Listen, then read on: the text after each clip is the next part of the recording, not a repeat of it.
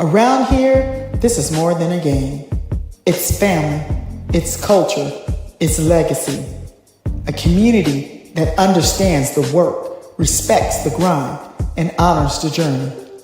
From the hardwood to the highlight moments, to every player chasing greatness. This is where passion grows, where fans become family, where standards are protected, where women's basketball lives.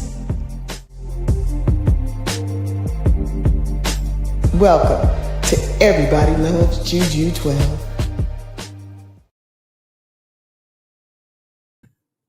What's up, everybody? I know it's like midday morning on the West Coast. Don't usually come up at this time. If there's enough of you that want to talk or can talk hoops, it might not be your break time. It might not be conducive for anyone, but if you are here, come say hello in the chat, and we'll have a conversation, or we'll have a conversation about setting up a conversation later, or you go back and you watch it like some of you all do faithfully and make comments. I'm not really up here much. I'm gonna be up here long. Just want to see how y'all doing. What's up, Henry? Come on now. Come on in, bro. Come on in, bro. I'll be seeing you around. I love the way you come in and you watch the show later and you make comments. It's cool. We can talk. But tell me what's on your mind. What's on your mind today? That's really what I want to know. What you want to know. Ask me any questions. And I'll see if I can answer. Or me, I could make a topic out of anything and about hoops. But what's on your mind, Henry? Anything? Coaching, teams? I'm noticing portal, even though it's not open, there are some teams that are done, and there's some kids that are starting to let it be known that they're interested in looking elsewhere. Coaching changes. Redis from LSU is going over to Rutgers. What do I think about that? I think it's any opportunity you have a chance to fulfill your dream, and you can go to a legendary program such as Rutgers. It's a great idea. Coquise Washington, she was one of my favorite players. She's a good player. Back in the day, she had an opportunity, and they decided to go in another direction and part ways. It wasn't conducive. Who knows? Sometimes you go over some places and your college is not behind the women's program. They don't have the type of funding nowadays with NIL to keep up with some of the blue blood schools. But it's, as long as she didn't give up, if it was something that they laid off, then Hey, Groovy, what's your thoughts on Tanisha Wright going to Penn State? Is that definitive, or is her name being tossed around, Groovy? But I think I don't know. I don't know. Maybe that might be for her. I don't know if the WNBA, coaching in the WNBA was where her skill set was. No, they have her as a front runner. Okay. So maybe maybe coaching young, impressionable talent. I think she has Tanisha has, I remember Tanisha from the minute that she stepped into the WNBA at Seattle. She was a go-getter. I mean, she earned her spot. I watched her work her way to the starting lineup, and I think she won championships. If I'm not mistaken, is she alumni of the Nittany Lions? I think she came from Penn State. This is just me off the top of my head. I think she came from Penn State, and if that's the case, then yeah, I think it's a good idea. What do you think? She's an alumni. Yeah. Anytime you do something like that, where somebody's familiar with the area, the demographics, the college, their alum. Their heart is gonna be in it. And I think she could coach a player like Keone Miller and Merkel. And I think they had somebody else on that squad that was getting hot on us that day. I just remember watching them. Was it Clemente and Murray? I mean, they have a squad. They just gotta get in the portal. Get in the portal. Get a coacher that I think she could establish from being a former Nittany Lion, and start building from there.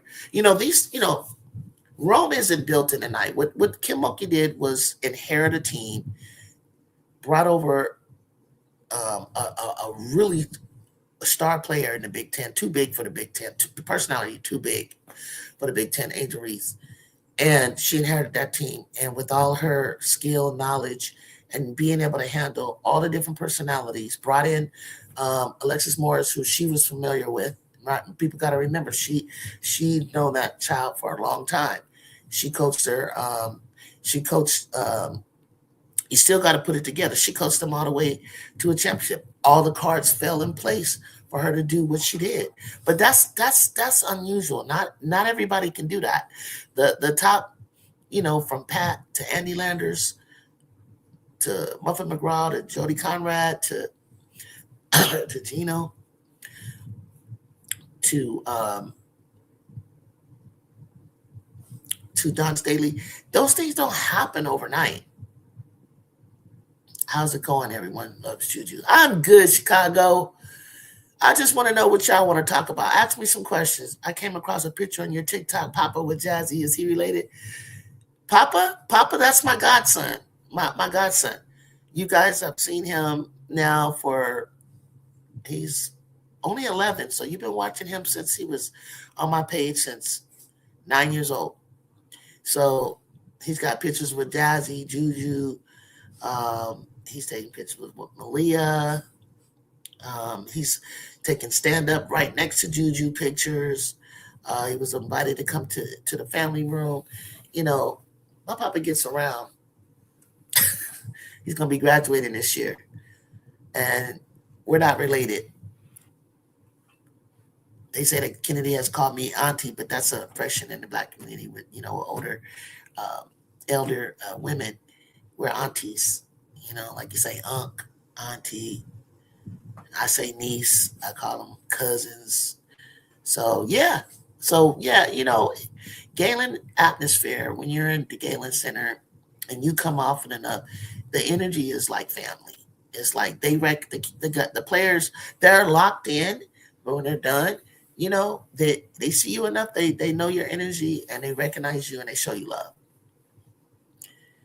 I'm happy with Jazzy able to play for the tournament. Yeah, that was cold. That was a cold injury right there. I thought the damn girl's shoulder was disconnected the way Avery pulled that arm. I read one comment, obviously a Husky fan, was shouldn't have had her hand in the kitchen. I'm like, hold up. The Kara already had the ball ready to pump and go in the next direction. She was already reaching, and she would have put her arm at, but Avery grabbed her arm like that and then checked her like it's hockey. What the hell else was she supposed to do?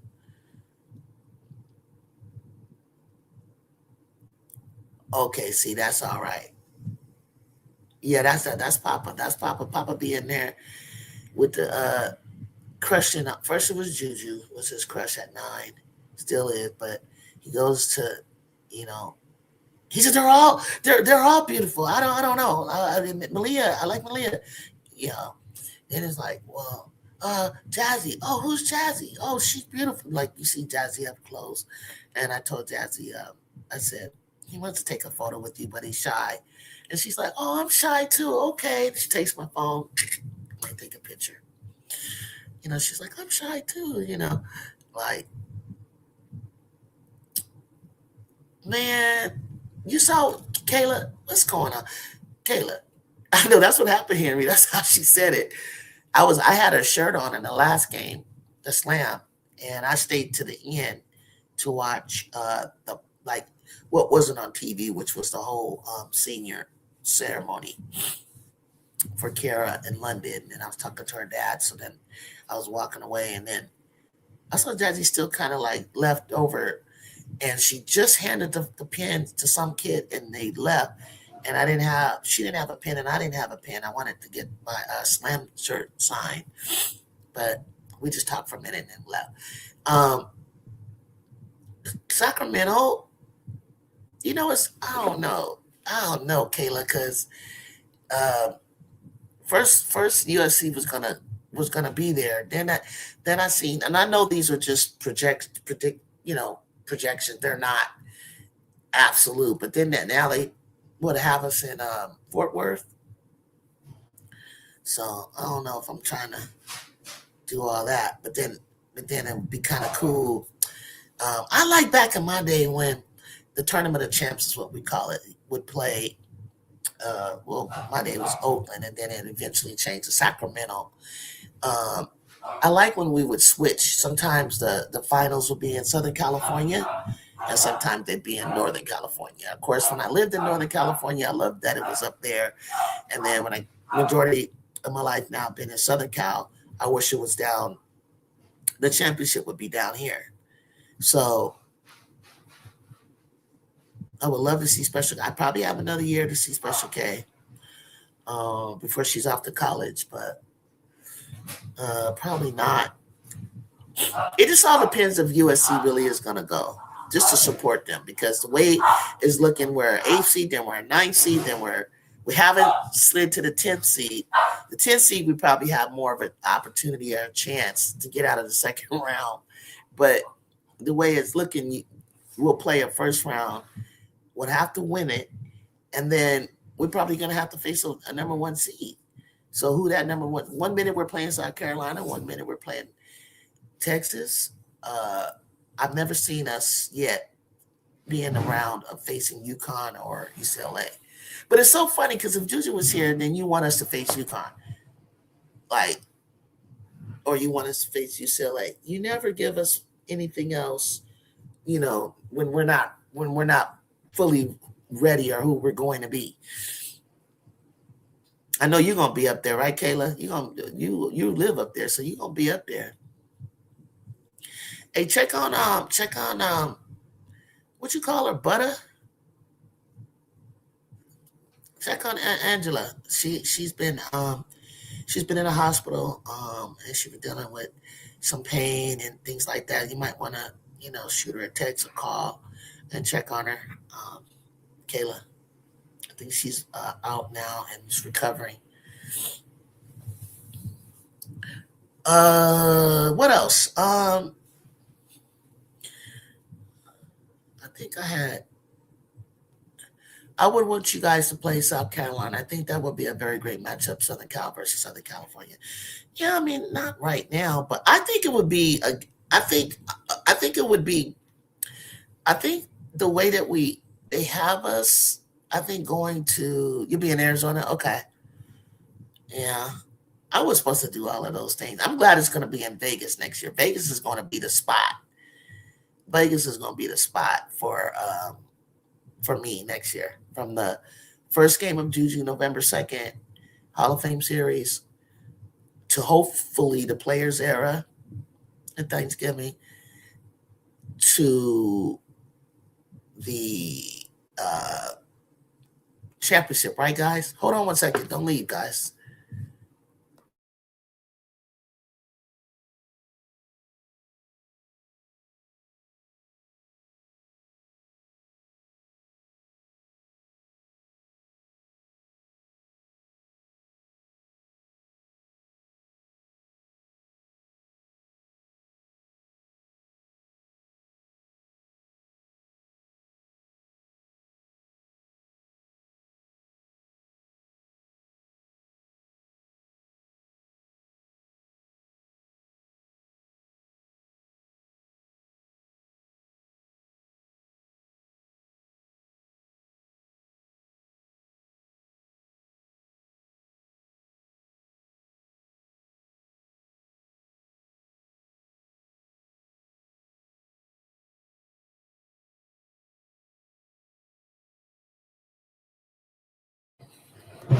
All right.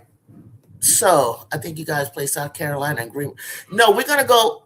Yeah, to South Carolina for sure. Like November 15th or something like that. I think they already know the date. Yeah, we're gonna be in. So it'll be neat.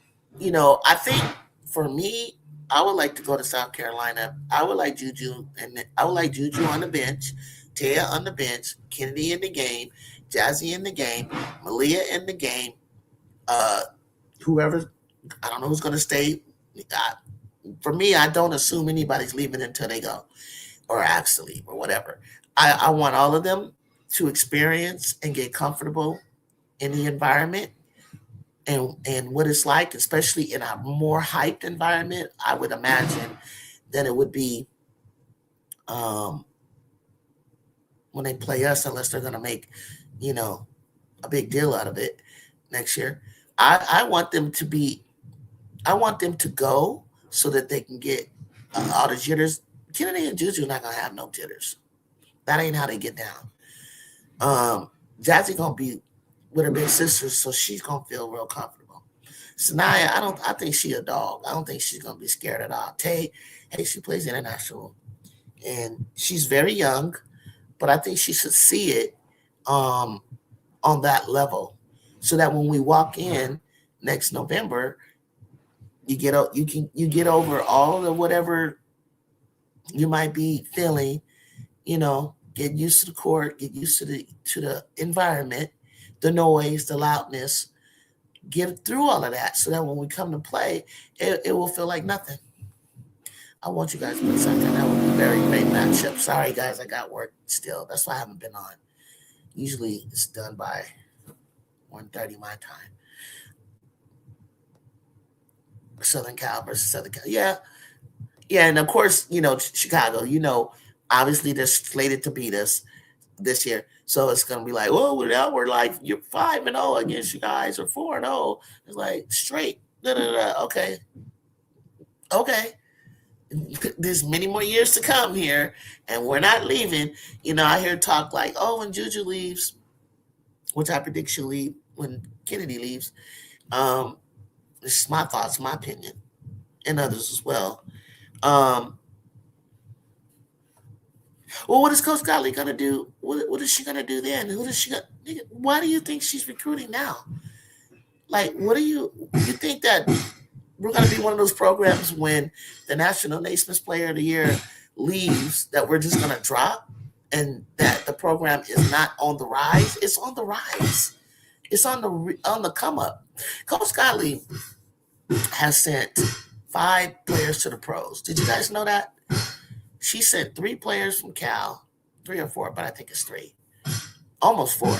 3 to the pros. She's had, and then from USC, Rhea and Kiki will count to her. But I if I can't remember, I always do this. If Timmy Van Bigley is part of her coaching tree. But ladies and gentlemen, Coach Gottlieb has sent first rounders to the pros. Did you all know that? Tell me yes or no. Did you all know that? Iowa State, 7, Stanford 2, Audie freshman year, and Cam Brink senior year. I have no idea because I'm not a social media administrator. I'm not sure what Henry, I'm not sure what you're naming right there.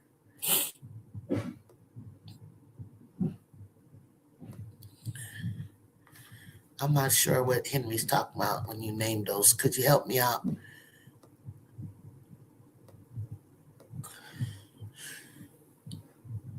As far as a healthy Trojan team, I would want them to play South Carolina. That would be a good game. You think the team that we have now is a healthy? I mean, that can keep up with. What's up, D? Kiki did her thing at Unrivaled. She's been doing her thing. And just to be clear, Kiki learned a lot at USC. Besides playing with a superstar, she learned a lot. She honed her game. I don't know. I guarantee a lot of people, Kayla, not from the Bay Area like us, they wasn't watching Kiki. They saw Kiki do that one goddamn thing and against when Cam fouled out and took over, and from there she's been everything. You know, I don't know what they're thinking. I'm like, she came from a rigid system. She came from a fish bowl that was all about Cam Brink. That's why Lauren Betts left, because it was too much going on for her. They expected too much of her at 6'7", coming in as a freshman. So I think she grew at USC. Whether you guys want to believe it or not, I know she did. There's a lot of things, and Kiki did a lot. Kiki, yeah, in the beginning, I was kind of upset with her missing Chippy. She still does the same shit. But the bottom line is, for the most part, she she balled out for us. I was looking at the game, um, the first game against UConn when Jew was playing. And I was like, sometimes Kiki's motor took a little minute to get going, but her and Sarah Strong was trading buckets. It was not Sarah didn't shut her down. She didn't shut Kiki down. She was going back and forth. There was times just like she was scoring against Sarah. The same thing happened in the Elite Eight. Shit, K9 was getting down in the Elite Eight. Rhea damn sure got down. Kiki was hooping. Kennedy was doing her thing. Kennedy, right before that game against Kansas, had stepped up. Like, we were never about, even against the second game against UCLA, when we came out for the third quarter, did anybody notice that Juju didn't start? She was on the bench getting rest. And those girls scored like 6 points straight. Like, they could play with and without her. We are more balanced, and we're gonna be more balanced returning next year. Juju's gonna have a lot more offense coming forward. I think we'll be more like fourth or fifth ranked team defensively. I just got to see if we're going to get another big. But not that Taya is not a lot, not enough rim protection. It's just that she's more of a scorer, more offensive minded. Yeah, Kiki was playing well when she was with us, and it just continued. And like I always bring up too, I remember an episode where Sonia and Kiki were talking, and they explained that Kiki needed to know when to roll to the basket, cut and roll, was when the double was coming towards Sonia, as it often did towards Ju. There was a way that Sonia wanted her to go, or away from it, and she could toss it over, or towards her, or whatever. Not always come set a screen. That's not always it. Sometimes it's just making yourself available to catch the ball. Who's the better player, the national player of the year, presumably, or Kiki? Who is the better basketball player? Kiki Irfin was playing. The national player of the year, presumably, or Kiki Irfin. Her footwork improved, especially on D, and her confidence grew. You saw it. You saw it. And then I also feel that, I'm not sure what that means, King Line. Who's the bet? Who's the bet? You're right. I know I asked you guys to ask me a question. Give me a minute on that. Her footwork improved, especially on D. No, it did, especially on defense. I mean, the fact that we allowed her to be like Rhea was, the head of the snake, to be up front, to be on defense, let's say the press. Like, she moves her feet well and keeps up with guards. She keeps up with forwards. She plays up with centers. So I think Kiki gained a lot. We allowed her to face up. We allowed her to take threes. We wanted her to take middies outside of the paint. All of that came. Like, I just don't remember any of that at Sanford. So boo, boo, boo, boo to anyone putting our program down and what she's learned, coming to USC. I don't think it was a bust at all. I think that she was gained more responsibility, added more to her game. Her footwork improved. So King Lion, I think, is asking me, who's the better basketball player? I don't know, better. The national player of the year, presumably, or Kiki Irfin. But you brought up Kiki, so then I don't know if you're talking about last year. What are you asking me, King Lion? You might be busy and can't really type what you're trying to say, but I'm kind of confused. Who's a better player from who? Between who? Haiti, well, she was terrible at closing out before coming to USC. Not hating, but she was terrible at closing out. Like closing out on the shooter. Exactly. Like Beth Burns is like one of the best coaches, defensive coaches out there. A lot of people don't understand like where we were ranked defensively. Like we play defense, and for some, especially a young team like right now, we're like full of babies, like one freshman, sophomores, juniors, and then two seniors. And the only person that started was, like I keep telling you, was Kennedy.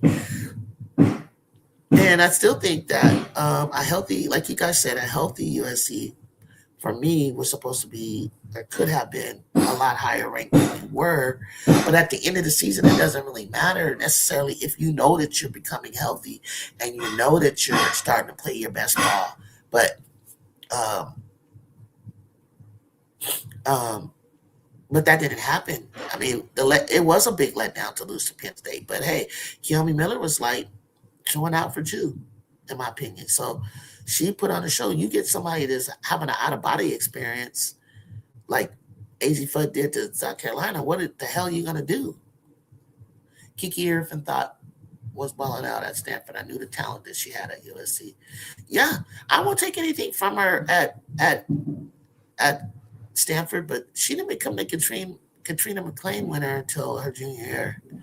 And then again, that was like Kiki has a tendency to take the back seat. Like Juju and Cam didn't need her to take the back seat. Juju and Kiki played two different positions. She didn't need her to make that raw comment. Just get out of the way and get the ball to Juju. That's not how it works. Do your thing. Play your game. And whatever that looks like in your area, your position. Play your game. Ju knows how to work with that. There's no play set for Ju except for the inbound play that I could tell. Her freshman year, because it was like a lot to learn that type of offense, read and react as a freshman, they did a lot of ISO. Not a lot, but they'll do it. They did that for her because she can go one-on-one with anybody in the country. They're both our elite players. Who do you think can take their game further between Sarah Strong or Kiki? Oh, got it. Oh, shit. Kiki has got a head start right now. And they're loving on Kiki. They're pouring into Kiki. Lisa Leslie's working with Kiki. Kiki is up for me with her. It's all about confidence. She's got to get over the imposter syndrome. She has an imposter syndrome. She was even shocked when they told her, she's like, me? You selected me? That kind of mentality like that. Sarah Strong don't have that. Sarah Strong has a I am her attitude. Like, I can do it all. My mother played in the when your mother plays in the Sarah Strong has a greater upside. When you it's in your DNA and it's in your mindset. Sarah Strong has a mindset. She they're both elite. But honestly, I don't know that Kiki has control over what she's doing yet. Where I think Sarah already has control over who she is. If you compare them, their freshman year and their sophomore year, Sarah is already ahead. So how could Kiki be ahead of her when Sarah was ahead of her? If you compare Kiki in her freshman year to Sarah's freshman year, to Sarah's sophomore year, Kiki's sophomore year, Sarah's ahead of where that child was at. So I got Sarah. The physicality and that's what I was going to talk about, Henry. Let me see what you're going to say. The physicality and the W fit Kiki. That's what I was going to say. I think they reduced. I think the refs always calling fouls on Kiki was so freaking annoying that it reduced her. Like the Big Ten, like Pac-12 was banging. The Big Ten we got over there, you see these black girls coming, 5 of them on the court right now, and we breathe. To the point, if you're watching Kennedy guard Jelani, which they're friends, they going at it, boom, boom, boom. Kennedy had to go all the way and step back because the whistle was going to be blown. That's not how we play. And it's not like we're not fouling you, we're playing defense. She got in foul trouble in the first half. Yeah, USC do the tic-tac fouls constantly. Henry is watching the game. And I said to myself, when I saw her, I said, she's perfect for USC.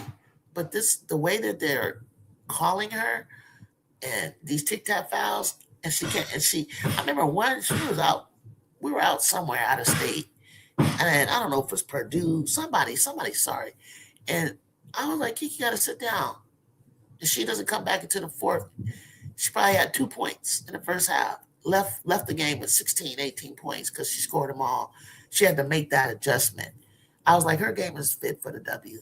It's just not. They're just not gonna let this woman play. It's just fit for the W.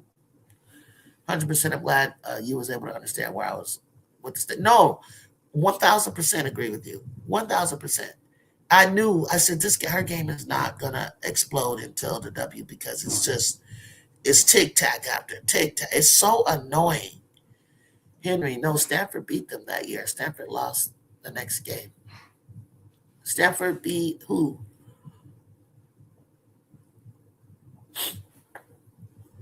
If you talk, or Jacob, explain. You talking about Stanford beating Iowa State, and then they lost the next game? Yeah, okay, that's what I thought.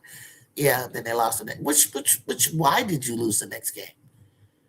You know, you were second in the pack. You were second in the Pac-12 to us for the. Well, I think regular season. If I'm not mistaken, Jacob, they won, and then we beat them in the tournament, and then it's like they were quitting. They weren't. It's like Coach Vanderveer. She wasn't herself. It was like Cam was found out. It's like, did you guys want to go further in the tournament? It's just like their team was. They honestly, I think Cam was like, we don't got no guards. Iowa State, they completely fallen off, in my opinion. I want to take on that. The Huskies are playing Maryland next year. I want to get your thoughts on that. Falling off from what? Oh, just from where they were originally ranked? No. In the beginning, I remember listening to another mainstream top pop podcast, and I can't remember if it was a podcast or Hunter Cruise or something to that effect. They called it. They're like, Iowa State, based on their schedule, they'll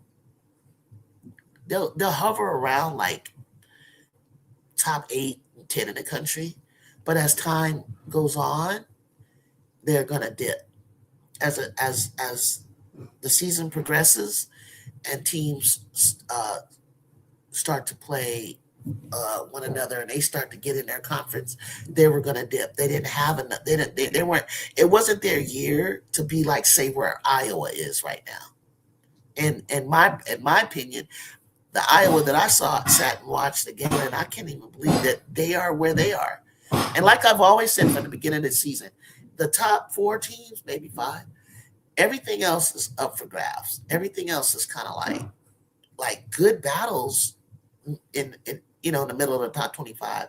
Very good competition, very good battles all the way down to the bottom. But when I looked at I just didn't think that any of those programs were ready for the big 4, the top 4.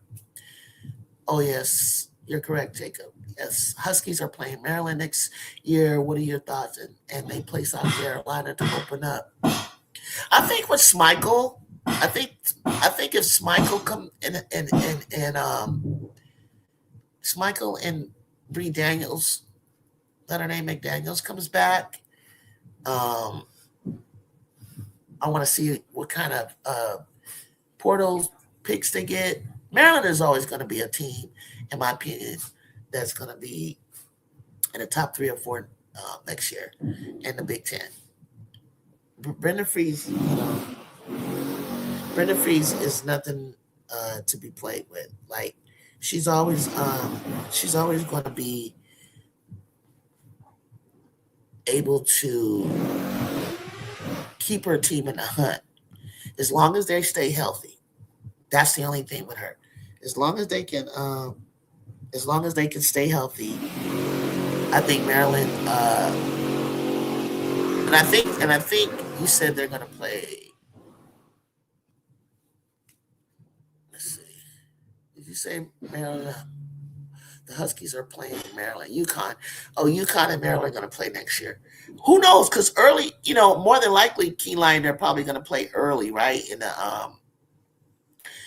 the year, like non-conference, and anybody can win during those times. Like it depends on who's ready to go, who's gelled, and ready to go.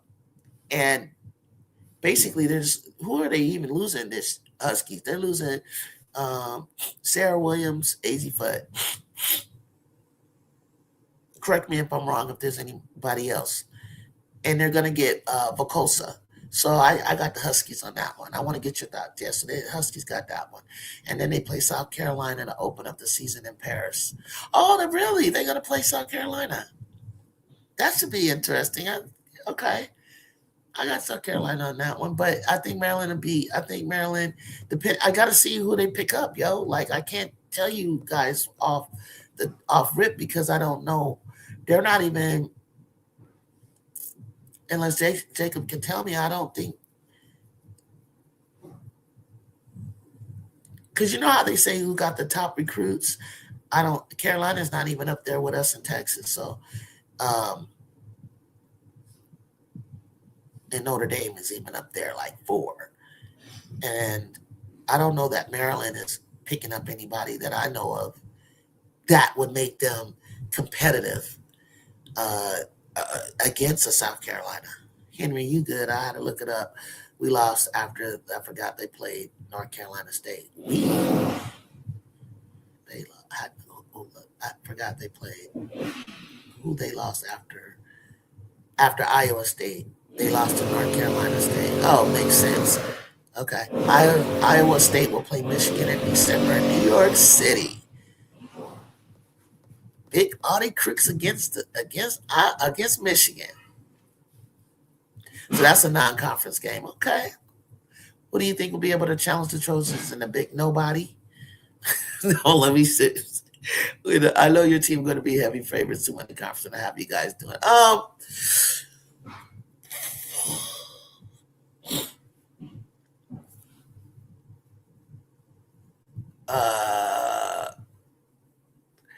Man. I think Jelani and Ohio State. I think they're losing Chance Gray, 2 other girls. That's a great question. Who do I think would be second behind us? I wonder if UCLA is really going to drop off the map like that, to be honest with you. We're definitely going to win it like all the way through. But that's a great question. Who do I think? I just picture in my mind like the schools like Michigan, Maryland, Iowa, maybe not Iowa, but we'll see. Iowa gets McKenna Wozniak from Archbishop Mitty. I don't know if she's going to be one of those kind of freshmen that can step in and be getting freshman of the year, but Iowa's picking up that. I like Illinois. I like those girls. I don't know what they're coming back with. Oh, Indiana's going to shock some of you guys. I think Indiana's going to shock some of you guys. Trust me, it's still going to be competitive. But I think we're just going to have the bulk of the talent. Yeah, we play in a one-game turn in a Hall of Fame series. That's just one game. We play UNLV and another team will play whoever they play, right? And then but if they go ahead and step up and get into the players era. That's several days. That's a couple of days straight. And that's a whole tournament making a lot of money. So I want to see that. I want to see if they can do that. And after that, we have North Carolina State. We have to finish our home and away with them coming to USC. And then we have to finish our home and away against South Carolina. That's it. No more. Everything else needs to cool out until the Big Ten. What up? What up? Braden and Prototype. That's Louis. I get frustrated with it. Why, Henry?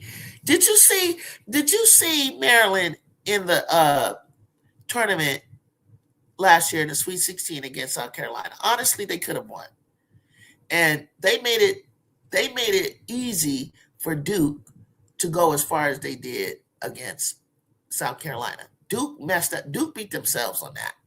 They had that game. Because honestly, that wasn't, losing Watkins the way they did, that was a blow to them.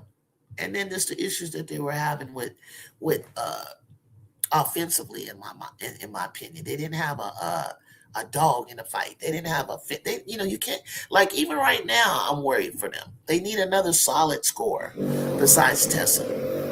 Because if Tessa's a liability so much on defense, and you sit her down, who steps up? And I'm sure she's hoping Alicia Turnabees will be a surprise in that. I love Agot Maker, but she goes up against that's why her and Agot Maker and Alicia Crump, it's just like they all those freshmen, they know each other from hoops. They know each other from playing Jordan ball, Nike brand, and done All-American game. They're not afraid of each other. They're going toe to toe. You need another solid, dependable scorer on South Carolina to get past UConn, Texas, UCLA. You're going to need another scorer. You're gonna need another scorer. Hunter Harrison, $10. I'm not sure what $10 means. I need some money. You want to send it over? Maryland has wins over South Carolina in the past, so they're capable of getting a game as well. I don't know about this year, though. That's all. I just knew that they could do it last year, and I knew that Duke could do it. But I don't know about this year. I miss it. Schmeichel really hurt not being there, and Daniels. Of course, Seller graduated. The Huskies also play Duke next season. Oh, good. And you know what's cool? Is Duke. She tore it down and she built it back up. I think they have the confidence to play UConn. I believe they have the confidence to play them. Okay? Because my question to you guys, before I read, let me read this. Thank you. Don't forget to like and sub and subscribe. If you're coming in here and you want me to read your stuff and I'm not familiar with you, you need to hit the sub button and leave it there. Hit the like button as well. Coach Don has to put the ball in Tania's hands more, let her play her game offensively. But you know what? Passing through Sports Talk Media, I agree with you. But Tania's game, it's too clogged down low. You know what I mean? It's too much going on in there. She doesn't have a Euro. She doesn't have a floater. She needs the space. The spacing is chapped up. Can we do something about that so that she can, she's like a Kelsey Mitchell. She can't get to the rim.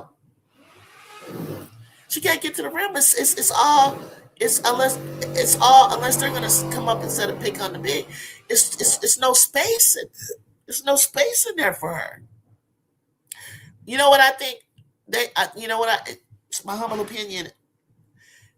Against Texas, when they closed to about 9,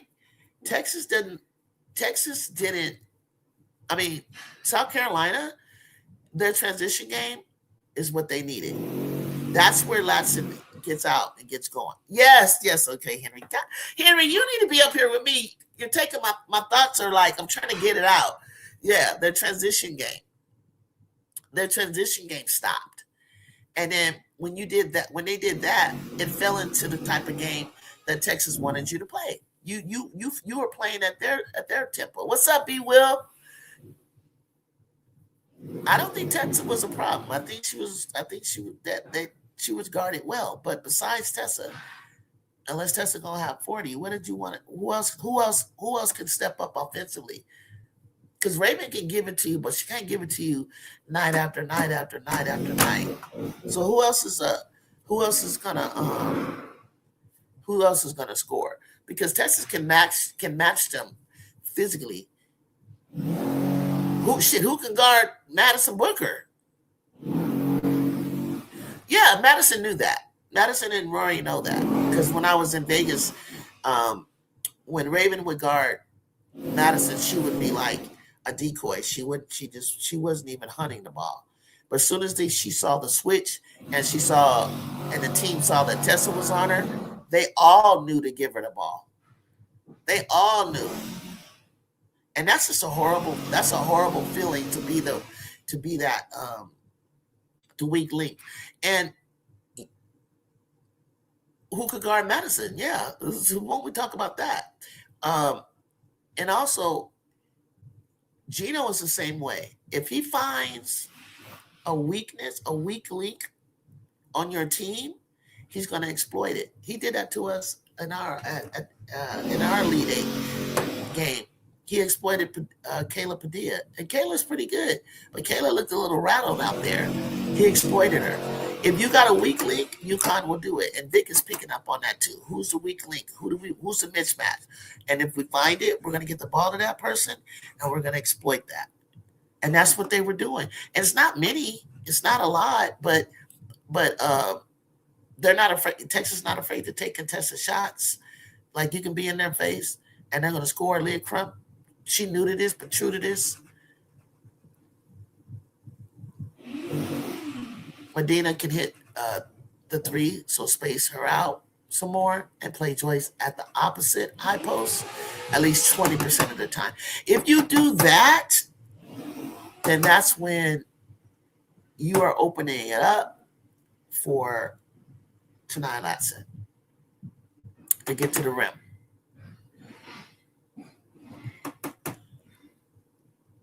But Joyce can't be the only one down there rebounding. You can't leave her on an island out there rebounding like that. That's too much. That's too much. That's too goddamn much. I mean, they've already figured out, like, to stop Raven from sneaking in there.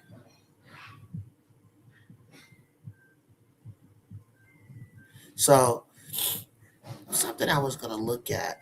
Major NCAA Division I basketball. Let me just talk about some of the awards, because I know it was kind of confusing today. I think I seen Chavez freshman of the year for ESPN, and then Jazzy's freshman of the year for athletics. So national player, let's talk about it. National Player of the Year awards.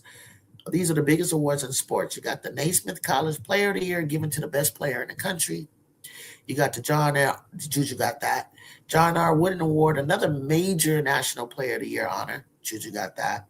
The Wade Trophy, which is one of the oldest, goes way back. I can remember the Wade Trophy. I think her name is Virginia Wade.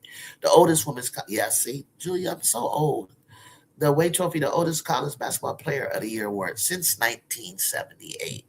Associated Press AP Award. Y'all heard of that. Voted on media. Then the USBWA National Player of the Year. So there's several, like Jew got them all. But you can do Blake, you get this, Sarah, you get this, Blake, you get this, Blake, the different voters and stuff, they can break it up, and you might be surprised. In 2025, Juju Watkins won the Naismith Player of the Year. Position awards, the Naismith Hall of Fame. These honors are the best players in each position. And I'd like to hear from some of you guys. for the Nancy Lieberman Award. You're probably not going to keep up, but you got the Nancy Lieberman Award, who's older than me. I remember her and Ann Myers Awards. They were older than Cheryl and I, but they were the girls of the day back then, guards. Definitely Ann was like the point guard at the time, one of the best point guards since 1976. And then there was Nancy Lieberman with her shooting. And then Cheryl Miller, forward. Katrina McClain, one of my favorites, power forward, could get offensive rebounds and go back up like I don't know what. Then Lisa Leslie Award, the center.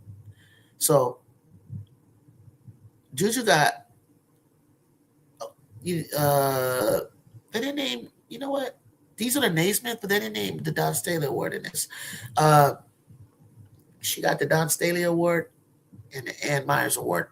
And then I can't remember, somebody got the Nancy Lieberman. I think Madison might have got Cheryl Miller. Who got the Katrina McClain Award last year? Because they didn't give it to Angel because it's more than just stats and stuff. It's like grades and character and community service. Defensive and Specialist Awards. Freshman Rising Star Awards. Tamika Catchings, National Freshman of the Year. I never knew that award was named after Tamika Catchings. Then the USBWA National Freshman of the Year. These are the ones that matter more so than like ESPN and athletics and AP. You're looking for the Tamika Catchings National Freshman of the Year Award. That's the national one. And then you're looking at, not to say that ESPN wasn't giving their thoughts on National Player Award. Coaching Awards, Naismith, AP, and WCA. All-American Team Honors. WBCA All-American Team, AP All-American, and the Wooden Award All-American. NCAA Final Four, finally the most outstanding player.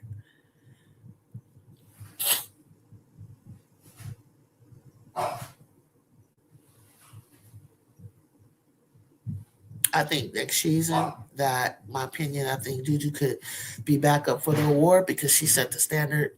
She's the standard of those girls. Whether she, you can't penalize her for being out. If she's playing good ball and she's up there, which I realistically think she can average between 23 and 25 because she'll have less coverage on her because she has more players around her to take the heat off. And I would love to see Juju at least have single coverage. Hit that like button on your way in and on your way out. Tell them, D. It's too many different people giving out awards. AP and Naismith is good enough. Wooden Award passing through Sports Talk Media. Wooden and Naismith are the ones you want to get. And then, of course, you got the individual position awards, right? And ESPN is going to be clearly lean towards, I'm just going to tell you to your face, ESPN is always going to lean towards the SEC, unless you a clear-cut person like Juju Watkins or Sarah Strong. So I heard there was a lot of discussion and possible debate between Michaela Blake's over Sarah Strong because of the competition that Sarah does or does not face. And Sarah's probably on a much more balanced team, so she's not going to score 20 points, but let's talk. But realistically, really, you think she had she's having a fantastic year, but you think she could be player of the year over Sarah Strong? Don't do that, guys. It's Sarah Strong. Yeah, my bad. Wooden is more valid. Yeah, John R. Wooden. Come on now. You gotta get the Wooden. But for me, going back to the Wade Trophy, because it was the first one, that was what everybody, wanted to get, the Wade Trophy. since 1978. That was big dog stuff right there. But when we got into having Wooden and then the maker of basketball, Naismith, it's like a huge trophy like this when you're carrying it. Like when you're carrying it and it says Juju Watkins on the front, and then it has all the other past winners all around it. That's cold right there. That is cold.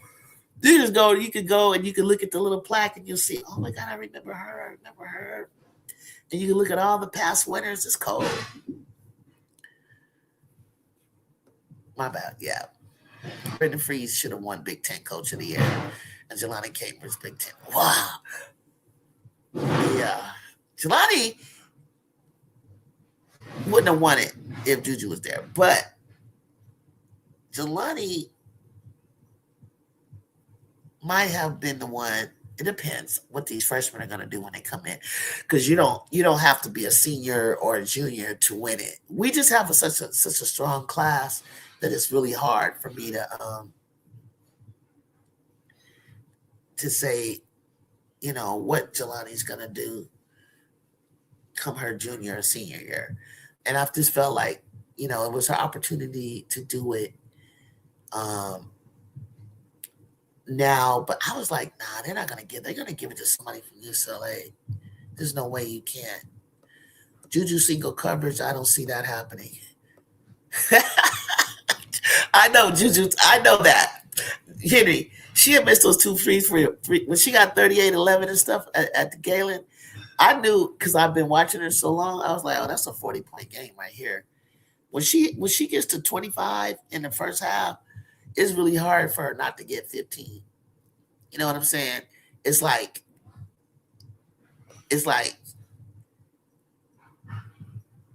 hey, what's up? 52-10. I don't know how to pronounce the rest of it. What's up?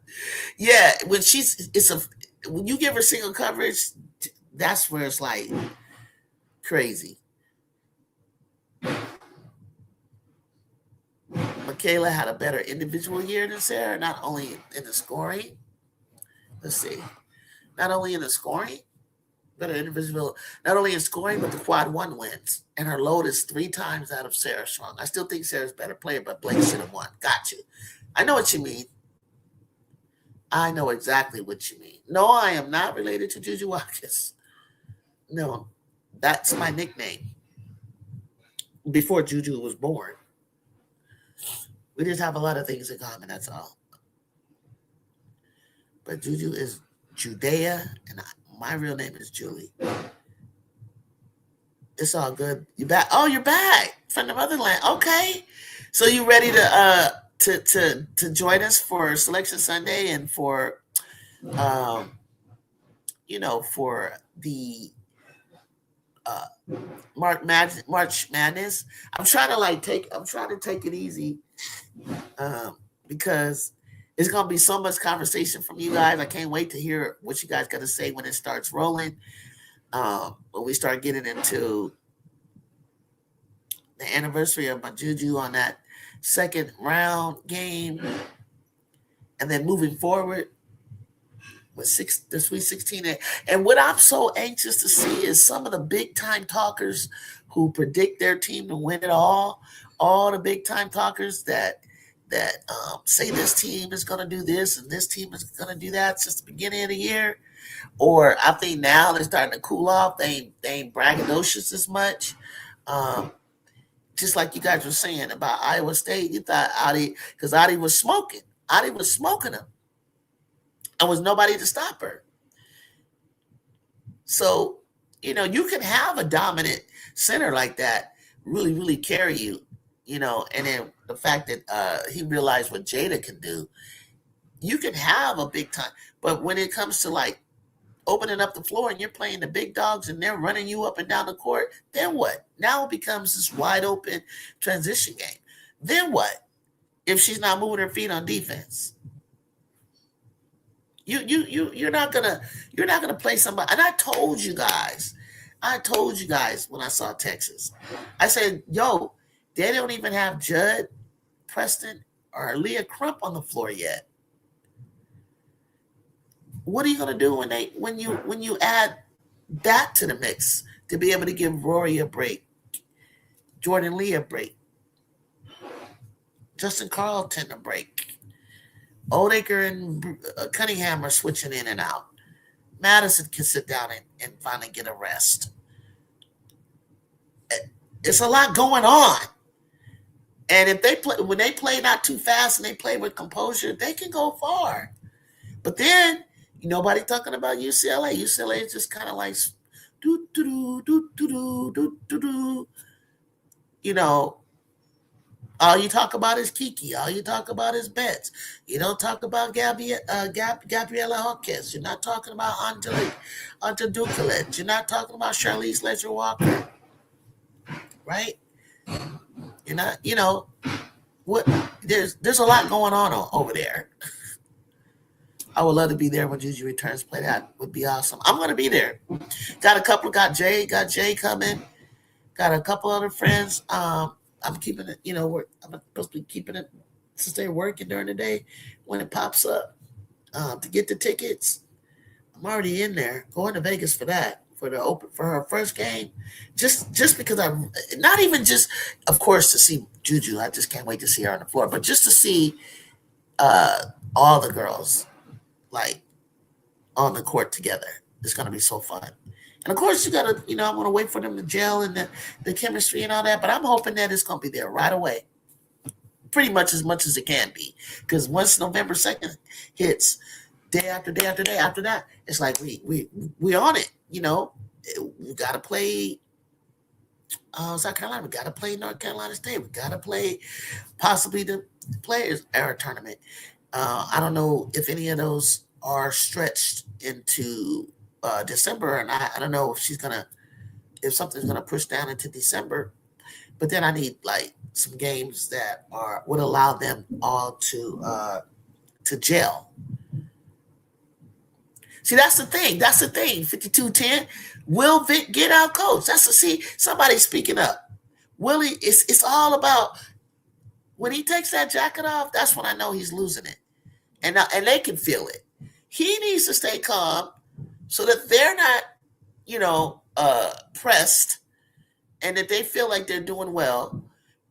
And just because a team closes in on 9 on you, it's not a reason to panic and put that in there.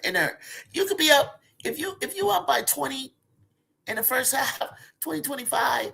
Calm down. People are going to come back. It's a game of runs. But if he starts getting all sweaty and taking his jacket off, it gets the girls all rattled. Stay calm, Coach Vic. Stay calm. You got the team. I felt that they had the team to win it all when I saw them in person. But then you got to remember, I saw UConn in person against us. Wasn't much of a match, but there were bright spots in our team that I knew that if plug in Jude, plug in Sanaya, plug in or put my team from last year. Put my team back from last year against them. Yes. Oh yeah, it would have been up in that mug. I'm telling you right now, I was never afraid of them. But when I saw them and their style of play, I'm like, ain't nobody beat this team. They're not messing around. And it's not like they just got this whole big, whoop-de-doo thing going on. It's just their defense is solid. Their offense is solid. They don't make a lot of mistakes. They're very disciplined. They're well coached. They're very locked in. When I mean locked in, everyone knows their roles. No one is trying to do more than they should. Like they just steady and forward. Watch them play. It's funny how people are acting like we Gamecock fans act as if SC can't lose. Anybody that's been paying attention knew that Texas was capable. No, that's bullshit, P-Well. Your fans say that you can't lose. Your fans think that. Your fans said SC versus everybody. Nobody said that about you guys. It says it all over your show. You guys said that versus everybody. You guys said you were the standard.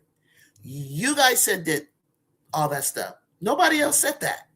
That's why people come after SC fans. Because you guys put the target on your back. He doesn't have to press big teams 24/7. These kids will get tired against you. I don't trust UCLA. Their wings are athletic enough to keep those top 5 teams from abusing them. Right. I know what you mean. Sports talk. Talk to me though, B Will. Because I have some SC fans, older fans that are more realistic. I had one of them tell me they didn't even think that you guys could get out of the Sweet 16. And I'm like, wait a minute. Wait a minute. Hey, let me tell you. I was like, you, the big dog, you. I couldn't believe they said that to me. I was like, you're a Gamecock. Like, through and through. It's like, that doesn't mean that I can't be realistic. And then the other day I heard someone say, they're not getting out of the Sweet 16. I said, Sweet 16? We ain't even seen the bracket yet. Damn. They said, no, they're just not. I mean, they're just not I guess they really like the 2022 team. I think the freshies with Aaliyah Boston and them, there's nothing like that team. This is nothing like that team to them. So I was like, okay. Gamecocks versus Every doesn't mean we are delusional. We just believe in our team. We talked about it last week. I absolutely said that Texas could beat it. You said that? But you're one person. There ain't no way you guys don't think that just because Texas beat you in, the conference tournament, although I was told that you already know who Nation's Lion Pharaoh, but it's more than just them. There's other people on. I'm on Twitter all day. So it's more than just that, B. Will. They said that you said you was going to win the SEC tournament. There was no one better in that conference than, and definitely not Texas. Ever since Texas came to the SEC, the same way we came to the Big Ten, no Carolina fan ever believed in Texas. Never. You never gave them a chance. No, listen. Come on, Juju. I'm an opinion that most fans support the teams over everybody. That's the nature of supporting your team. Are you using a few fans representatives for all? I think every fan should feel that way about their team. I do too. But when you talk hoops and you start saying, like, you know how you talk about like matchups and things like that. Like B. Will say, but I think if we don't do this, and this, we could lose. Your opinion on how Donna's using tonight is the thing she struggles coaching guards. Oh, that's a whole nother topic. Hold on. No, I absolutely agree with you, the way. But if somebody says anything to them, it's like first of all, if you got 10 All-Americans or more, I expect you to win.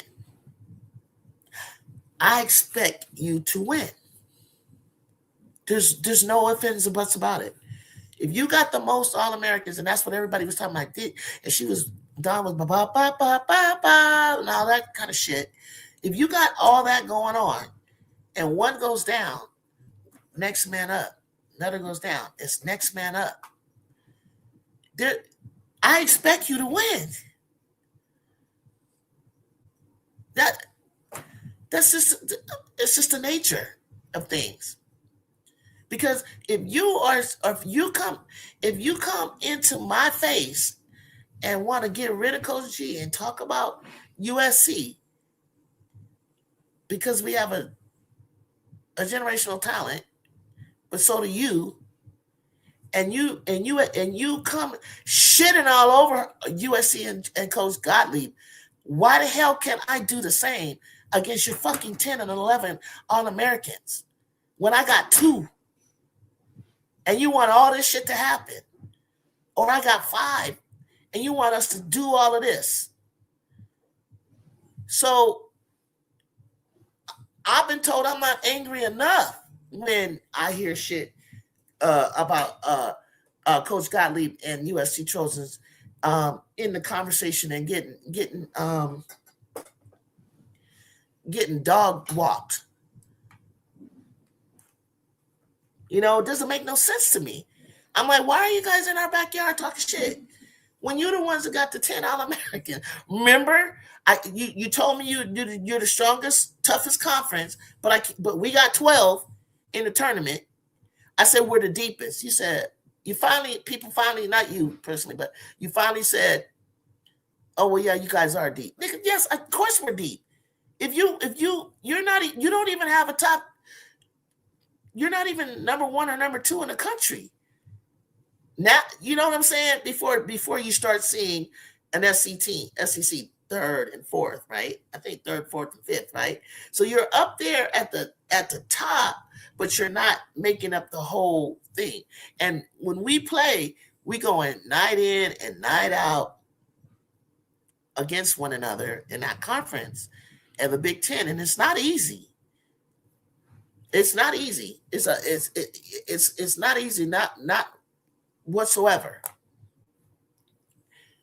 And in the Final Four, you got two SEC teams last year, one Big Ten, and one Big East.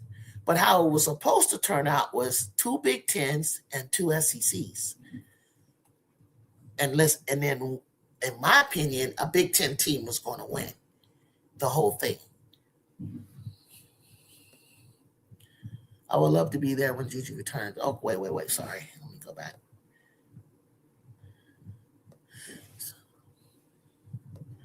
We never said that you can't lose. We told you that you can lose. We're told by SC fans that you can't lose, that they can't lose. But then you guys are telling me now that's what every team thinks. I don't do that shit. If I really think that that we are going to win, I really think we're going to win.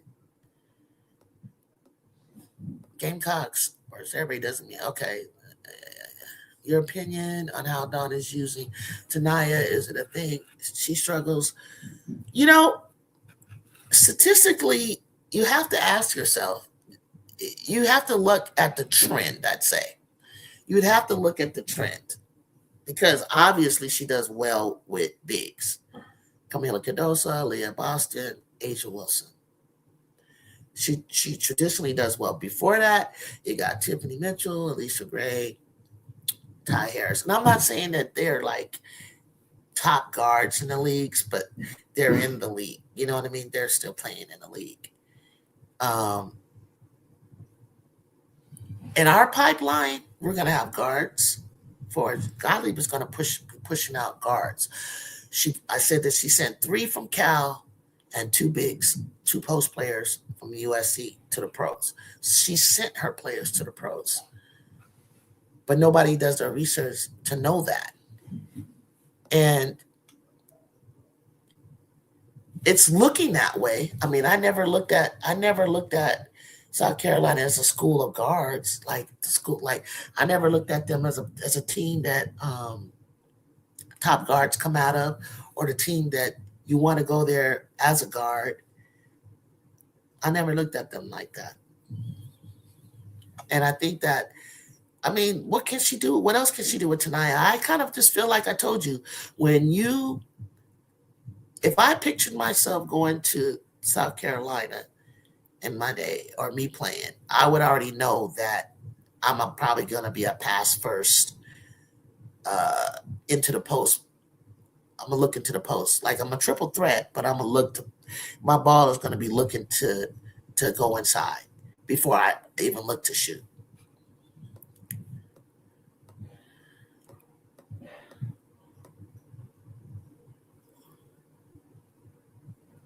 Why do we only care about All-Americans when it comes to Don? Because you got too many of them not to win. That's the name of the game. Because I'm glad you asked that question. Why do we? And it's not just Don. Texas has them. You guys have them. UConn damn sure has made blue ribbon. They're blue ribbon schools, B. Will.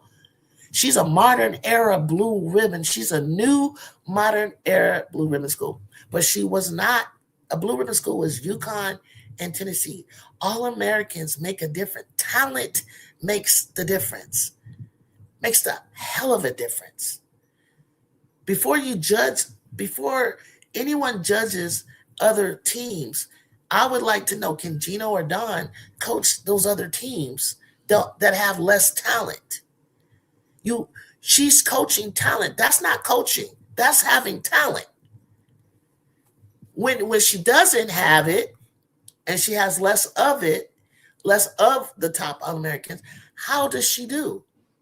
But when she has the top talent, it's talent. Basically, you don't have to coach. You're not really much. You have to. Coaching comes in when you have less of what's going on, and more of your coaching ability is going to have to come into play when you have talent. They used to question Pat Riley, with all the talent that he had when Magic and them were there. You know what I mean? If you see the story when it goes from Jerry West for a second and forget the other guy name that was Paul Westfall, and then then Pat comes along, but he can manage. Pat was able to manage those personalities. Pat was able to allow them Magic to do his thing, whereas like you if you got a bunch of talent, like you just get out of the way. The entire UCLA bench, outside of one assistant coach, passes the paper bag test. Is that the coincidence, or are they the white LA team? I think it's identity. I was talking to, believe this or not, and she talked to me the whole game when I was in Vegas. We were watching UCLA play Duke. No, not UCLA. Was I watching it? Was I talking to her when UCLA was playing? I think so. And she talked to me the whole time. And Mrs. Jaquez, cool woman. She's the one who pointed out to me, the Betts mom who was sitting behind me, that she was black. Those girls are mixed. They're mixed. A majority of those girls are mixed on that team. They're just light skinned, but they come off as white. But that used to be the politics of UCLA in the 70s until 77, 78. 79, 80, 81, 82, 83. Then the color started to come in. So there is a whole conversation I can have with you guys about what it was like for me growing up and how certain programs wanted all white players out on the court. And you'd have one white, one black girl. Maybe one starting, one out on the bench, until you saw Louisiana Tech, Sonia Hogg and Leon Barrymore. Even then, they didn't have an all-black starting five because Kim Mulkey broke that up. Kim Mulkey was the point guard, but the four were black. It wasn't until USC had the all-black starting five to win the championship. They're the only team to do that. And then second comes South Carolina. Not only did they have all-black starting five, they had a black coach. So it shook up. It is a conversation. It's not like, oh, what does it matter what color you are? It matters. It just matters. It matters because even that men's team in Texas, when they had to break the color lines to get all black players, why did it matter to not have an all black starting five? Why did it matter for black players not to be allowed in college basketball outside of HBCU? If it didn't matter, why can't we talk? If it mattered then, why can't we talk about it now?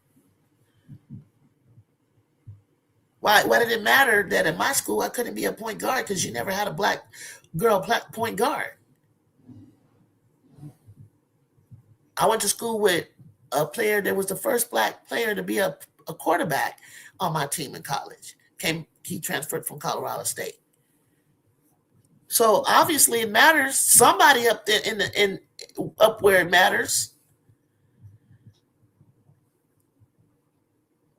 But yeah, they're black girls over there. That's what she was pointing out. She's like, she talked about it. She said, my daughter Gabriella is not fully white. I've seen her husband sit next to her. She's white, but I saw her husband. I said, oh, okay. Tamia Gardner, Kiki Rice, biracial. Sienna Betts, the two Betts girls are biracial. So there are black girls there. It's just the light skin, I guess is what you mean. I totally understand your perspective, just not the part where you blame all the fans.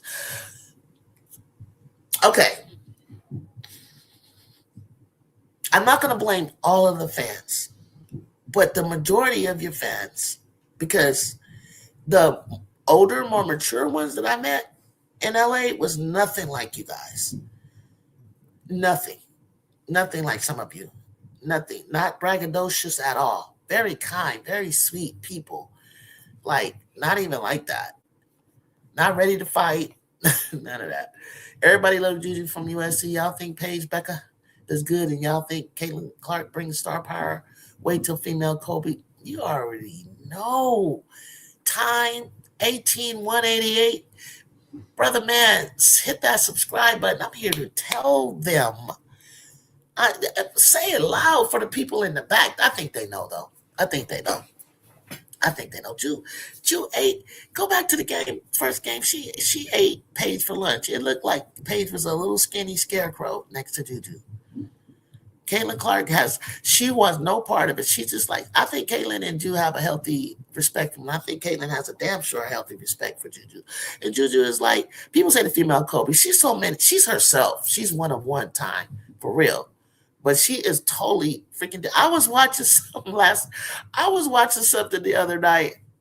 I never paid attention. Now that I'm around them a lot and noticing their personalities and their unspoken verbal language, I sat there and cried laughing so hard at Juju and them.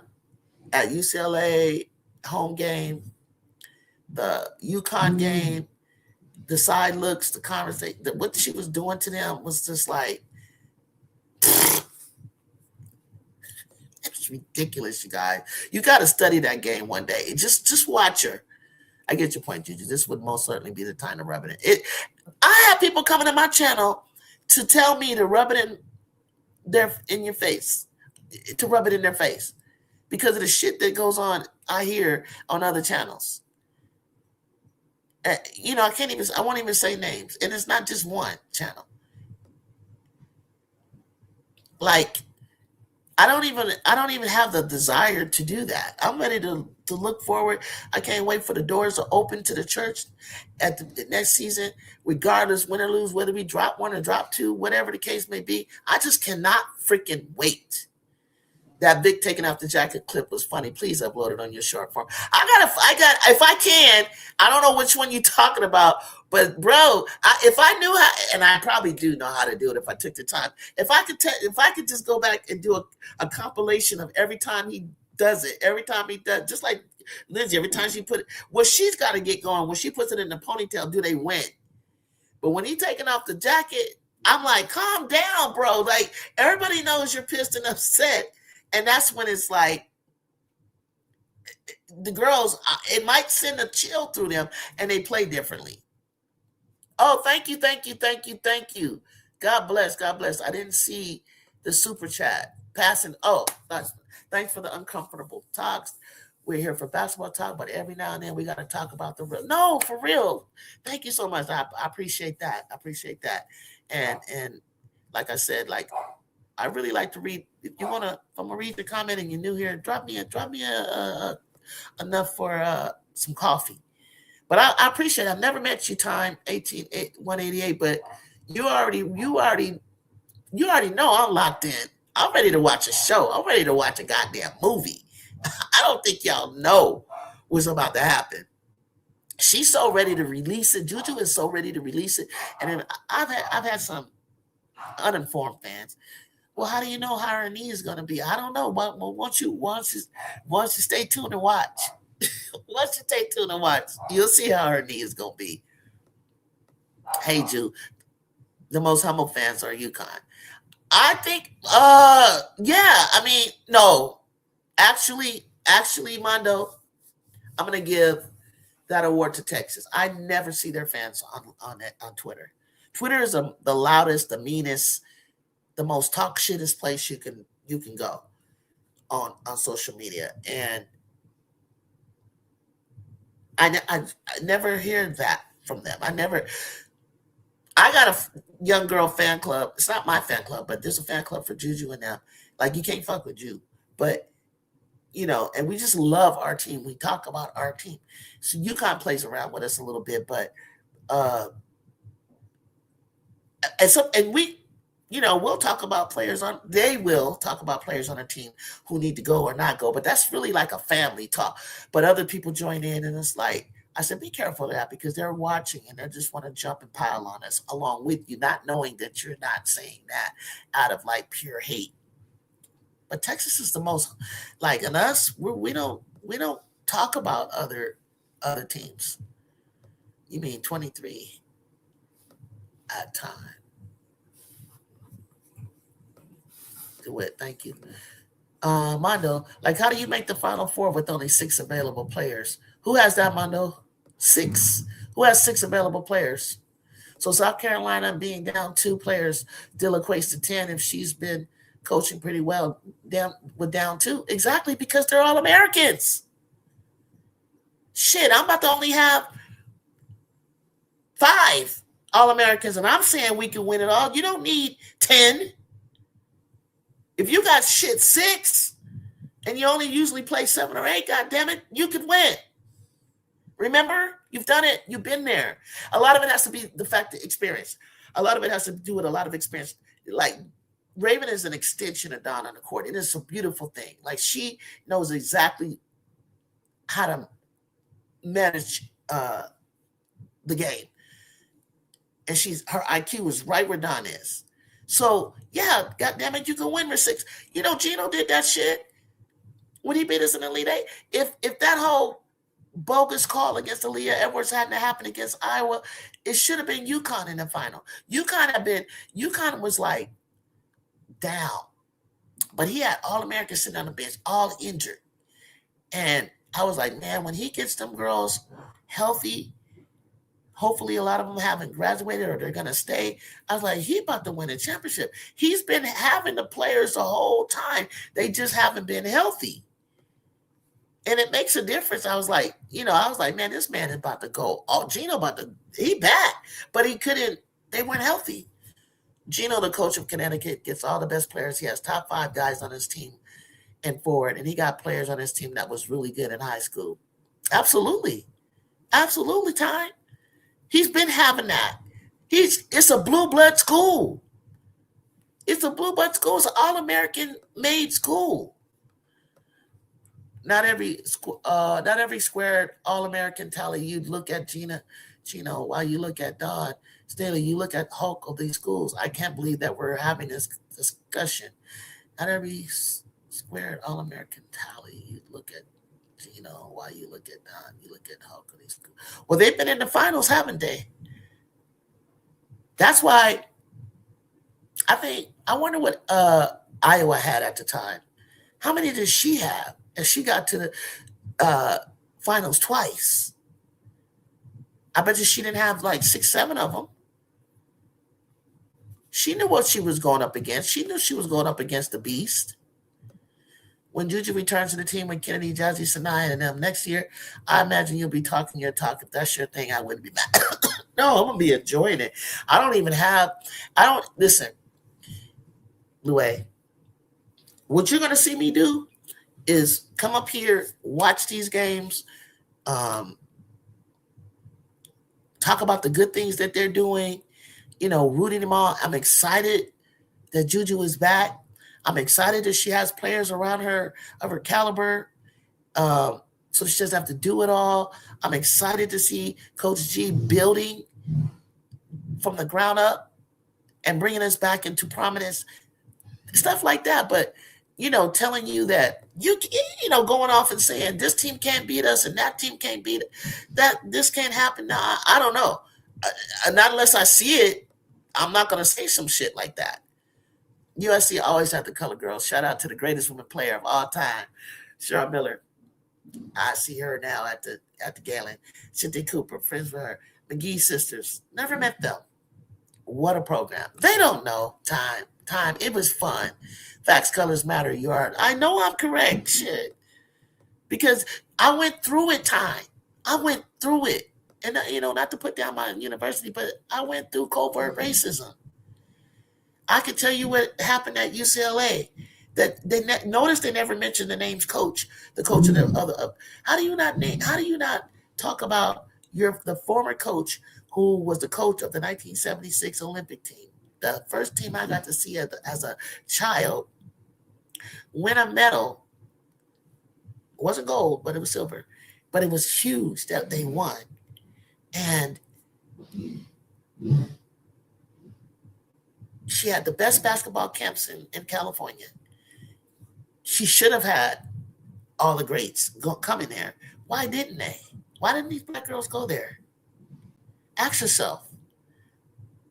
Ask yourself why they don't talk about the 1978 AIAW team that won a championship. Why don't you know about Anita Ortega, but you know about Ann Myers? Why don't you know? Why don't they talk about that? Why don't they do it just a little bit? But what happened to the coach? Why don't they talk about that? Look it up. And you'll see what I'm talking about, what time is trying to say. It's a beautiful sight. Images are very important for those youngins coming behind. Let me tell you, Louie, how important it is. Don't tell me that was Doug Williams. I'm not sure what you mean, Time, but yeah, his daughter Laura is doing really good. She found her role on USC.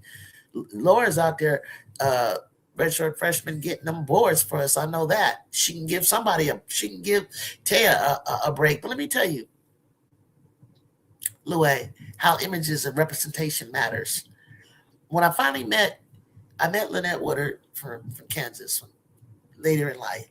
I was playing Say No Classic basketball. It's in the summer. It was a league that Cheryl and Lisa and all of them had played a little bit before me, and right when the WNBA started. And Texas, thank you, Henry. We'll get to that. And when I seen Anita, little black face out there on this team, which I was the same way at Cal State Northridge, amongst all these white girls, and it's a different type of style of basketball for me. I play a way different than them, but it taught me how to run and how to play in a half court game. Where I come from, we didn't do that. I played more like Long Beach. And if you guys do your history time, I'm gonna have to bring my friends out from Long Beach. Long Beach women was a team to beat in California, in Southern California. It wasn't UCLA and it wasn't USC. It was Cheryl came in and was able to defeat the Long Beach State women. Look at the Long Beach State women team. Look at how USC had to. We looked it up the other day. I think it was triple overtime, 75-72. Look at how they had to push past Long Beach to get to the Final Four and stuff like that. Sweetheart. And they were in a different conference. They weren't in the Pac-8 at the time, or 10. So there's a lot of history you guys are missing that builds up to, you talk about Cheryl Miller, but I like Tina Hutchinson of San Diego State. That is the record that Juju broke with 920 points. This freshman at same year as me and Cheryl, she was scored like 800 and something points. The next one under Juju is Kennedy Carter. Not Paige, not Caitlin Clark, Kennedy Carter. So when I would see Anita Ortega out there floating around doing her thing and really seeing her do the dirty work, playing the defense, breakaway layups, not playing a slow down, and there's no 3-pointers, so you can't count that, slow down, bully ball, when I'm seeing that and I'm seeing who looks like me on the court, it mattered. It made me believe that I can go and I can play in college.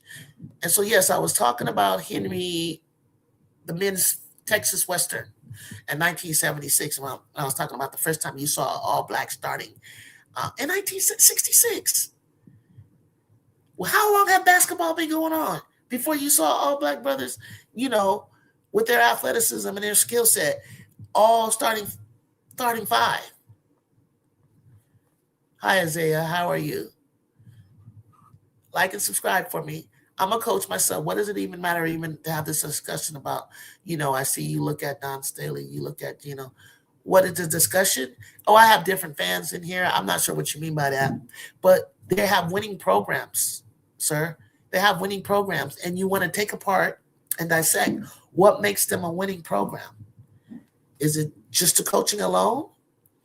No, you have to have talent. And you have to have some of the best talent to, back in my day, in the 80s, you may have, I'll go back for that. Before that, and sometimes a little bit later,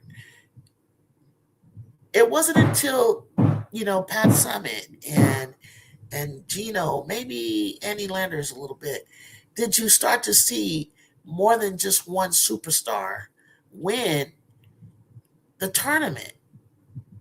Okay? He came out with Rebecca Lobo. Then he had Kara Walters. He was going with big girls, right? Then he had Kara Walters. Then he started to have Diana Taurasi, Swin Cash. Before that, he had a guard. Oh my God, I always leave her out, and I hate to do that because I don't like doing that. Nisha, what's her name?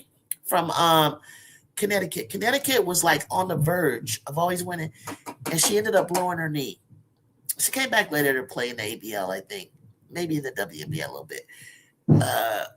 She's on the tip of my tongue. But that was his superstar. And from that superstar birthed other people taking a chance on him and his program. You guys know who I'm talking about if you're a real basketball head. She could score some points too. Same thing with Pat Summitt. First time she won, finally Bridget Gordon, who I play a lot like. Look up Bridget Gordon, black girl. Surrounded by, Holly Ward couldn't take him. Holly Ward can get you to the Final Four, but Bridget Gordon is her first superstar. Tiffany Mitchell got Don to the Final Four. She missed that last shot, that three-pointer to take her into the finals. You start with one, and without Tiffany going, I don't think you would got Asia. It has to start with one or two players, right? That open up the floodgates, that starts being like, hey, let me take a chance on this coach. I know who she is, but there's proven, there's other star coaches over here. Jody Conrad, when she, USC women, as time knows, we went to the championship. We won the championship back to back. Only two teams could do that, which was US that I've done at Gino and Pat. We're in a club. We're in a special club of back to back. And then, but I think we're in alone when it goes to back to back to back, except for Gino, I think. We went there 3 times. On the third time, and if Texas is in the Final Four and then Texas goes to the final, they're going to talk about the lone time that they won against us in 1980, against them in 86. Jody Conrad had a slew. Clarissa Davis could jump out the gym. Andrea Loy, Fran Harris. They beat the shit out of her physically, and I mean physically beat her up. Her finger was already bandaged. She didn't have a chance. She didn't have the McGee twins anymore. She just had Coop. And they put a whooping on them girls, like physically. I think there's a resemblance. Juju can do everything on a basketball court, but what I love about Juju is that she's willing to take the last second shot. Not everybody is built like that. Her mentality is out of this world. Like serious. Her mindset is different. She's a killer. There's no need to be disgruntled because fans support their team. I've read that already. Hey, Miss D. Hey. Let me get through these. Sorry, I slipped away. Sorry if I missed anyone's comments to me. We, Armando, UConn is my second team. There you go. What up, Miss D?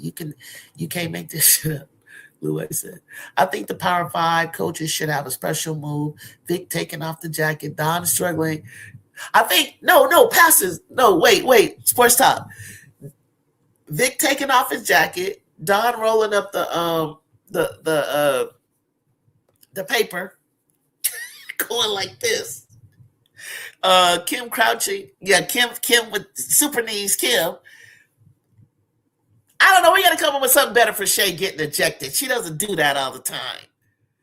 She don't do that all the time. You don't even talk about, well, she ain't, okay, we're going to talk about present coaches. Okay, because it's the Pat Summitt stare. Shit. Muffin McGraw was a hothead. Oh my gosh. There's certain tendencies that that just crack me up about him. And it's about to come. Brenda Freeze goes off on the refs. Pat Summitt stares you down. Kim Mulkey walks all the way out to freaking center court halfway. East Broadcast should have a coach, Cam. He can't that would be too distracted if you had the camera on the coaches. It takes all kinds to make the world go around, don't it? It does. It does. Juju is a solid 6'2". But I stand next to her. I don't want to say that. I'm going to say she's 6'2". I'm going to say she's 6'2", but they say that Jazzy's 6'2", and Jazzy's forehead is already above Juju. I think Jazzy is taller. I think she's 6'2" and a half, and Juju's 6'2", because she ain't looking. Because she's a little taller than Kennedy. He was like 6'1", so I gotta give her 6'2". I know everybody's been saying, "Oh, she's standing next to this person. She's standing next to them." She's, they say that Rakia. They seen her and Rakia next to each other. Rakia was hella longer than taller than her, and I was like, "Yeah, but she's a 6'2" big old guard." I don't see nobody pushing around at all in the WA. That's not happening in that California grown woman.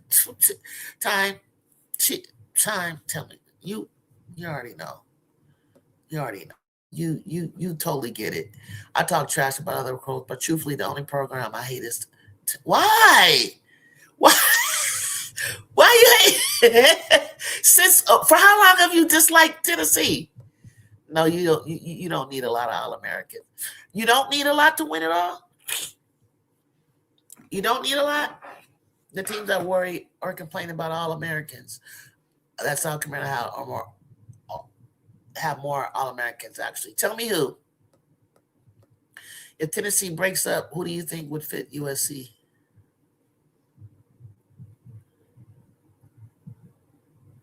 Oh, you mean this year's USC Tennessee team? Nobody. I don't want anybody up from them. West Virginia don't have any All-American. I like West Virginia. They'll eat your lunch. They'll shoot for the man. They better get to the Sweet 16. I like West Virginia. Jordan Harrison and them. I like that team. I like that team. They better get to the Sweet 16.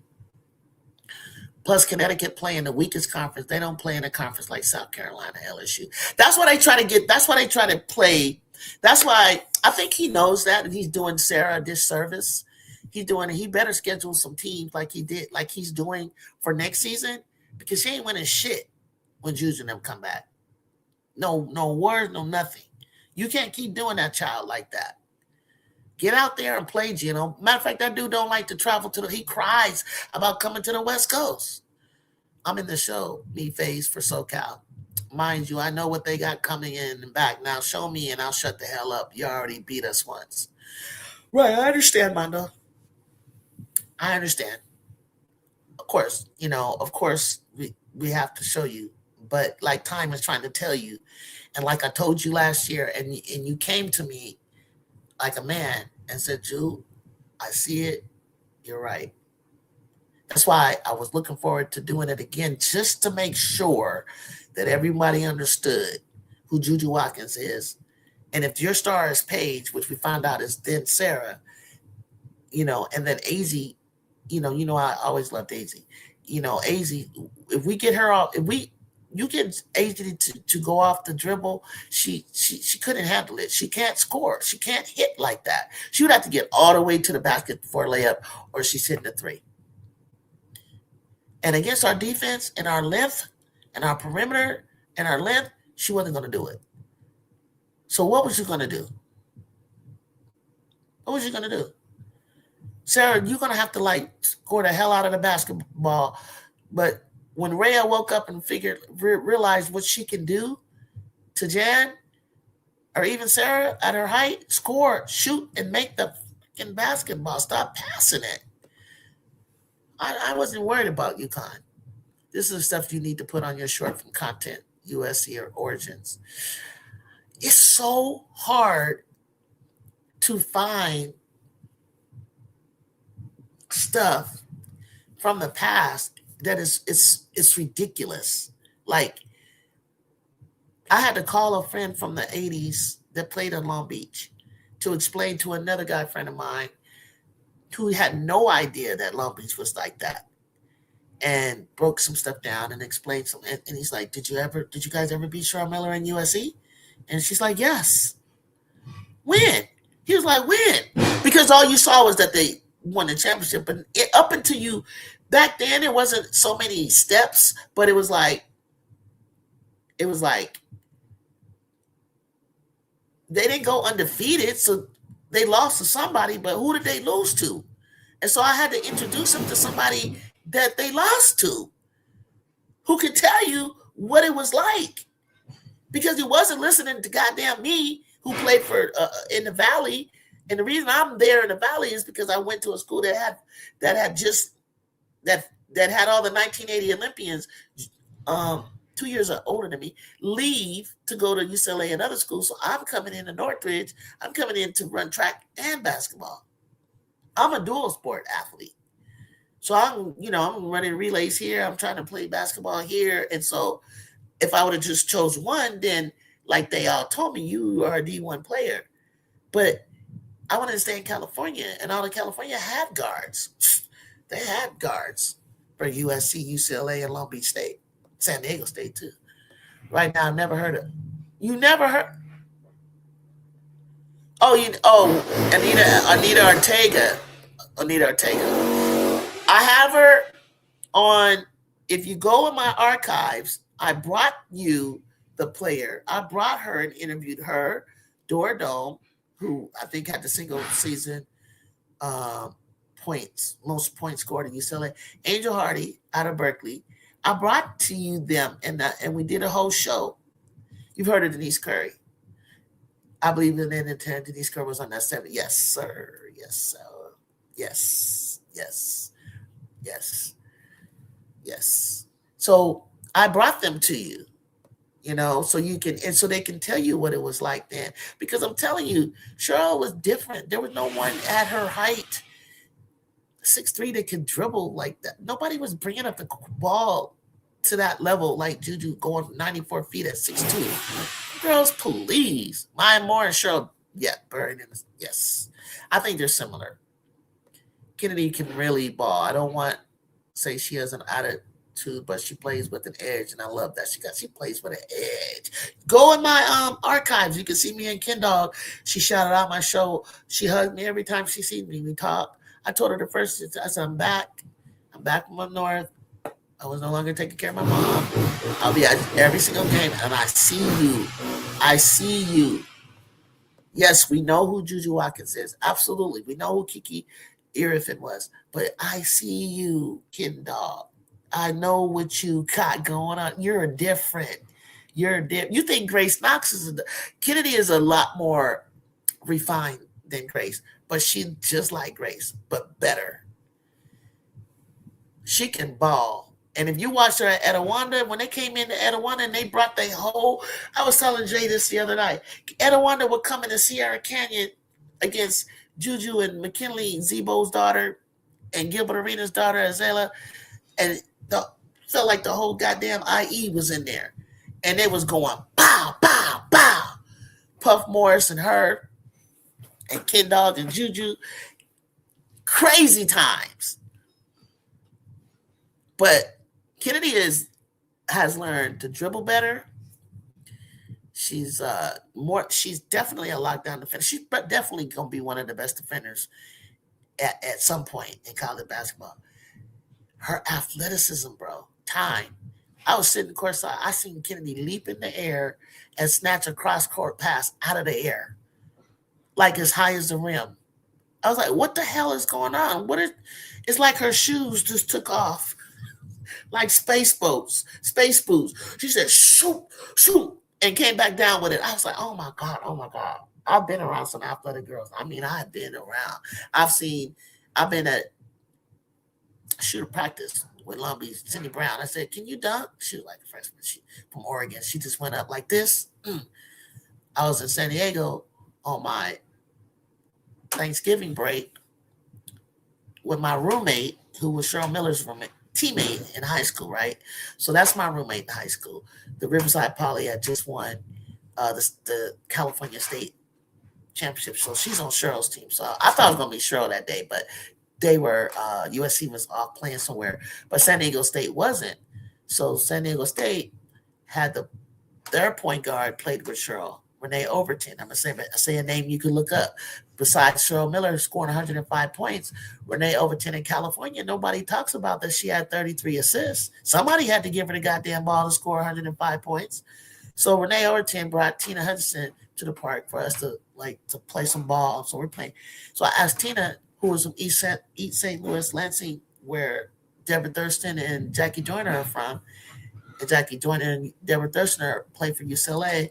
And so Tina Hutchinson comes and I said, can you dunk? She did the same thing. 1, 2, 3, like this. I was like, oh my God. So I know how Coop felt when Coop was playing for Locke, and I seen her win the tournament of champs for Locke High School, the LA City team to make it to the tournament of champs, which you're gonna the CIF, whatever you guys call it. So it was 3 of them. They called them the Magic, the Wizard, and the Rabbit, or something to that effect from Locke. And Coop was playing for Locke High School. I see her, and then I later see her playing for USC. And I thought Coop could Coop is Coop.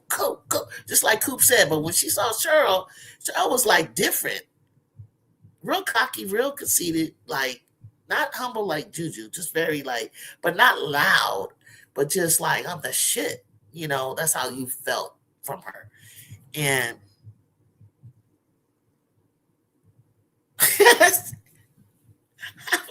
I wish I could explain to you guys. Like, we was in a gym in Long Beach 49er gym, standing room only, like all wall to wall, like you can almost reach out and touch them. If you guys seen the battles back then, like it was hilarious. Like it was the best basketball I've seen in a long time. Like she was crazy good. She was crazy good, but she was getting it though. Long Beach was hanging with them. Kennedy played in the W. When woman could play some basketball, she plays with the net. She going to the dub for sure. All those starting 5 that you're going to see next year they're in the pipeline, ready to burst out of Gottlieb's tree, coming into the WNBA, and they will be something. It will not be buried. It will not be like coming off the bench and all that bullshit. They're coming in to take the shit over. Okay, I think Kennedy Smith can be a superstar, like Scotty level championship. I want her skills trainer. She's good. We got that. We got you. It's there. She know it. We know that. But like her mom said, she's very unselfish. Kennedy likes to pass. Kennedy oh, I'm not. Time. I already talked. See, you with me. Time, you need to come up on my show. You need to come and talk with me. Because see, now I tell people about Deborah Rodman, which is Dennis Rodman's sister. I think it's Rodman, Pam Kelly, Jennifer Lawrence. And let me tell you, Jennifer Lawrence was no freaking joke with Kim Mulkey on that Louisiana Tech team. No, Kim Mulkey. You already know I know this time. I was sitting there. I had to leave my dorm to go watch the game on the Sundays. It always came on Easter. Dora Dome, who played for UCLA later, she was in high school, used to come, and I didn't know she was going to be this talented star for UCLA later, but she used to come and challenge me and play basketball with me. And she was trying to convince me to play in the, I don't know if you guys remember, we have the Pan Am Games, and we have the, what's it called? East, North, South, West. I can't remember that. it was a big tournament in the country, and she signed me up, but my track coach told me no, and they were having tryouts. I was running at Pomona in my first meet. I just had one race, and I was throwing up afterwards at 200 because I had to open up my body coming out of basketball. But he did that shit on purpose because all he had to do was let me run 100, and then let me go try out for the summer team, Summerfest, I think it's called. Let me go try out for the Summerfest team. It was my paperwork. Dora filled out my paperwork and everything. And that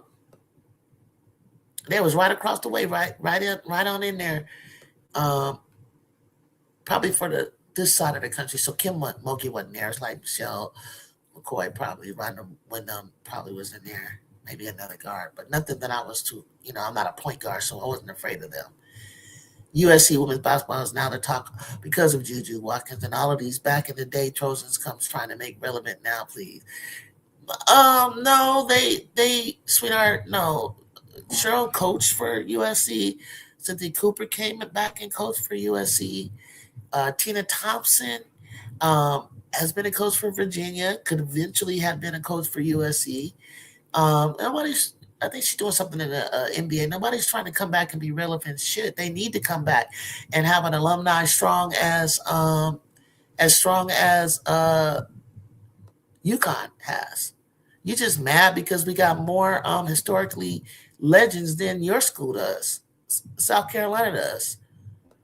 We have more legends. We have legendary awards named after we got the first WNBA draft. We got the first two four-time W. You see what I'm talking about, time? You see how they stop? This is what I'm talking about. This is what the fuck I'm talking about. I got to get this Gucci Gullah accent, having ass Gamecock in here, coming in here, talking shit. And this is what I'm talking about. I never come and disrespect the new modern era Gamecock, but they come over here shitting on legends like you must be out of your rabbit ass mind. The sport like me, people like me, pioneers, people like them, they're pioneers, they're trailblazers. Your ass wouldn't even be anything if you didn't have them. I definitely got to get back to work. I definitely hit the subscribe, and I will be back. Wisdom knowledge comes from those who lived it, and I appreciate the history lesson. I try to give it to you. Come back. You can even come up here, and we can talk that talk. If you was there and you would watch, come and explain this shit to them. Tennessee with 3 Meeks. Oh, that was one of my favorites. 3 times in a row, losing to Duke. That's why Shamika Holtzclaw is one of the greatest of all time for Tennessee.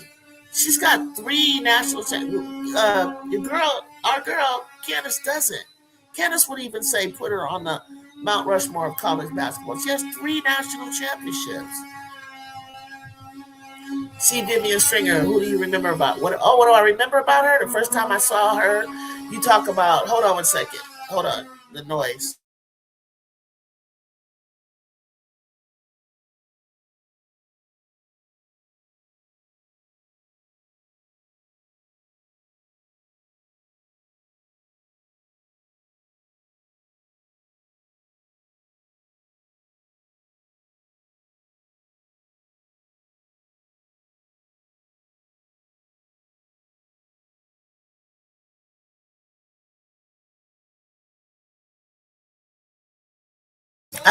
That's a great question. The first time I saw, damn, I thought he was gonna be done with that noise. Can y'all hear me?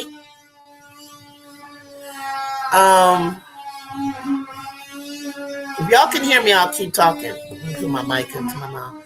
The first time I saw Vivian Stringer was when she was coaching for Cheney State, the HBCU. I was still in high school, averaging 29, 30 points a game, my senior year. And I said to myself, I want to play for her. And they lost in the first NCAA. Okay. Remember I said we were AIAW, right? And then we filed a law. The women filed a lawsuit because now we're Title IX. Title IX is just getting started, just like anything that happens with Title IX. There's certain, whenever a law goes into effect, you're gonna have states push back. You're gonna have them like be real slow at instituting it and everything, right? So They were AIW. I was in high school, and so now I'm looking at like, am I going to play basketball? Am I going to run track? Can I do both? So I'll get letters. I had about 30 letters, different letters, and some are offers, some are not. Some are just interests. And so you send in your information or whatever. They don't pay for you to fly out somewhere. That's not in existence. I'm single parent. I'm not gonna be able to do that. And and then it was like I was only willing to go so far. Like I have letters out far, but Arizona was really on me for track and field. So basically, and then some schools didn't have both. Like University of San Francisco had a full scholarship offer, but they didn't have track. So it's a possibility could did that. So I see her with this HBUs, all black girls, all black coach. I never seen anything like that. So I'm interested. And then she leaves. So that's my first memory of her. And she plays in the championship against Louisiana Tech. Big bad. That's what Time was talking about. Big bad Louisiana Tech, Kim Mulkey. And as far as I'm going to tell you guys something, Kim Mulkey was badass. Okay, she was the bad. For 5'3", she was running the goddamn show, hard as big as a lion, running and managing this team of like they were like UConn to us. You know what I'm saying? In championships, right? So they lost. So that was the first year of NCAA one. So then I come into college, just going into the second year, and that's when the whole situation with USC plays them in a preseason game for the first time, and on national TV, as they come in there and they slayed them to the point where it was all white audience, and I've done this before, where it's all white audience. Never seen anything. It's like you guys do now. You don't know shit about the West Coast. And we're sitting up here like, what the hell did they just do? And you see this girl running around, like waving by, jumping around. I was like, oh my God, does she know what she just did? So yeah, it was a big deal. So I remember Vivian Stringer very clearly. I remember Vivian Stringer going and being the coach for Iowa. Because what happened is I got a letter for Iowa for track. And so I go through and I'm looking through the program to see about, Iowa. First thing I said, what the fuck? It's like Iowa. And so then I noticed that she was a basketball coach. I said, I'm about to walk on this team. If I considered them, if I would have considered, I was like, I know what I'm going to do. I'm going to try to look. But I knew if I went there, they didn't have any sprinters. So, which I did it anyway. I said, they're going to run my ass to death. They're going to make me do four events. 5 events. Because, you need points. So I was like, that means they're going to run me into the ground. They're going to make me do the relays for sure. And, my individual events. So what's the big deal about that is that when you get into championships, there's a lot of heats that you gotta, run, or even just one meet, in itself, running 4 events is a lot. So I was like, I'm gonna try to run, I'm gonna try to make, if I do that, I'm gonna try out for the basketball team, see if be a walk-on. So hold up, Jazzy is taller than Kennedy. Yeah, when I see them in person, they are. I try to stand on the edge where my seat is. If I'm not on the court side, I'm on where the railing is, and I'm trying to show you guys them up close. But sometimes, like Jazzy come by first, and then or Kennedy will come by, but they're never coming by like at the same time. So if I'm talking to Ken, Drew might walk by our way, but I can't get them side by side so you guys can actually see who's taller. Have you ever had, oh my goodness. Well, I gotta have goofies in here. Mondo, do you think they will fire Kim and will they give a former black player an interview? Why would they fire Kim? Miss D, Why do you guys talk about people getting fired all the time? I know that. You know what's really crazy? Oh, you talking about Kim Caldwell? Oh my God, I was about to say. I'm like, who are you talking about? Kim Caldwell? Because I'm about to say, if you talking about Kim Mulkey, why would they? But you talking about Kim Caldwell? Tennessee fan talk too much trash. They are irrelevant, but haven't realized it yet. And Tennessee is kind of like in the boat that we are, like, in terms of, like, I think they revived their program. I think the only reason why South Carolina got by them that last time because Cardoso hit the big shot and it mattered. She hit the shot when it mattered. That was I don't even know why they let go of Kelly. Now that you're looking at Kim, sometimes you got to be a little bit more patient. Sometimes you gotta be a little bit more patient. I feel like if that woman is recruited as well as she has, and she got Big O coming, you don't fire her. You didn't ask me, but I'm telling you.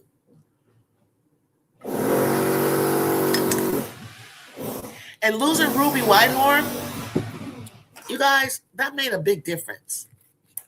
That's like me losing Kennedy. Even if I got Juju, I need goddamn Kennedy. Michael Jordan couldn't do what he did without Scottie Pippen. And then he damn sure couldn't win as many as he did without Dennis Rodman. Every little piece is important. Do I think that Florida should go after Coach Yo? It's up to Coach Yo on that one. It's up to Coach Yo. I mean, Mississippi has won before with Arminty Prince, right? Arminty Price. I think her name Price. Arminty Price. They have been a top program. And Van Chancellor, I've always known about Ole Miss being a top contender. It's just that you guys don't have patience. Like, you don't care. You feel like, oh, that's 2 decades ago. Oh, that's 3 decades ago. And you feel that it doesn't matter. But look at it. Like I always tell you, it took Don 9 years to win a championship. Geno 10.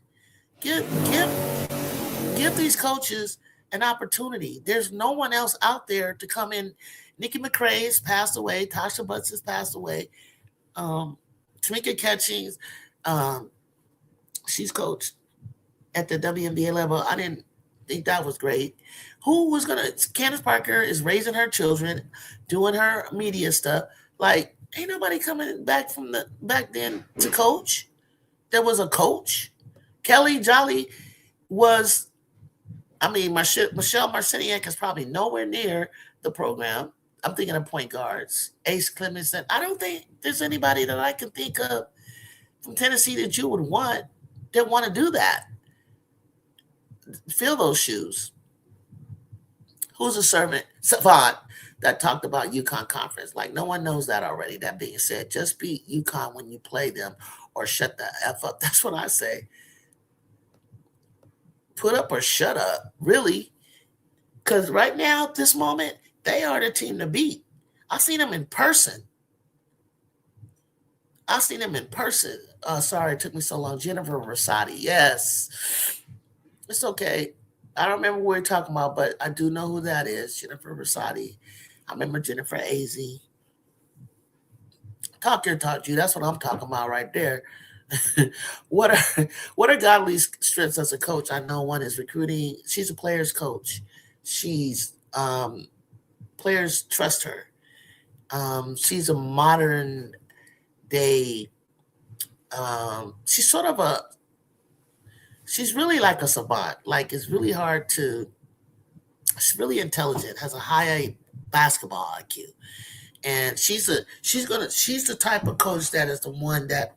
She has a certain innovative thing in her head, but she needs a certain athletes to really, and I think she's going to have it, to show you what's in her head is going to come out, but it requires the type of athletes and players that she has.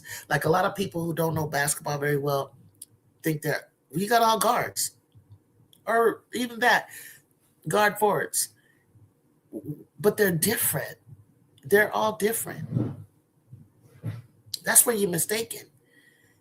And I can break that down for you. what Jazzy will do, what Juju does, what Sanaya does, what Kennedy does, as guards. And so what's in her will be coming out. You'll be seeing her, being an assistant coach for the NBA, and you got an NBA style athlete player in Juju. She's gonna know what to do with it. Okay, it's hard to do that now when you have different levels of skill going on in this current team. That's why you see Kennedy get a little frustrated. I mean, she loves her team, she loves her girl, but it's frustrating because, like, have you ever played with players and they're not like, they don't read the floor like you read the floor? They don't have the skill set that they can make the pass over when she's sealing them and it looks like it's not a lot of room. For them, it's hard to get that pass to her. Whereas you're going to have Juju, Sanaya, or Jazzy that's going to Jazzy makes the pass easily. But it's certain things that, because of their different levels of skill, that's all it is. It's like you got to wait.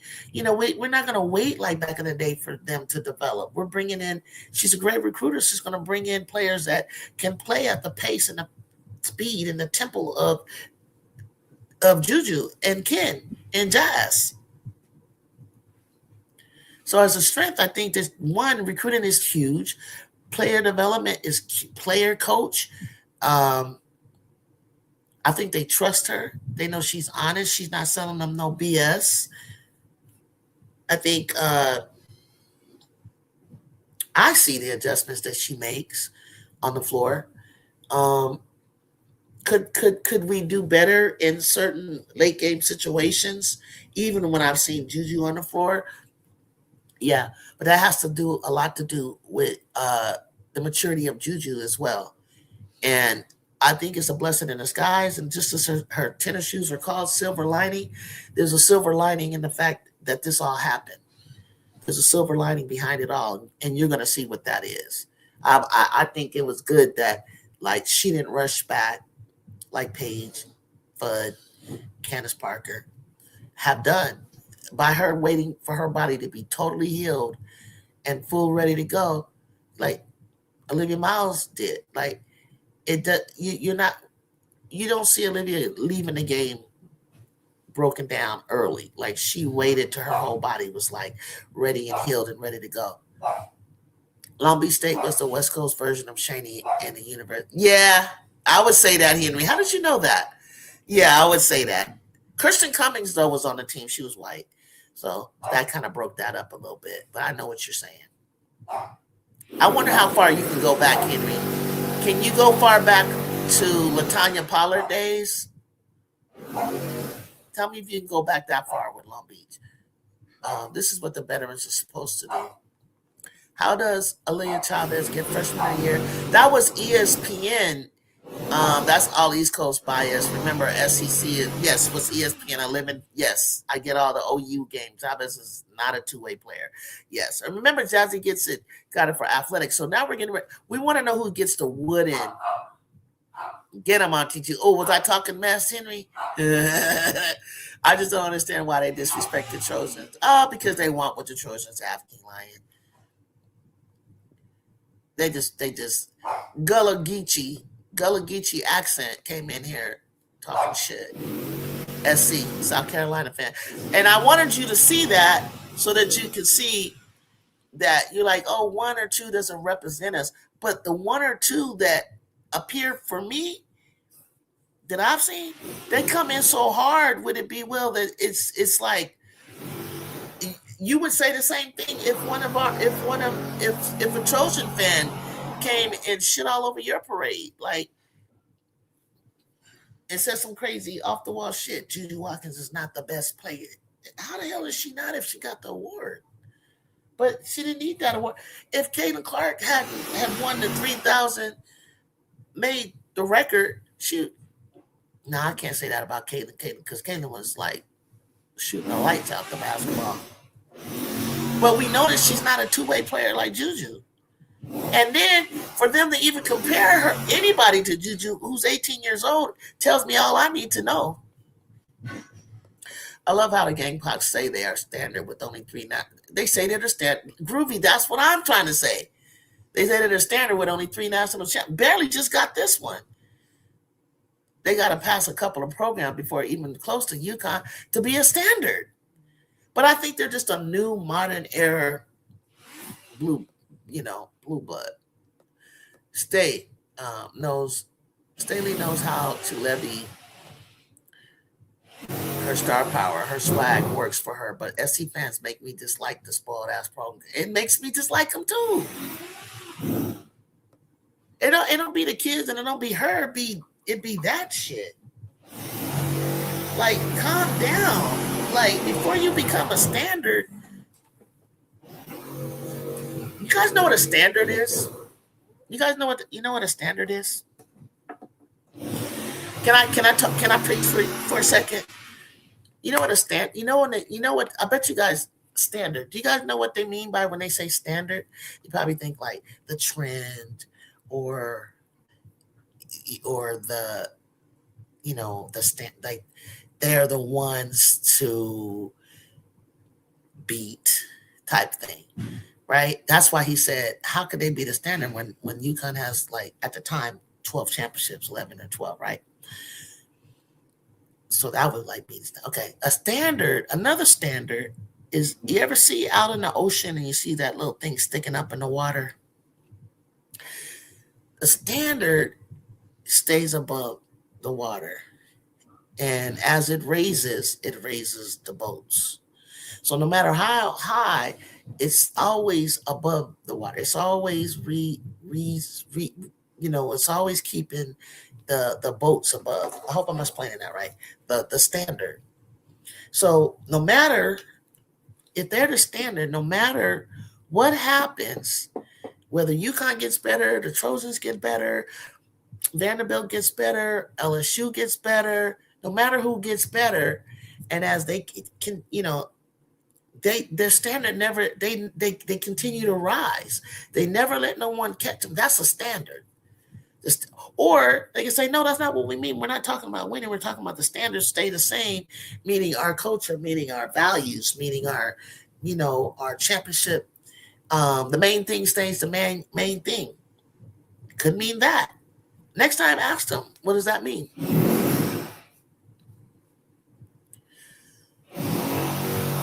Vivian Stringer built that Iowa Hawkeyes program for nothing.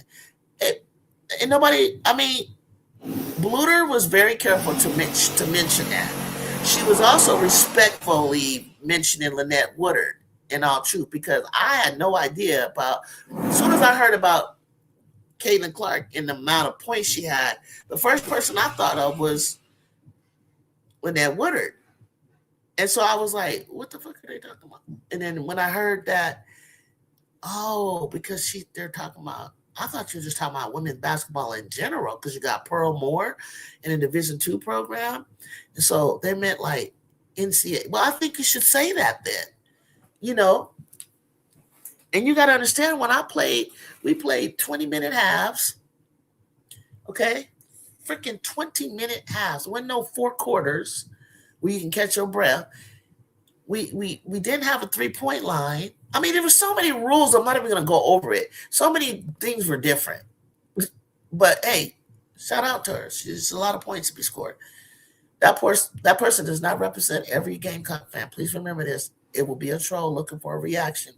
Then folks take the bait and start dogging out a team overall. Troll move. Gotcha. I know that. Thanks for that, Jew. My mom loved her some Vivian Stringer. Oh yeah, if you could have just have been there, your mom, I would love to talk to her, because seeing that woman on the screen doing what she was doing, I know with less resources, for one thing, and just having a motherly figure like her, like that, was just amazing. I wanted to play for her. She was coaching her ass off. I also have no idea why they let Kelly go. I don't know why they let Kelly go. But the fan noise was too loud for that. I was like, what the hell? Calm down. I was like, just because I was like, first of all, the fact that she was in the game for Camilla to have to hit the shot let me know that I want to keep her for next year, and she's gonna do even better next year because now she's getting the hang of it. I was like shocked. I rock with my Gamecocks to run them all off the ship this year moving forward. You see how I did that without putting anyone? Yes, I do. I do. But as soon as I say anything about the Trojans, it's like, and I can't even talk about Juju without like, yeah. Fuck you. No, I'm gonna talk about her because I'm just loving everything else around her. But I'm like Time came in and broke it down, and he said, "This is who she is." And to argue that, I was argued down last year before the season started. She won't be Player of the Year. She won't be UConn. She won't all the shit that you said she wasn't gonna do. Hannah's better. No, Paige is better. Then Hannah's better.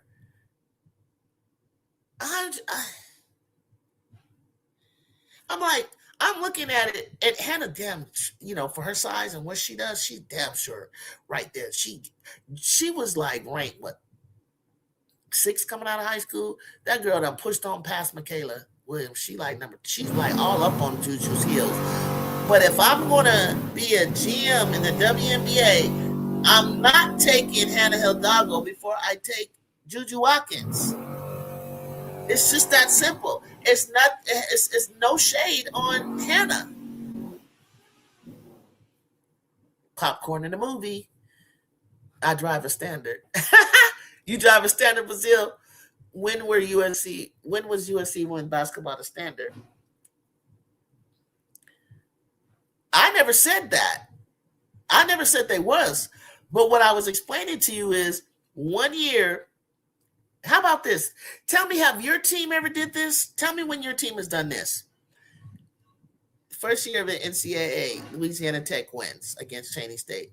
Second year, USC women's basketball wins. Next year, USC women's basketball goes to the championship and wins. The next year, USC women's basketball goes to the championship and loses to Texas. Has your team ever done that?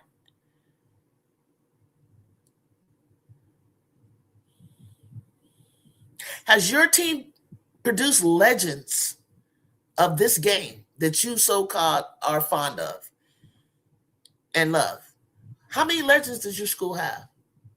Because I can give you mine.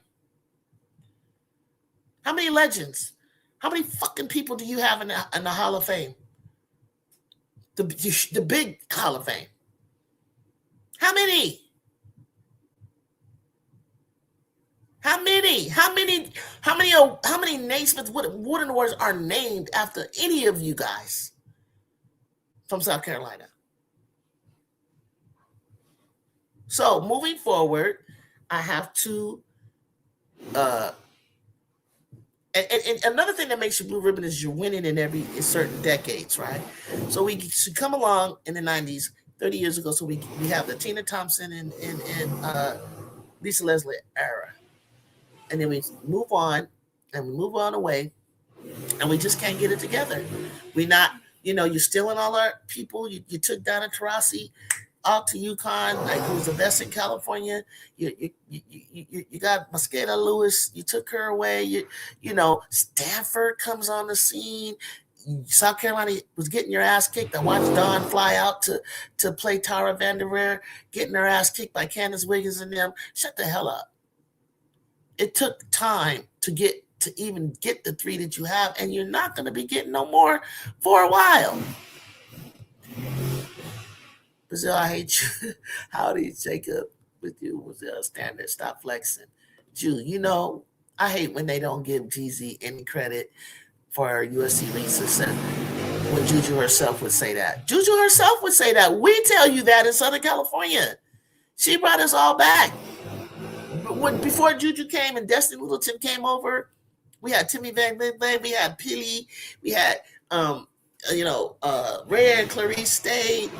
We got the Ivies to come along. That what she has done from 300 fans to 1,000 fans to 2,000 fans to 3, 4, 5, 6, 7, 8, 10,000 fans in a busy ass city like LA, that's a city of champions, of major universities all around us, and pro sports. We got double the pro sport. You guys have nothing to do where you're from. You don't have a pro basketball team. You don't have a pro football team. You don't have a pro hockey team. You don't got a world championship baseball teams and the Angels and the Dodgers. And Juju can bring people in there upwards of 7 to 8 to 9, 10,000 people on a bit. Jacob, tell them about our traffic, like to get to Exposition Boulevard. Let alone, you know what I'm saying? We have 2 stadiums. We have the Intuit Dome, right? We got the Crypto Center. I lived across the street from where they used to play San Diego Chargers. Before that was all built in Carson. Like, we have shit to do. We got Hollywood. We got festivals and concerts and all kind of shit going on. Then to sit your ass down and go watch a women's basketball game. Unless you was, even Cheryl Miller will tell you she didn't fill up the sports arena with the bad audio sound in there. It is difficult to do that. And I damn sure don't know that Caden Clark can draw that into our Galen Center to see a bunch of threes. Now, there's a lot of people do like 3-point shooting. I'm just not that much of a fan of it to that extent, but I get you. I'm not going to hold you. I get pulled in by my mood, by troll moves. I do. I'm better now. Have USC won back ever gone undefeated? Not to my memory. I'm trying to think if we ever did that. I wonder if for second year, it would only have been the second year. Why? Well, I'm just saying, California, like there's lots to do because the Angels. Don't do that. Don't do that. I know that, and we all know a lot of stuff is LA. How many NCAA champions have Juju Watkins and the Trojans? Juju is playing for a year and a half, bro. She just you talk as if, look, Jacob, he talks, look, this is what I be talking about. Juju just got here. But he just got here. I won't. You're right. But it just makes me laugh because I guess she was supposed to come out the first year, but Cheryl will tell you, I was there. Cheryl wasn't by herself like this with one All-American on her team. Like, it wasn't like that. I'm not taking you out the equation. I'm leaving her in the equation. He's saying since she got here, like Miss D explained it to me one day. She was like, they say that because she's supposed to be the next Cheryl Miller. I said, nobody said that. I said, but she is that. But Cheryl Miller had the McGee twins and Cynthia Cooper and Rhonda Wyndham and others on her team. She didn't do that by herself. That's the point I'm trying to get you guys to see. And what grade was Asia in when you won your first one? It wasn't her freshman year. She was about to win it herself. I'm telling you, she about to, and I will never know. She about to win it her sophomore year, her junior year, and possibly her senior year. That's the point you guys don't make. She was going on that run when that all took place. Now, I can only speculate, but I damn sure know she was going to the Andrea Carter, who I got to meet in person this close, having a conversation, trying to get her to take that selfie. She was cracking up because you're not in the picture. And I was like, I know. It is a maybe, but I damn sure, like Andrea said, the winner of the tournament, and Andrea was right, will be the winner of the UConn USC game. If you don't believe me, go to the clip on the Rise. She said the winner of last year's tournament would be USC or UConn. And she got it right, Aisha. She said UConn or USC. Who won the tournament last year? UConn. And if we and this is just my speculation, time follow me. If you lose to the eventual champion by 14 and your superstar is not on the court, who was averaging 29 to 30 in the tournament, you don't think that she would have scored 14 points, you're out of your rapping mind. Because whatever it would have took, and this is what time is trying to tell you, Juju is built different. One day, you know what? I feel like in my heart, I feel like I'm gonna have her on my show one day. She wouldn't probably even do this. I feel like I'm gonna get the phone next to her. I'm gonna let her talk to you guys and say something. Because until you meet this girl, and it's humble as, I don't know what, just cool, just humble, really, really, really, really is humble, for real. Like, she doesn't, like, there is an aura when she's locked in. It's like you can feel it coming off of her. It's kind of like Dragon Ball Z, like, you know, when she locked, it's like that. I don't even know how to explain it.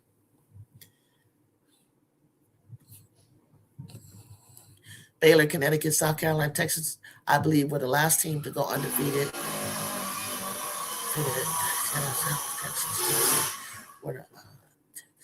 I think Texas did go undefeated that year. Time, you're right. When they got us in the third.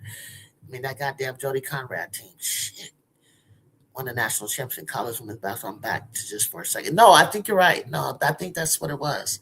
So I don't think Notre Dame did it. I don't think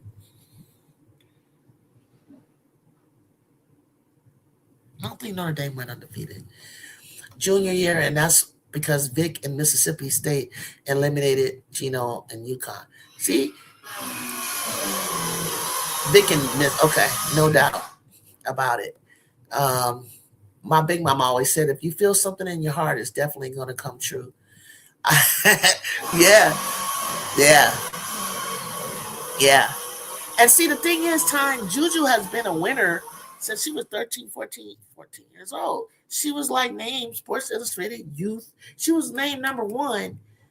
From that point on, she was number one in her class. The only one, as time went on, that started to challenge her was Michaela. And you see what Michaela Williams is doing. Madison Booker's in her class. Hannah Hidalgo's in her class. The generational talent for Wally is in her class. I can go on. There's so many. Riley from Kentucky's in her class.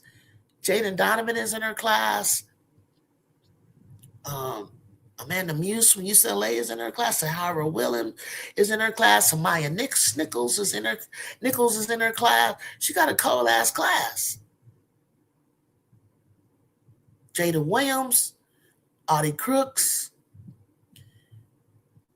KK Arnold, Chloe Kicks, better than all of them. Now you have me thinking about Charlie Murphy when he said he could see Rick James' aura. And you've heard that about Michael Jordan. There was a girl in track. She had it too. She ran for Berkeley. She had the 100-meter record in California at 11.3. And the only young woman to break that record. But notice, I'm in the 80s. She and I are in the 80s. She graduated probably in 1980, and I graduated in 82. So that comes along. It takes almost 10 years, to get to Marion Jones. The next person to beat this person I would run against, that was had an aura, only about 5'3", feet could just move like that in place. Sharon Ware. Look her up, Sharon, Ware, from Berkeley. And then Marion Jones ran that 11.1. And then they think that was even juiced. But you got Marion Jones to beat that. It takes decades. That's what a generational talent means. It takes like a decade. It's not like everybody's a goddamn generational talent. No other team did that. Did it, but those 5 teams right there. And one of my favorite basketball players was Tamika Devone, catching my reason to root for Tennessee against Connecticut. And I love Shamika Holsclaw. And I love Shamik. And I love Ace Clement. Was it Ace Clements? And was it Kelly Jolly Hopper? I love that whole goddamn team. But I love Candace's team too, a little bit though. But Candace was really kind of doing it all. Hornbuckler, Anasiki, a little bit Shannon Bobbitt, Sydney that went to the Sparks with her along with Bobbitt.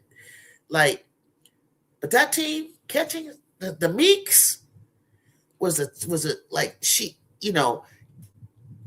Coach Summit used to have all white girls. And they just played on this ground level shit. This Holly Warwick and all of them. Molly something, Coach Molly. And then you brought in Bridget Gordon. And that was the move. She started bringing in black girls.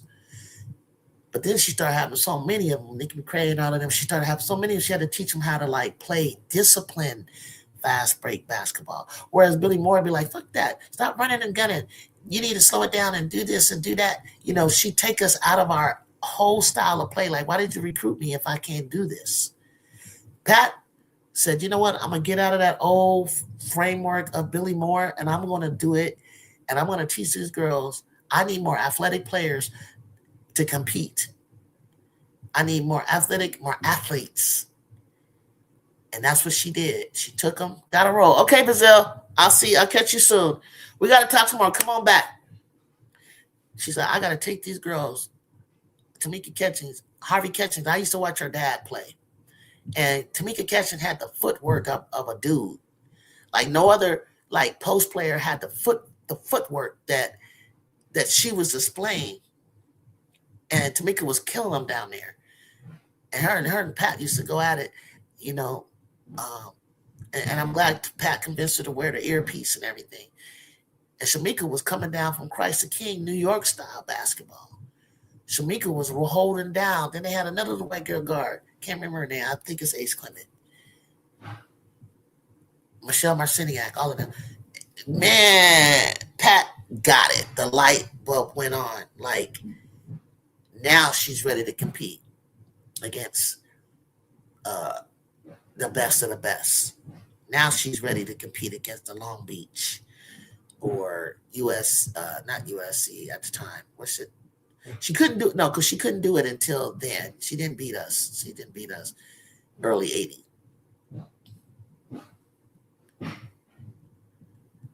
The other teams in the conference ain't our problem. They need to get better. We are. You are Makina. What is Makina? Marquis? What are you trying to say, Marquis? It's not your fault. Your football team sucks. Yes, Tennessee had a squad. Candace was really, really different, and I believe Juju is going to be a little bit better than Candace, and that is saying something. That is saying something because that Candace could go left or right, and Candace would just have all these damn injuries, man. Shoulders popping out, crazy. Popped out in the middle of a college game like this. She going out like this, coming back having to play with just this one. Like Candace, and Candace only played 3 years, before she left. And I was waiting for her to come out of high school, but she popped the knee.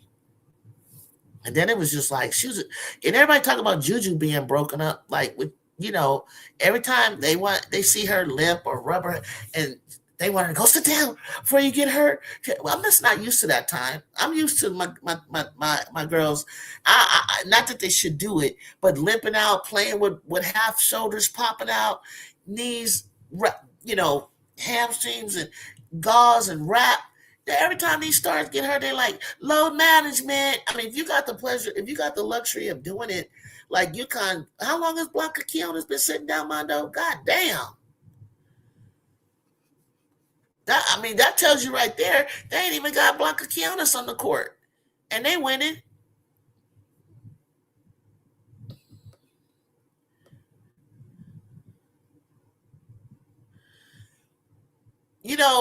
Maya or Candace in college, or Maya and Candace in the pros?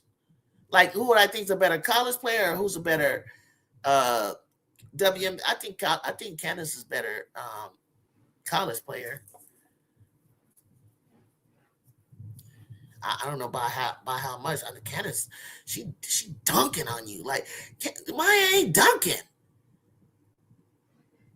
If Candace would have just humbled herself, well, she is kind of broken up, but in college, Candace was dunking left, right, sideways. What? Dunking in stores, arena, dunking in the NCAA March Madness tournament run. Like, get out of here. Candace Parker. Candace goddamn Parker. Georgia Lady Bulldogs, Katrina McClain. Georgia Lady Bulldogs, Teresa Edwards. Stop talking about Katrina McClain, one of my goddamn favorites, with nobody better than her down in the paint. I still don't see nobody like that. Let's talk about Teresa Edwards. Sadia Roundtree. Ruthie Bolton. Shoot, Texas Tech, Cheryl Swoops. But then, I love Swin Cash. I love Swin. Couldn't nobody stop Rebecca Lobo. As much as you want to not give her credit, her flowers, you wasn't stopping Rebecca Lobo.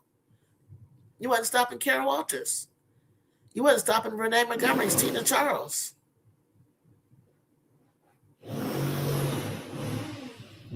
There's just a lot of great players out there. There's a lot of great players out there. I mean, before Tamika probably could have been freshman at rookie of the year, but I think she came in when she tore that knee up before she could even get to the pros. She did it either in the pro or before she got there. You got Katie Lou Samuelson. That was kind of pretty good back then on that team. You got Brianna Stewart. Yeah, Brianna had a team around her before national championships. Yeah, I like to see players hurt and still get in the game and win the basketball game. That's the greatest point guard ever to play, Isaiah Thomas. He's a crybaby, but he beat Jordan. He sure did. He was beating Jordan up until Jordan had to go and steal all of his players. And they changed the rules for Jordan.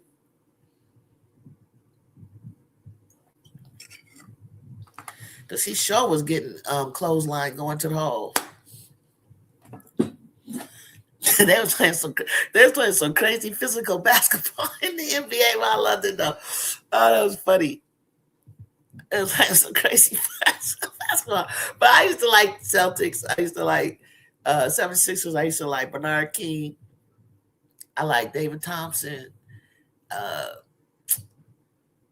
like Isaiah Thomas. I love the Detroit Pistons. Isaiah Thomas played hurt in the championship game finals against Magic Johnson on 1 foot. Exactly. And ESPN never shows that great championship run. It's because they love Michael Jordan. Exactly. Jordan showed up with film. And that's what happened with all of us, D. Like you said, they were using film in early days, right? And then they come in, and then it was tape delayed and all that. And then as you start to see things get better and better in the NBA, didn't you? Oh, my favorite player, by the way, was Julius Erving. Yeah, David Thompson. By the way, here's a little tidbit for you, Tim. Let me see what you said for it. Bernard King was the Carmelo Anthony. Is so underrated. Yeah, I don't know why you guys don't talk about Bernard King. It's weird to me. I'm out looking forward to some future Husky Trojans. Me too. I can't wait, Mondo. I can't wait. It'll be fun. Ain't no love hate. I'm not trying to say, we're just gonna be better than UConn. Like, no, I got mad respect for UConn. David Thompson and Julius Erving in a dunk contest, right?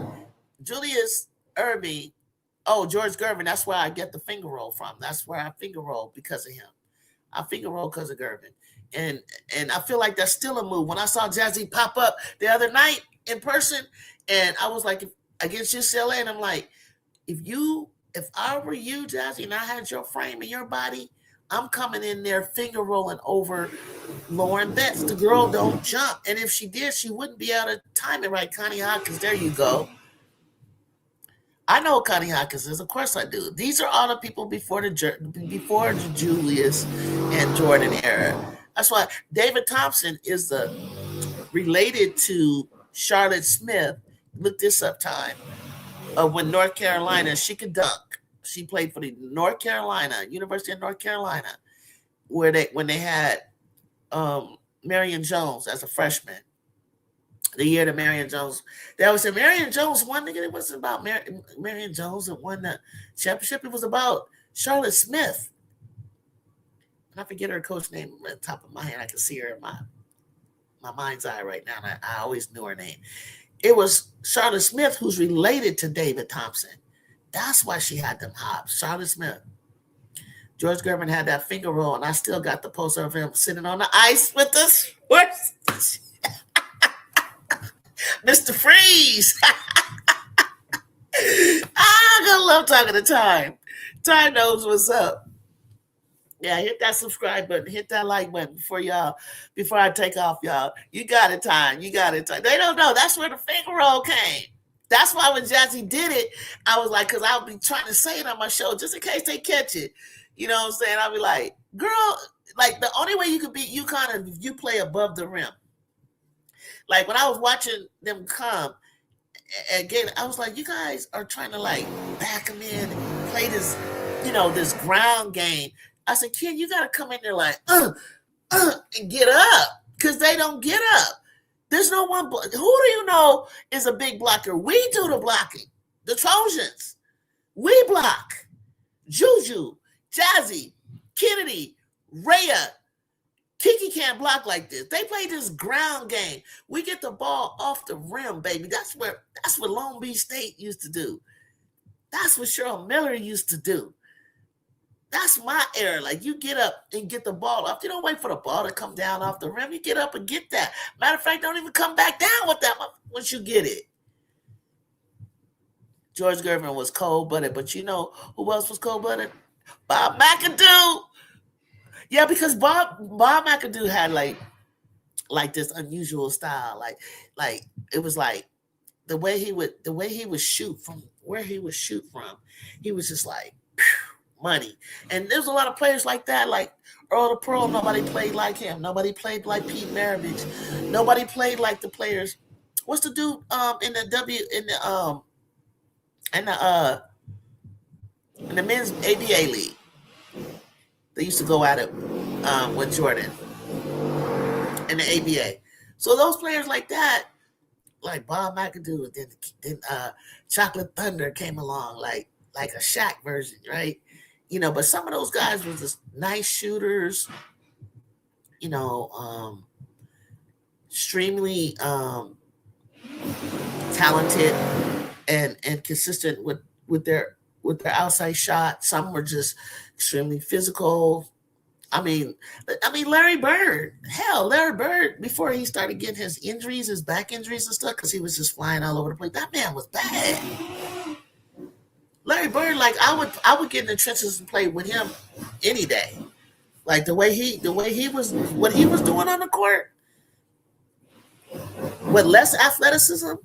But is it less athleticism? Is this a different kind of athleticism?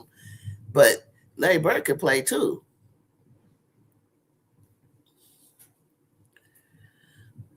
Moses Malone, I believe, and it was David Thompson who came in and started competing with Julius. But you didn't even talk about Dominique Wilkins. Oh, the Fish to Save Pittsburgh. You already know I seen that. You already know I watched that movie. You already know I watched the Fish to Save Pittsburgh. And the movie with Welcome Back Kotter guy, with the girl that wrapped her chest. He thought I never thought she was. A guy, that's in my basketball gym. That movie was filmed in what my gym looked like then, Cal State Northridge. So it's the Karate Kid movie filmed in there too. So I have a bracketology. It's called Everybody Loves Juju, but it's private. I would have to give you the password if you want to fill it out. It's just for the group in my Discord. I told them to fill it out. under my name, name for that, under ESPN. White Shadow. Well, if you watch Fish Who Say Pittsburgh, I know you watch White Shadow. Of course, I watch White Shadow, but Kevin Hooks, yes, with the white coach, that was so typical, atypical. That looked like my team, same color, orange and black. White. Well, I had a black coach. I had a white coach my freshman year, and then I had a black man coach basketball. But yeah, we love. That was my era. White Shadow singing in the showers and everything like that. My boys' team, they acted just like them. That was my era. We couldn't wait to get home and watch White Shadow. Are you kidding me? We could relate to White Shadow so much. Like White Shadow was, that's what being a coach is all about. When you watch White Shadow and people don't realize, like they'll go like, what happened to so-and-so team this year? They was expected to be, like Notre Dame. They'll say Notre Dame was, had four, I always say they have like 4 WNBA worthy players that can make it, right? What happened when I said, what happens? A lot happens in 9 months of us being together. And they are together longer than we were. We wouldn't see each other sometimes in the summer, but most of the time you wouldn't see each other until school started in August. They start training with each other in June. And if they make it to the tournament in April, then they only have 1, maybe 6 weeks, 8 weeks not around each other. And then for a whole freaking almost year, you are stuck in the gym with these same players over and over. And life happens. Grandmothers die, parents die, grades go bad, break up with your boyfriend or your girlfriend. You end up getting sick. Like Jazzy was sick the first month of the whole season started. Back in the day, struggling with grades. It's just a lot that goes on. They can tell you injuries. It's just a lot that goes on, and you gotta hold it together until you can get through non-conference. Then the first half of the first conference. Then the second half, like Pac-12, it used to be like you play that first round of all the teams, right? Then you get a second chance at playing them again. So you got to play them again. Then when I was in college in the late 80s, they throw in this conference tournament bullshit, right? I got to play for the conference tournament. Then you get seeded into the tournament. So it's a lot of time of, up and down and attitudes or not attitudes. Like a lot of stuff that goes on, you guys. Like some girls are growing still, some aren't. Some are. Then there's egos, there's a lot that goes on, for like a long time to hold it together to get to this championship. I respect them so much because I think the hardest one is the Elite 8. To get out of that Elite 8 and then all the fun and then all the hoopla when you get to the Final Four, now they start celebrating you. And then interviews, they're taking photos of you. They're trying to put together this whole little package together so that when they call your name, they call your team's name and you have your own new little marquee thing that they're going to put together to introduce you. Traveling goes in. It's a lot. It's a lot. Look up Connie Hawkins. My brother told me to look up Connie, and you'll see Julius Erving, Michael Jordan. Where do you think they're comfortable and done? Oh, I know who Connie Hawkins is, bro. My brothers are older than me. That's the reason I know. My brother was 9 years older than me, and my other brother was 5 years older than me. So being introduced to all of this stuff that you're saying is because of them. So I'm like 7 and 6 years old and 8, 9, and 5 and 10 and stuff like that. That's how come I've been watching this since that long.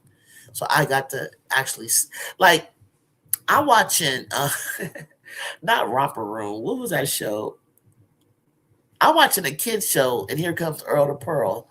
Like that, you get introduced to stuff. Like if you're watching Sesame Street, they may have so and so come out, and So as a 6-year-old, you're introduced to these players, and that's how they get you. Hold on, I forgot to turn this heat off in the house. Here, probably burning up. Turn the air on.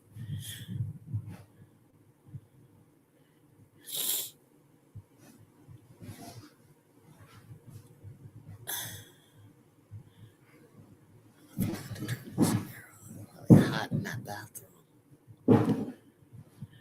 Okay. Yeah, George Gervin was cold. George can go off for like 33, 44 points. Moses, I believe, is David Thompson who came competing with Julius with those dunks because they want to see a great movie. Yeah, I read that. I'm sorry. Dominique was more in Larry Bird's era. Are you? Yes, I got a bracket. White Shadow. Let me go back. I saw something about Hannah. Hannah would be a future number 1 pick if she was 6'1" and would be discussed as her generational talent like Juju. Juju height allows her to do things Hannah could never. I would agree with that. But see, the thing is, you need to go back and look at the pictures of Juju standing next to Hannah. Hannah had to grow from whatever height she was to whatever height she is next now. When she would stand next to Juju, she would come right here to her shoulder, and then eventually here. And she was just a little pipsqueak when Juju was already Juju. You understand what I'm saying? To the point they get to be 17, 18 years old, she's still not ranked behind Juju. It was Michaela Williams of LSU. But what I noticed is that one summer before Hannah goes to her senior in high school and then eventually McDonald All-American to college, she was right there like getting co-MVP with you. And she gets to college, and Hannah may have had the better team, but she can't get out of the Sweet 16. We get out of the Sweet 16 because of Juju Watkins at 18 years old. We're not even supposed to be in this whole tournament. They were overachieving with the Ivies. The Ivies got it together, figured it out. Once we start beating number 4 Stanford, it was on and cracking. You have basketball movie called Fast Break. Yes, it's hilarious. It's hilarious. I think that's the one. I think that's the one I'm talking about. Actually, I had a that name, Fast Break. I think that's the one I'm talking about. It's so funny because I think that's the one. If you tell me it was about or who was in it, because I'm thinking that's the name of it. That's the gym that's my college gym during that era. Actually, it was filmed a year before I got there. A year or two. No, maybe a couple of years before I got there. I was about 9th grade, I think. And that's my gym. That's Northridge. But Fast Break was hilarious because my back home where I'm from up north, we had we didn't have AAU and stuff like that. So there was Mr. Allen, he rest his soul, he started a team for the boys in my neighborhood when I was a freshman in college, and they named their team Fast Break after the television show. That's how much we loved it. Yeah, with Bernard King. Yeah, I seen it. I believe you was watching Zoom. Was I watching Zoom? No. When Earl the Pro came on, it was a guy with the funny looking bowl haircut. God, I can't remember his name. Mr. Kangaroo, Captain Kangaroo. God damn. Captain Kangaroo, that's what it was. But I did watch Zoom though. And I watched Mr. Rogers. What? Play Mr. Rogers. Was there one thing I didn't like about Mr. Rogers and Mrs. Eleanor Fairchild? I believe that was her name. She's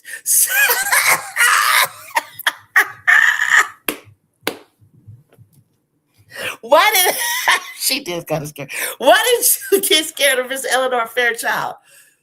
Why would you do that? Why would you? Why was you scared of Miss Eleanor Fairchild? You remember Lamb Chops? Shirley, what was her name? I forget the lady's name. I love that. I love Lamb Chops too. Lamb Chops didn't come out enough. Yeah, I think I know what you're talking about. I don't know. Fairchild was kind of scary. Yeah, I didn't know what was bothering. I felt safe because Mr. Rogers was there, but I didn't know what you're talking about. That's hilarious. Gabe Kaplan. That's the movie. It's Gabe Kaplan with Bernard King. And the lady that wrapped her bruise, remember she came out, she took it off, and they were like, it's a girl.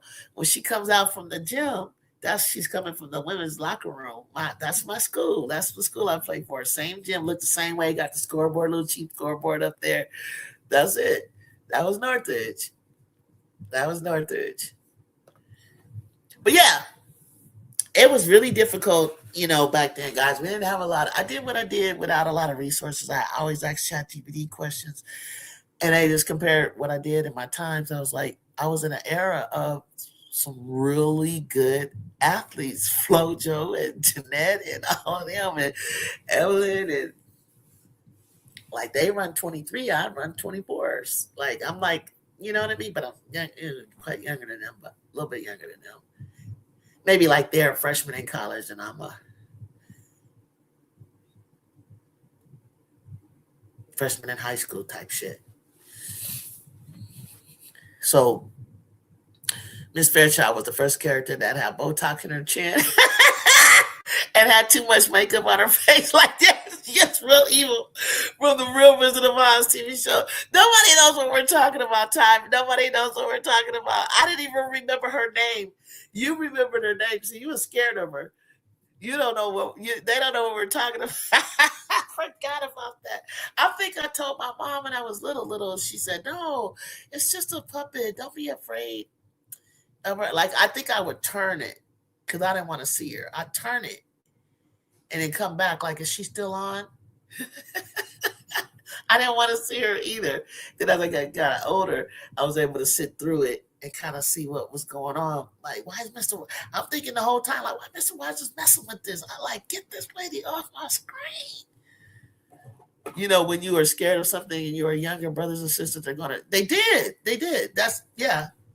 They did. Absolutely. I feel like you know me now. I feel like you know exactly how my brothers were. I was scared of this funny looking Raggedy Ann doll with the dark black eyes, and they tortured me with it early on when somebody went home. And when I saw that thing, I was like, I'm gonna throw this thing in the trash. I don't even know if I did it. I told my mom to get rid of it. I didn't like it, but she felt bad because one of her friends gave it to me. I was like, get that voodoo looking doll out of here. I did not like the doll. She felt bad because they're like, oh, how do you like? Why would I like something like that? I'm 2 or 3. Why are you asking? Why would you give a kid something that looks like that? But she kept looking at it, like trying to figure out, like, what's wrong with this doll that's scaring you? Big ass Raggedy Ann looking at what the hell, man? You got me. I'm glad I was too old to play with Cabbage Patch because I probably wouldn't have liked them either. That was a whole big phenomenon, but I was already kind of like too old for dolls. So I was like, oh, why are they into these crazy looking? I like Chatty Cathy, my Barbie dolls, and Care Bears and stuff. I was already in college for the Care Bears, but some of these dolls, they just too realistic. They doing too much with it. Like, stop doing it. And I had this one, her hair grew out. You pull her hair out like this, and her hair would grow. And Baby Alive, the first probably Baby Catch a Ball. That was the name of it. Baby Catch a Ball. I like Barbie dolls and especially Barbie dolls, stuff like that. That was fun. But I used to wonder how come the guys got their dolls, the G.I. Joes got the Kung Fu grip, and why couldn't ours have grips and stuff like that? Y'all arms able to just do all kind of stuff.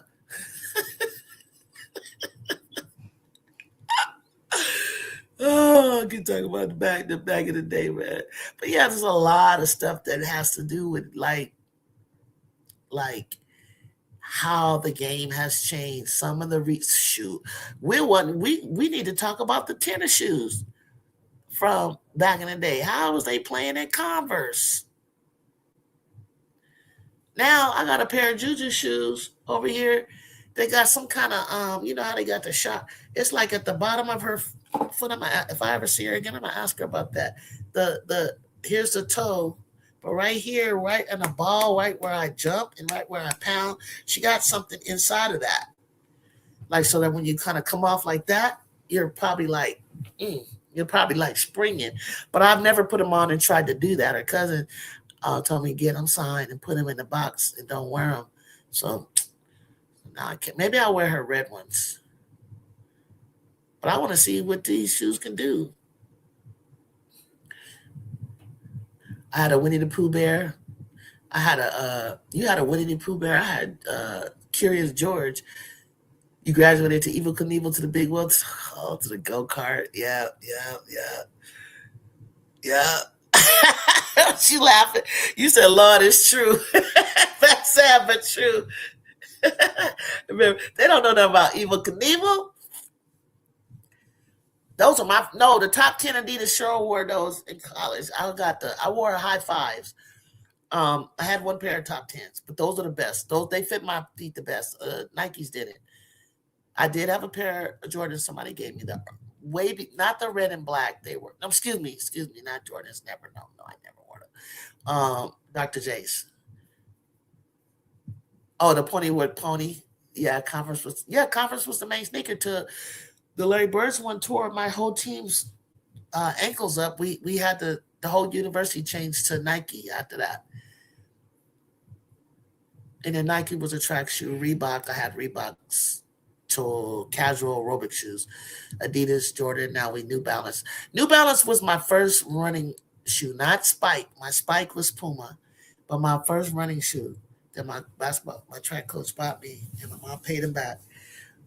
New Balance is one of the best shoes. You'll see me wear low top right now, casual New Balance. Now, New Balance was the best running shoe. People probably swear by Nike, but you didn't wear your spikes all the time, and then Nike focused on long distance, Prefontaine type stuff. It's focused on like long distance kind of shoe, right? And then New Balance actually formulated to your foot. No, Puma was back in the breakdancing era with sweatsuit, but I had Pro Kids when I was young. Oh, you have Pro Kids, yeah. But Puma was the shit. But my first sprint, my spike, I kept them. My favorite spike to run in. If I ever have any pictures, you're gonna see me wearing the Puma spikes. New Balance is definitely the best pair of sneakers you can buy. It really is. Like I'm talking about for the health of your foot. Because when my track coach, the head coach was more of a distance coach, and then he got one of the sprinters and football players from the neighborhood to come out and coach the girls sprint and boys, the sprinters. And he took me to a shop where they measure my foot, they take the measurements and all this, and then try different ones, and that was the one that worked for my foot. It wasn't the most stylish looking shoe. It wasn't the popular shoe. Nike was, but it didn't matter. I don't care how popular the shoe. If it doesn't fit right, I can't train them or I can't beat them, I'm not going to wear them. So me and Shaw had the same Adidas shoe, and it was mesh. I'm into mesh, not full on leather. My shoe had to give. I had to be able to sprint in it. It had to be able to be flexible. It got to bend. And I think she probably thought the same way. Even Juju's shoe has a little mesh. You can, so that the foot can breathe. There was no such thing as leather Pumas. They were all suede. Yeah. Not the Pro Wings from Payless. No, he said he wore kids. Tom, you were a kid. You didn't wear Pro Wings, did you? You didn't wear Pro Wings, did you? Because you must have been a little guy trying to wear some Hold on. You trying to wear some? I'm still here, guys. Trying to wear some Pro Wings.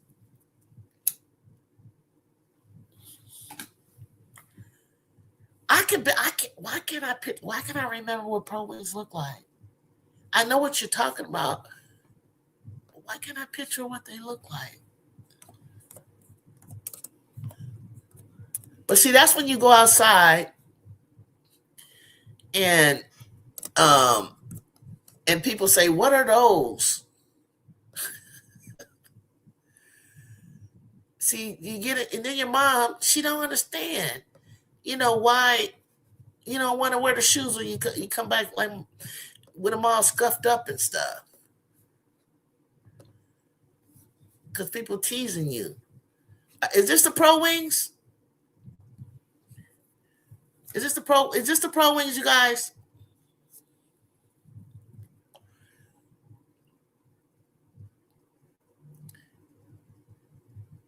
Oh, Stan Smith, that's tennis. Those are tennis. Stan Smiths are popular right now. Are you kidding me? They coming back with the Stan Smith now. No, don't do that. These are the Pro Smith. These are the Pro Wings from the 80s.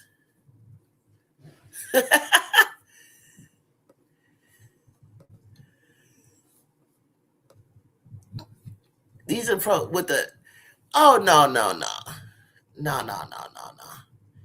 I didn't wear. I couldn't. I didn't wear nothing like that ever. Oh no, I shouldn't say that. There was a shoe that had the. They were Nikes and they had the. They had the. They were like, I got them from my friend that played for Long Beach State. They used to get shoes way more than we did, and she gave these to me. They were like, they remind me of astronaut boot shoes.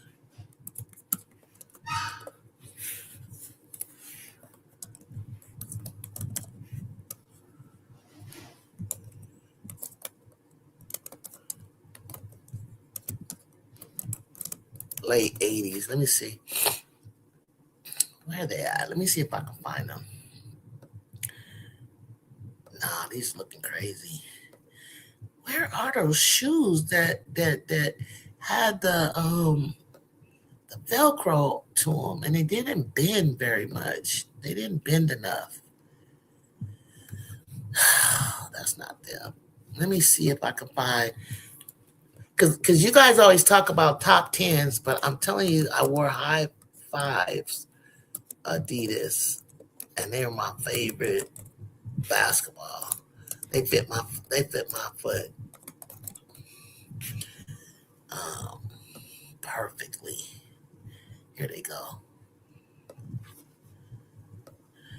Okay, let's see if I can bring it up. Let me see. See if you guys remember this. Let's see if y'all remember these. Because they look just like the top tens. You remember these guys? The Arthur Ashe shoes are the Stan Smith shoes. No, I did not. I did not wear the pumps. Made you guys think that you guys made you guys think that pump them up, pump them up. I did feel them before. I had them on my feet, and you squeeze that thing, and it tightens to help you not twist your ankle, I guess.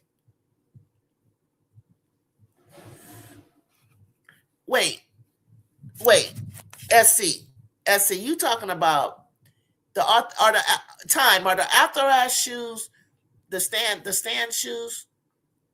What did you call them again? The Stan Smith shoes? Are those are the Arthur Ashe shoes, right?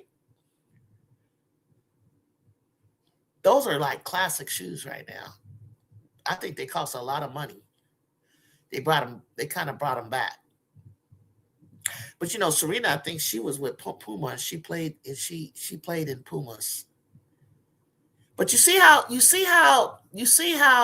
high the shoes that like this isn't as high, I think, as top tens, guys. They're not at the top tens.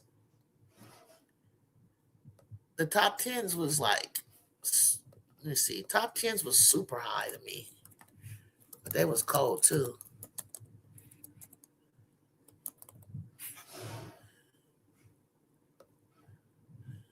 Yeah, top tens look like this. If you had a pair of these, let's see how many y'all had these.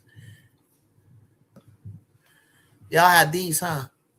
These top 10, not this one, not this one, not the flat like post player shoes. This kind of looked like this one or this one. Let's see. What's the real top 10s?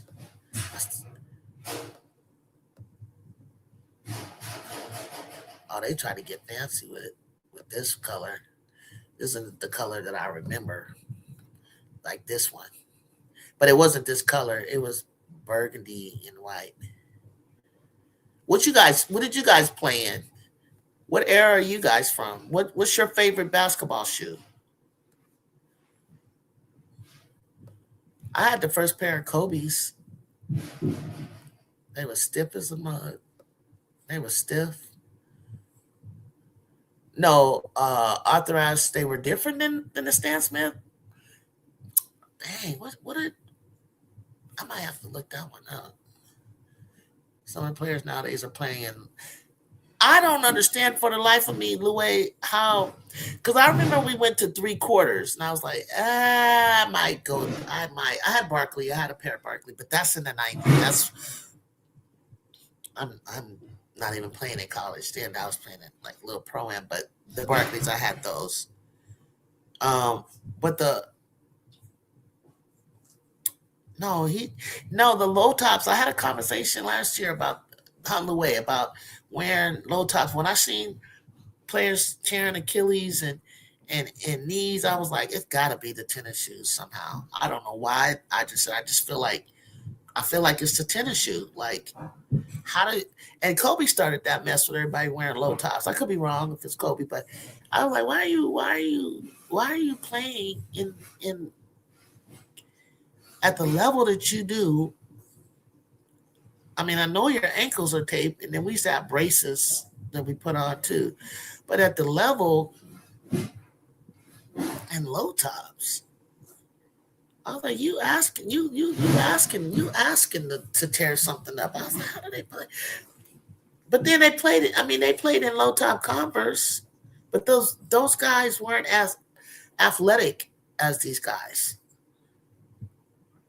They weren't athletic. And another thing I don't understand is how do you play in those long ass shorts? How you playing them long ass shorts? Because I'm thinking my legs. I'm thinking that.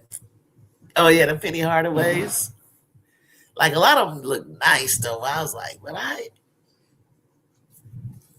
authorized sneakers were similar. They're similar to Stan Smith, right? With the same shit, but what was? Let me see. What did the authorized shoe look like?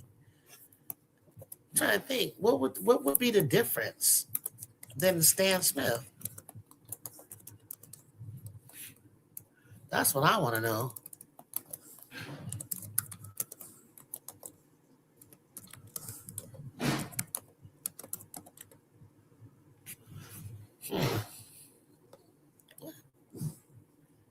See, let me see with the holes in them. Oh, that looks like Stan Smith to me. Is it because it has the holes in them? You talking about these that have like the air with the air, the holes in them, and then Stan doesn't have the this right here, and then Stan Smith is going to have something different on the back of the shoe. Arthur Ashe had the same kind of shape, but he had a lot of holes. Yeah. Yep. And then it's gonna have something like this is an OG. This is an OG version of it, and it had his name. Dang, time know it all. he remembers. Damn. Hold on. I think I just found it. He nailed it. He nailed it. I found the holes, and then you said it had his name in the back. You nailed it. You nailed it. This is it. And it has a name right here, Arthur Ashe, on the back with the holes. Damn, what a memory.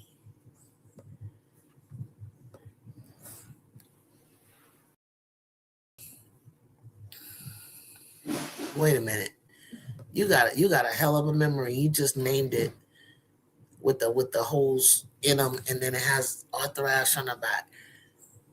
Chris Webber had shoes. Chris Webber had 1-2 that you wore.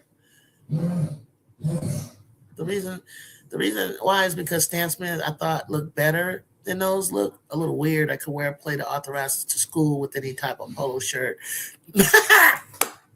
You were sharp. You were sharp. You were sharp. You were sharp. Yes, you were sharp. Yeah. I just was thinking about that. Then you was a little prep. You had the little alligator or the lacrosse. And then he had, oh yeah, you definitely, what was you like in the 90s? You was in the 90s? Foam posits. Let me look that up. I remember that too. I was not a sneakerhead like that. Like to that degree. I always got people that were like playing overseas or I don't know, shoes was just given to me. I barely rarely. Oh no, I remember this era. I was not playing ball during this era. I did not wear these. I did not wear these guys. I know exactly what you're talking about. Look, the foam posits. I remember those funny looking shoes. I wonder what that one looked like right there.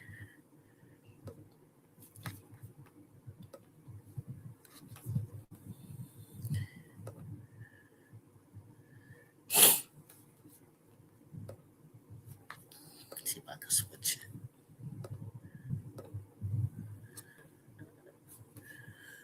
Foam posits. Let's see. Dang, you guys are bringing back memories. Look at this shoe. Who had this one? Was this a popular one? This one? See, because it kind of like up in here where it actually broke up from being like if you had a flat shoe, that means you're like a post player. But when you started kind of like having an arch to your shoe, and I knew that it could bend, that would probably be more like my shoe, my foot. Those were Barclays. I had them. You know, I had uncles. My uncles always said the girls and women always watching what's on your feet.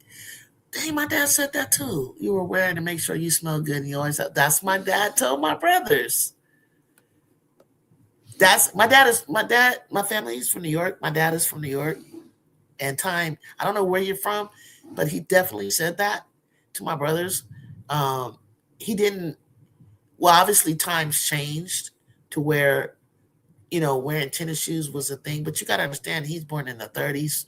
So you're right. What's on your feet mattered. It said a lot about who you was as a man, So when they came to New York and they came to San Diego by way military, like my brothers had to go to school with hard soles, leathers, shined up. My mom would shine them up. And my dad had the little kiwi paste that you shine them up with, get the scuff marks off your shoes and stuff like that. Shine. My dad being a sergeant in the Marines had to, shoes had to be shined. I wore patent leather, But then I started playing kickball. I'm like, I can't play I can't do no kickball with my patent leathers. So I had waffle stompers, and then wallabies became popular. Or well, on the East Coast you call them chucka boots. You call them chucka boots. In California, they definitely weren't called chucka boots, but for her, from being from New York, you call them chucka boots. My cousins lived in Queens and Brooklyn. Yeah, 4 hours away. And I'm 4 hours away in Massachusetts. And when I got my car when I was 16, you know where I was at in the mecca of it all? New York. I should have known. I should have known who I was talking to, because I should have known. When you said everything you said, I was like, that's what New York people say. Exactly what you said. Exactly is the conversation my dad had with them. That's exactly a New York thing. It's a New York thing. Oh my God, we got so much in common. That is a New York thing. What's on your feet, bro? Like, it's so funny. Oh, you just making my day. You just brought back memories. My dad grew up. I was born in the Bronx, and my grandma came up from the West Indies to Harlem, and then eventually settled in Brooklyn. And then my dad, I think, was Bronx. I'm sorry. And then I think my dad was in and out of the Bronx and met my mom in the Bronx. And then my grandfather is from South Carolina. So when I go to South Carolina, there's a lot of history in South Carolina with my last name of Middleton. I've been doing some ancestry research, trying to figure out what part Charleston, what part of I know that he's a freedman, and I think his father might have been a freedman before that, slaves, probably more than likely, but we're trying to narrow it down to which plantation, because there's a couple of Middleton plantations out there. Papa always had to tell me, let me see, but he didn't like that tennis shoe shit. Pops always told me I had Bailey's clacks, which are wallabies. Yeah, I had wallabies. Mountain gear boots, Troop Velez, Gibbo jeans, and wasn't nothing like Rucker Park. Yeah.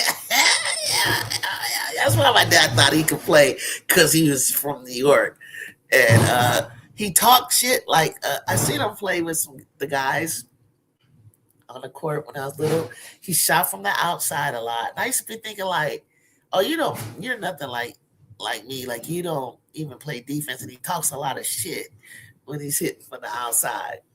I have a history in South Carolina, but not in the way that you think.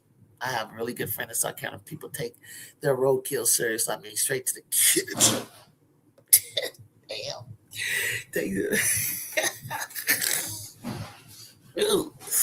Oh my goodness. Do I know Nate Middleton? Why did that name sound familiar? See, you're from SC. That's what I'm saying. And so when I'm doing the ancestry.com, I need a little bit more help. Like, I'm close. They're close to along with ChatGPT, is close to, because I'm giving them as much as I can about the grandfather, but they're close to attaching it to which Middleton. That's so funny that name kind of I've seen that name pop up. Who's Nate Middleton? Let me see something. But I know all the recent like Middletons. And then I saw something about the Gullah Geechee Island and how that tied in. Oh, what's the matter, Bougie? Hold on, guys. I'll be right back. She didn't eat today. Come here. You didn't even eat. Now you're hungry. You didn't eat today. But you got food right there. Yes.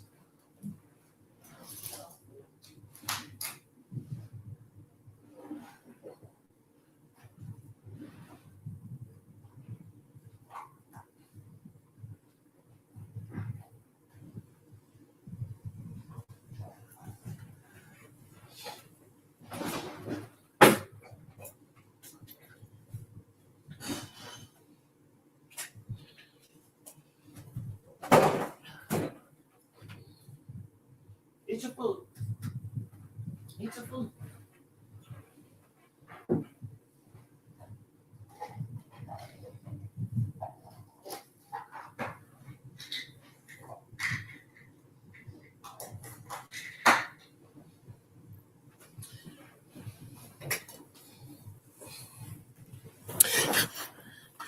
But yeah,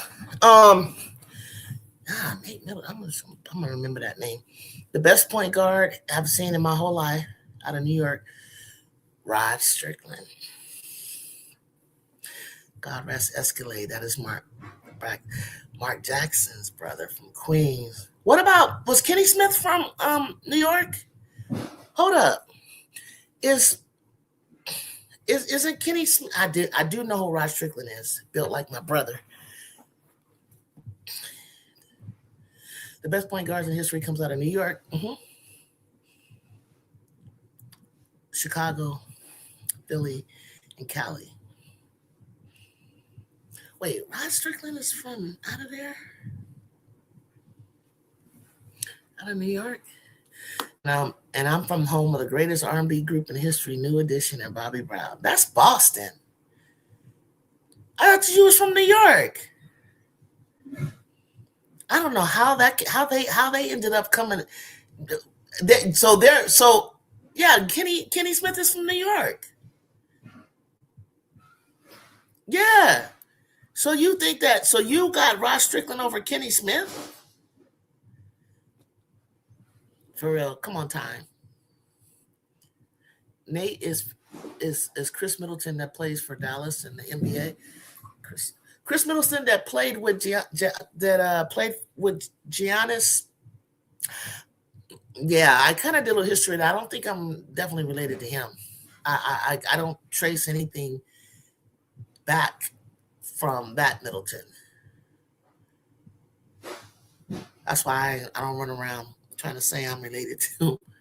Kenny Smith is from New York, left-handed. Kenny Smith married to, Jenny Smith, Kenny Anderson, Mark Jackson, and Strickland, Marbury. Yeah, Tiny Archibald. Yep.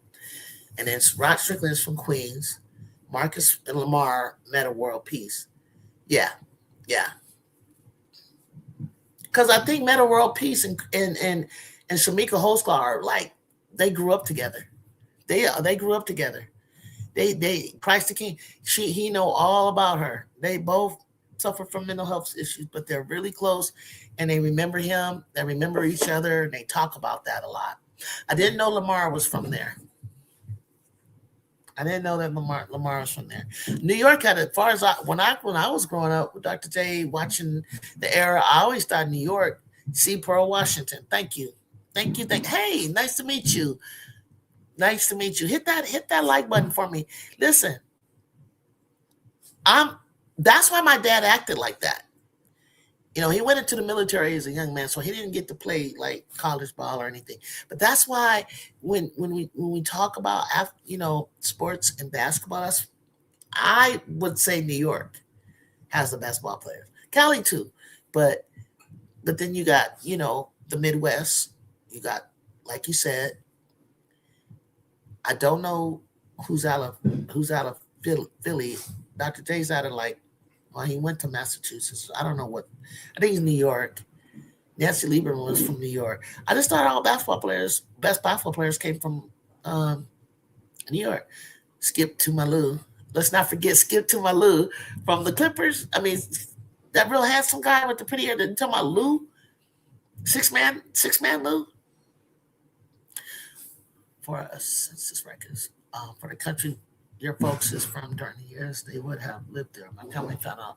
That's what I'm using, and it's helping me because it's asking me all the right questions. So I went back to the ancestry tree. So I was like putting together. We're almost to. I got my great grandfather. I'm trying to get to the next level of the great. I'm kind of right there. I just got to get the right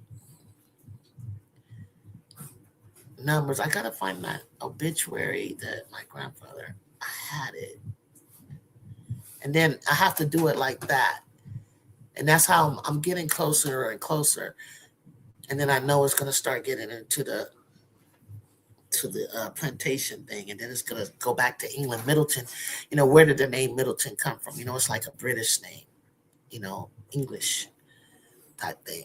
I'm only looking at my grandfather's side, on my dad's side at the moment. I already know about the islands. I got them kind of down all the way. Then it goes into Nigeria and West Africa. I got that. I was kind of doing my grandfather's side. But the chat thing is helping. But look me up in the chat GPT, Julie Middleton, and then say CSUN or San Mateo and early 80s track, basketball, something like that. Pretty decent. New York does have the best basketball players, and if you're denying that, you're delusional. Yes. That's why the Knicks fans are like dying, because it's just nothing like when Lieberman even talked about catching the bus from Queens to go play at Rutgers Park. She even's telling you what it was like to be, trying to get over there and get on the courts and try to get you a game,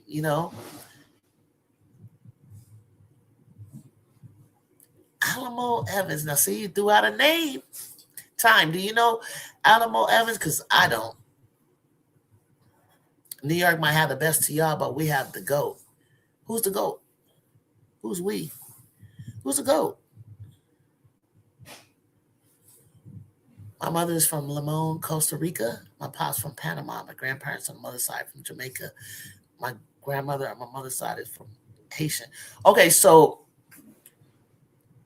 my grandmother came through Puerto Rico to Ellis Island. So how did they get over into the States? Time. Do you have because I have her, I can see on Ancestry the naturalization papers. Do you see anything like that? Like, well, my grandfather, he never became a citizen. He hopped the banana boat. So no, he's not a citizen. He wasn't a citizen. But she did it, and her sisters did it the right way. But how did your family come over from Jamaica and Panama and Haitian, Costa Rica? How did they get over here? Did they come over here legally? Oh, the GOAT. Oh, he was born in Brooklyn, New York. See? I didn't know that. Why didn't I know that? Where did I think Michael was from? I should have known that. Alamo Skip to Malou, all those and one players are from New York. Michael Jordan, his mom was from Brooklyn, New York. I could see that. I remember trying to find a children's book when I was younger about Dr. J. We all knew from Dr. J wearing those knee pads and everything. Like my brothers used to say, don't play a lot outside, try to get into the gym. But that's how a lot of players, I came up with a theory. I'm a one day ask her about this. She probably don't even know this, but Juju played a lot, indoor and outdoor. But the style of play, the way she glides on the court, like think about you crazy if you think you're going to get on the ground. You play different when you play outside on the blacktop, right? Everybody knows that. As compared to you don't take more chances with the knee pads and slide in the hardwood.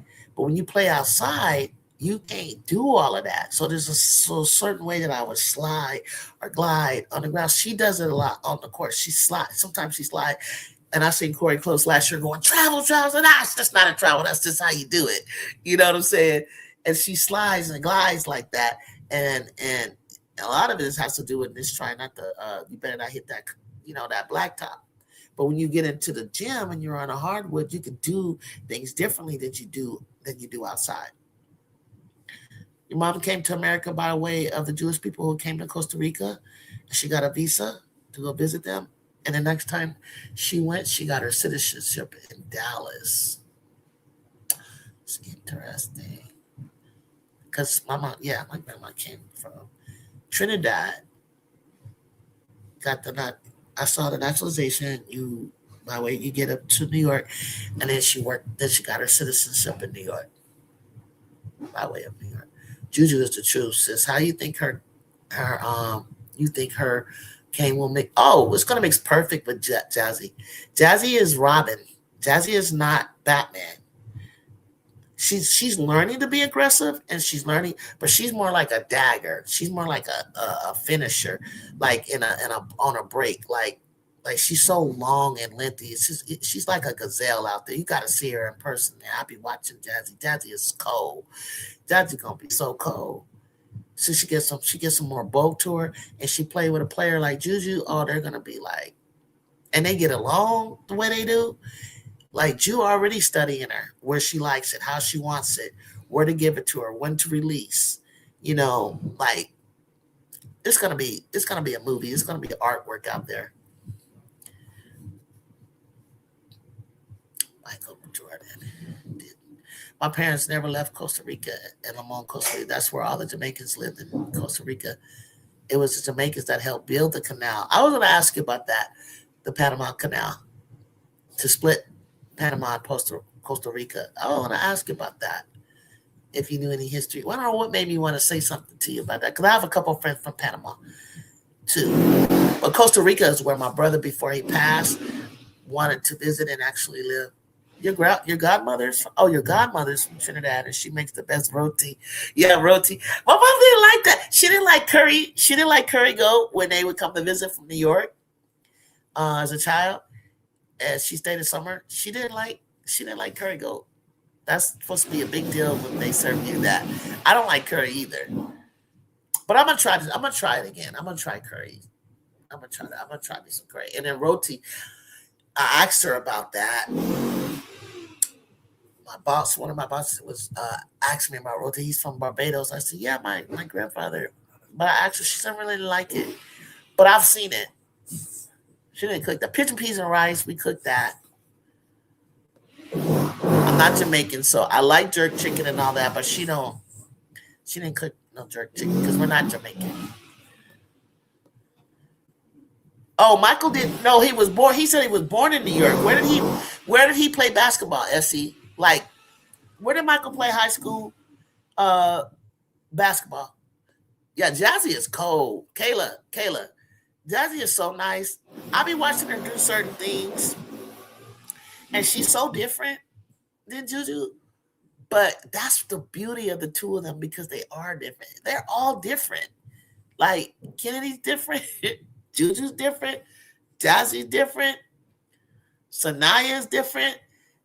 Like, Sanaya will drive and break you down. She can shoot the three.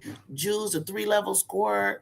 She definitely gets to the hole. Her three ball is going to be easy. Like, I can see her strength up in here, and I can see how she's got perfect form. She's going to hit that shot.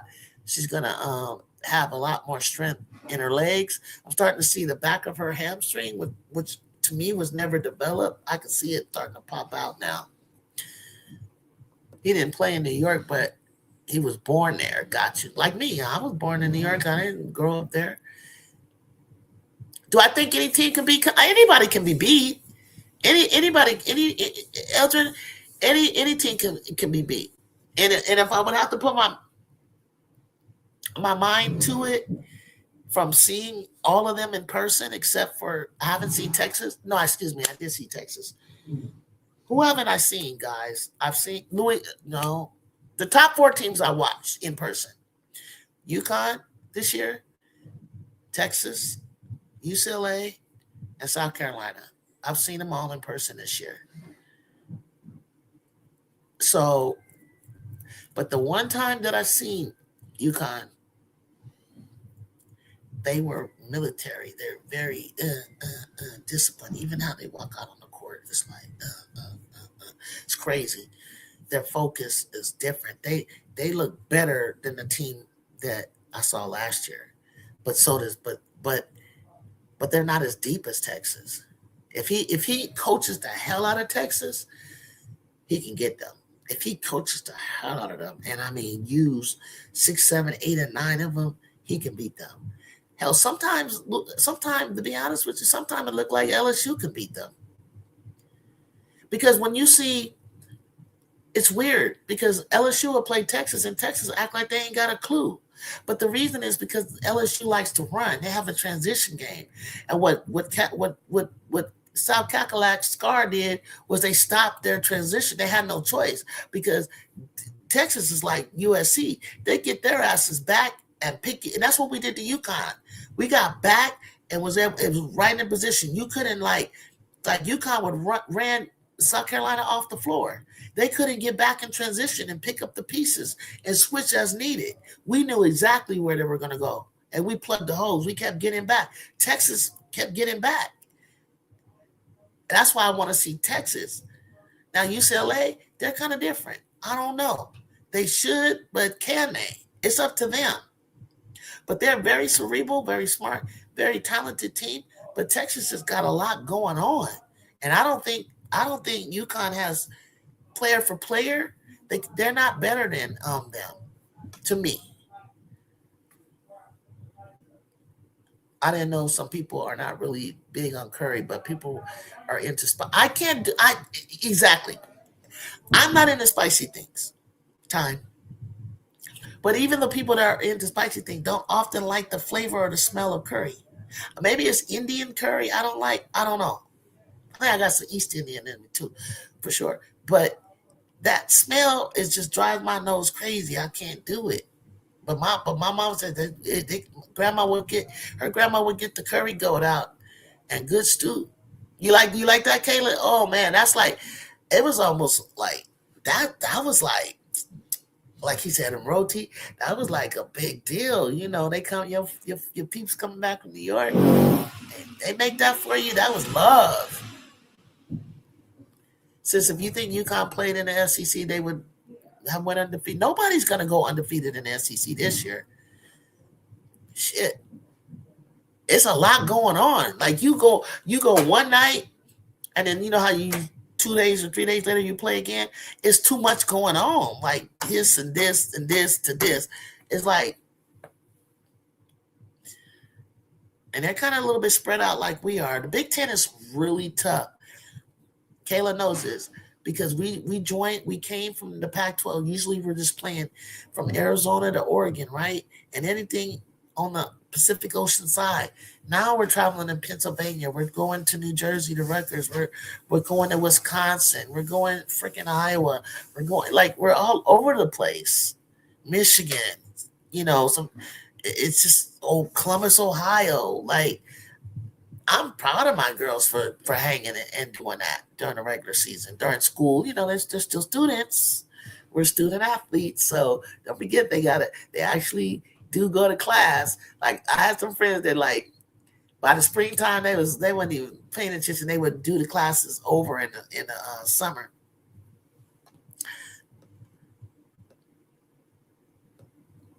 A lot of people were born in New York. Yeah, I was born in New York for that reason. For what I told you with the migration and then my parents meeting. I did see Sierra Canyon. I did. And I just see they got upset by Sage Hill. And Sage Hill got to play. Tell me if I'm wrong. Oaks Christian, because Oaks Christian beat Etowanda. And then Archbishop Mitty played somebody. I'm not up there anymore, saying. And then I'm sure they're going to meet Archbishop Mitty eventually. I think McKenna Wolfsnack, if that's how you say her name, and the girls are going to face somebody from Southern Cal. I'm going to watch Kalina on Saturday. Okay.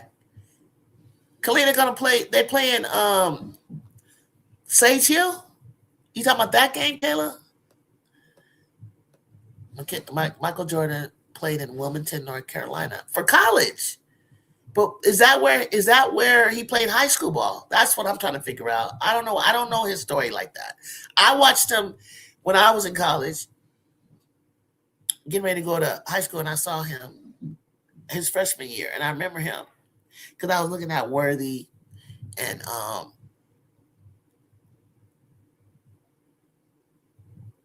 Sleepy Floyd is the other guard, whoever was the guard, and Ewing. I remember being in high school in my Yeah, I must have been my senior year watching that whole thing, going for Georgetown, and then seeing that kid off the bench come in and shoot that jumper on the baseline. I was like, that freshman is good. But Denny Crum or whatever his name is, he was certain, like, we're gonna play you a little bit like this, but Worthy and Perkins were, I think his Perkins was like the best players on the team in their regard.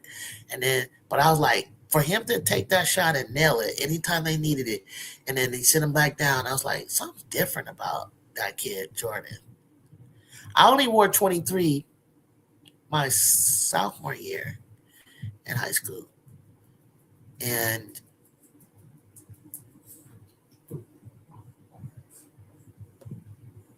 I don't remember what I wore my junior.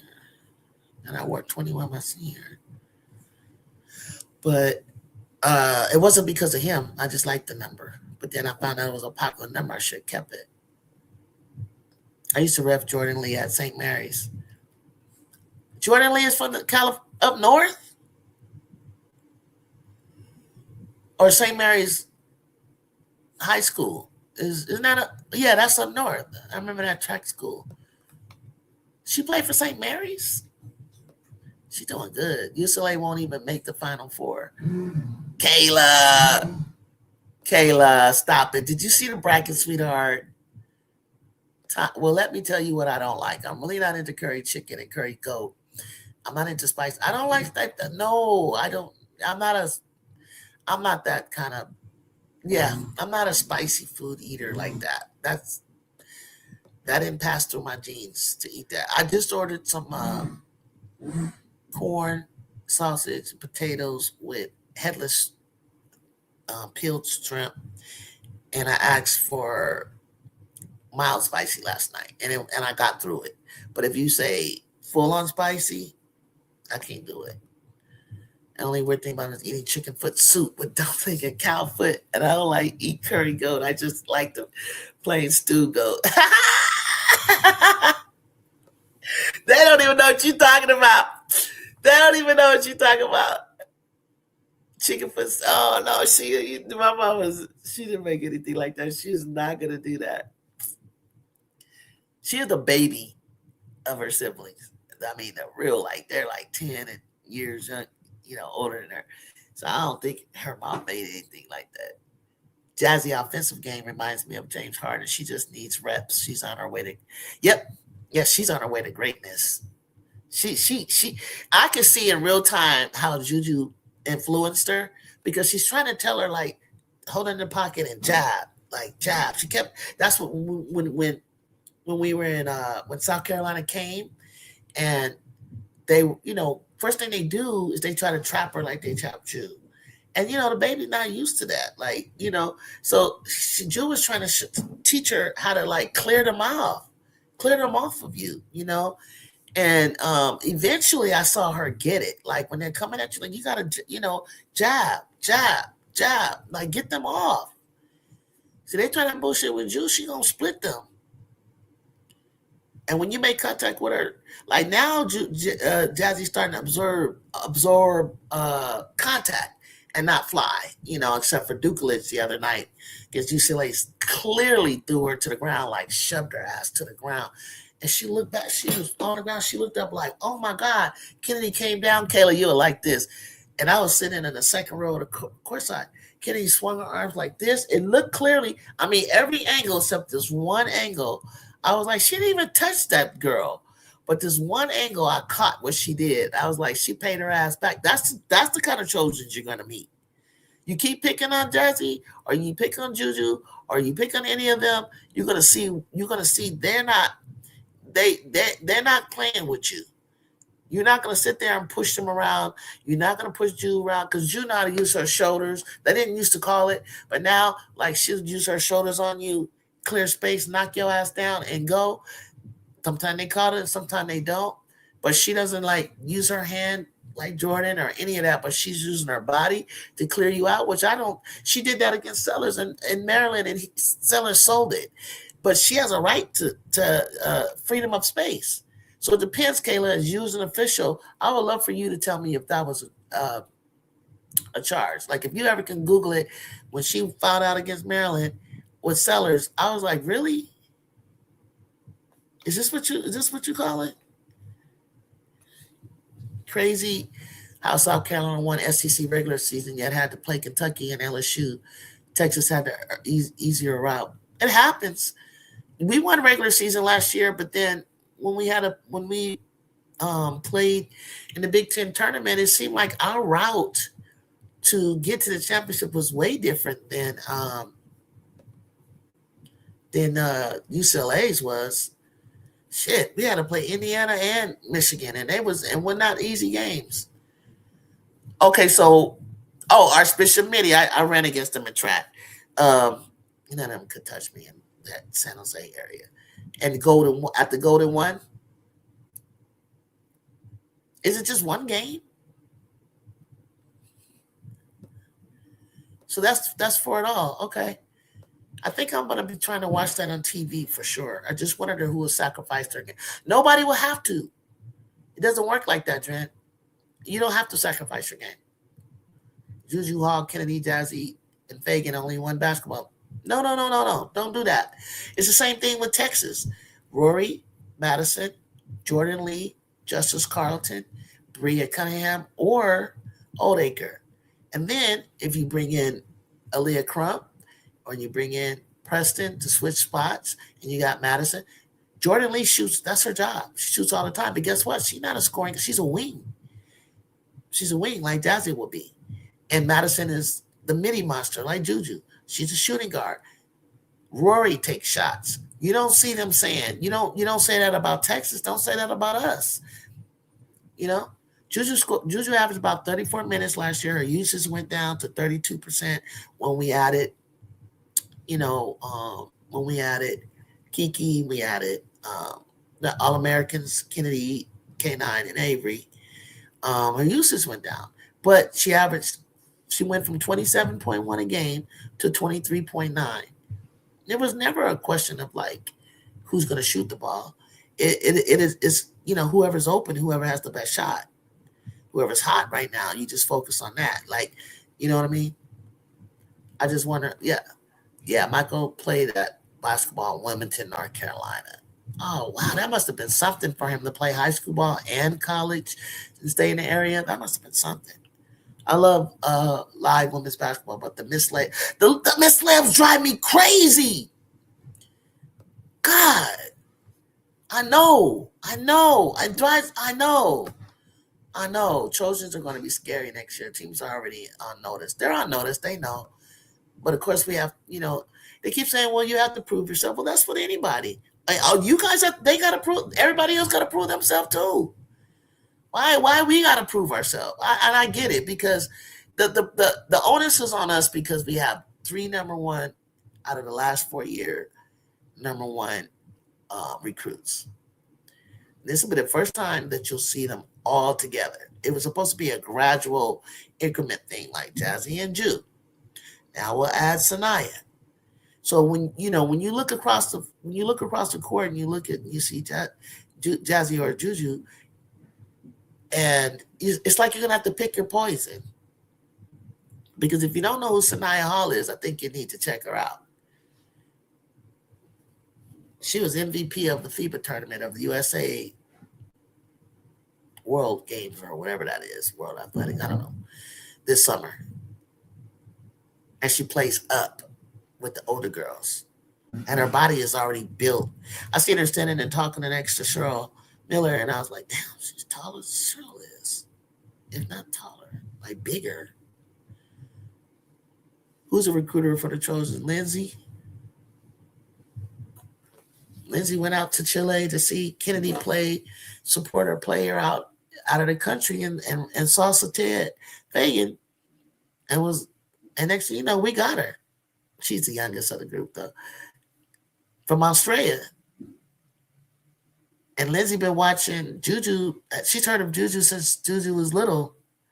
She was just in the NBA at the time. So when they asked her about the job, she was like, where's that kid? Because Tina Thompson had been knowing Juju, and her mom was my favorite player. And so she'd been talking to Juju since she was little. But she was at Virginia. And then, Dawn, she's got her attention was West Coast. you know, and everybody knew about Juju. That well, coaches did because she was like the number one player her age, and she played USA basketball. And she won gold medals and things like that.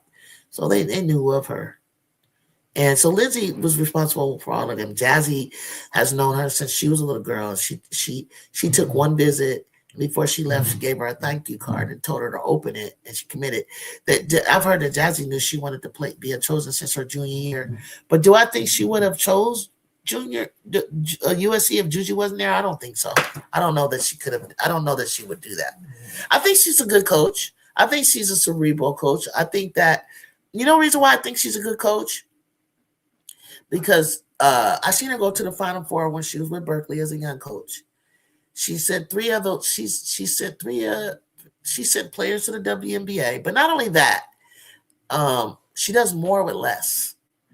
And she did it with Berkeley. I remember when she was doing it with Berkeley. I was like, how the hell is this team getting to the? Are they about to get to the Final Four? The year to beat Stanford, and I think she beat Stanford and stuff like that. Like that's the kind of shit Lindsay will do. Like Juju, her freshman year, we weren't expecting Elite Eight.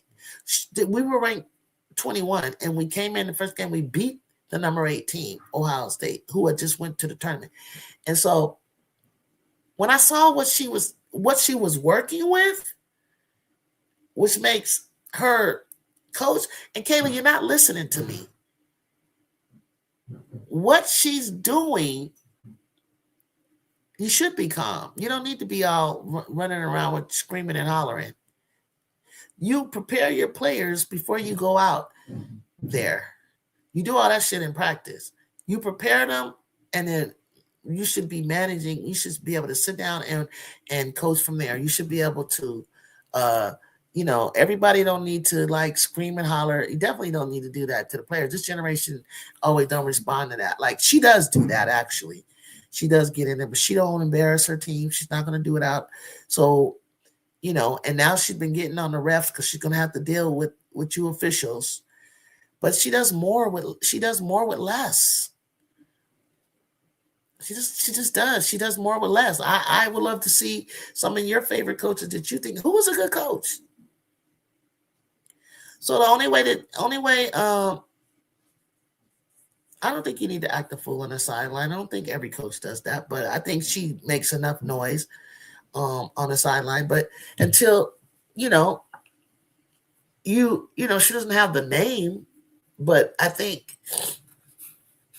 until she wins the championship, no, you know what? I don't even think after she wins the championship, you guys are going to respect her. So it's just a preference. But to say she's not a good coach and you can't give a reason why, I don't even listen to you. A good coach. Like, what did you want her to do? What more do you want? What do you want her to do? What is it that you want her to do? Like, what? You think Coach O's a good coach? Why? Why do you think Coach O's a good coach? What makes her a good coach?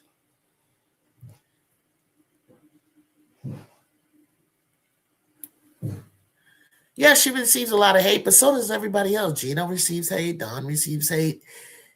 Coach Caldwell is receiving hate. Coach Yo is joked about. Corey Close has got the second team in the nation right now, and she gets a no respect. So I don't feel bad at all. You can say what you want about Coach Lindsay, but one thing I know for sure, if we're number 2 in the country, you ain't gonna be talking shit like the way you do about Coach Close. People giving Coach Corey Close no love. None. But they can't say that they have Juju Watkins. And then they don't even know why they don't like her. But then you'll see Coach Ivy, you give her all the grace. But you give her all the excuses in the fucking world, but you sit there and watch her can't even get out of the Sweet 16. So I don't really care what you think about Coach T, because if you know anything about the program, if you know anything about the program, She took the program and put him on the national map in 2 years, 2 to 3 years since her being there. 2 to 3 years. She's in a national conversation of contending for a national championship, but you say she's not a good coach. You haven't talked about USC since Lisa Leslie and Tina Thompson. 30 years. But all of a sudden you're talking about USC in 3 years. But that's not a good coach. And she doesn't hyper players.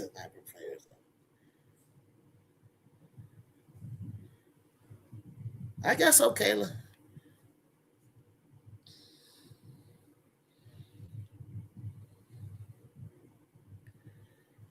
Well, you probably wouldn't like me as a coach because I damn sure not going to be getting no headache screaming at my team.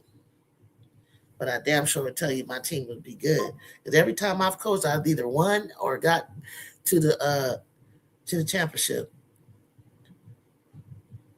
From the time I did a little middle school coaching, I did coaching in a group home. I did coaching in the St. No Classic. I did coaching some high schoolers. If I did it like full time, I damn sure would had every opportunity to coach wherever I wanted in the Bay, if I wanted to. If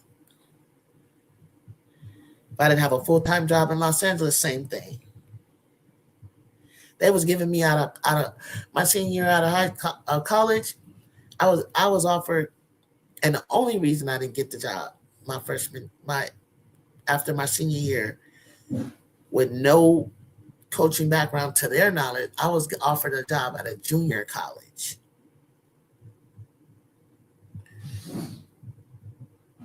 You got to be fair to Coach Ivey, though. The higher educational standards at Notre Dame is detriment to high school. Now, what about the higher education, no background of Stanford? I don't see Coach Tara Vanderveer having that problem. Matter of fact, they didn't even have NIL deals. And what do you think USC is? We're the highest of the high. We're higher than them. Well, it doesn't mean screaming, but if you think that she doesn't get on them, you're wrong. That's all I'm saying. The camera is not over there all the time. You're not there. And I wouldn't scream at this current team because they are just too young. They say Coach Ivey favors. She does favor Hannah to the detriment, but who knows? But we don't know, but it looks that way.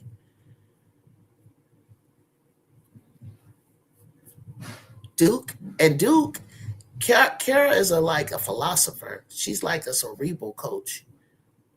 I mean, she get over there and be like, I've seen her and Ashlyn Jackson arguing in Vegas. She was going back and forth with one of her players. There's a lot of stuff the cameras don't show. Let me tell you that right now. There's a lot of stuff the camera will not show you guys. Yeah, that you have to actually be there. And I heard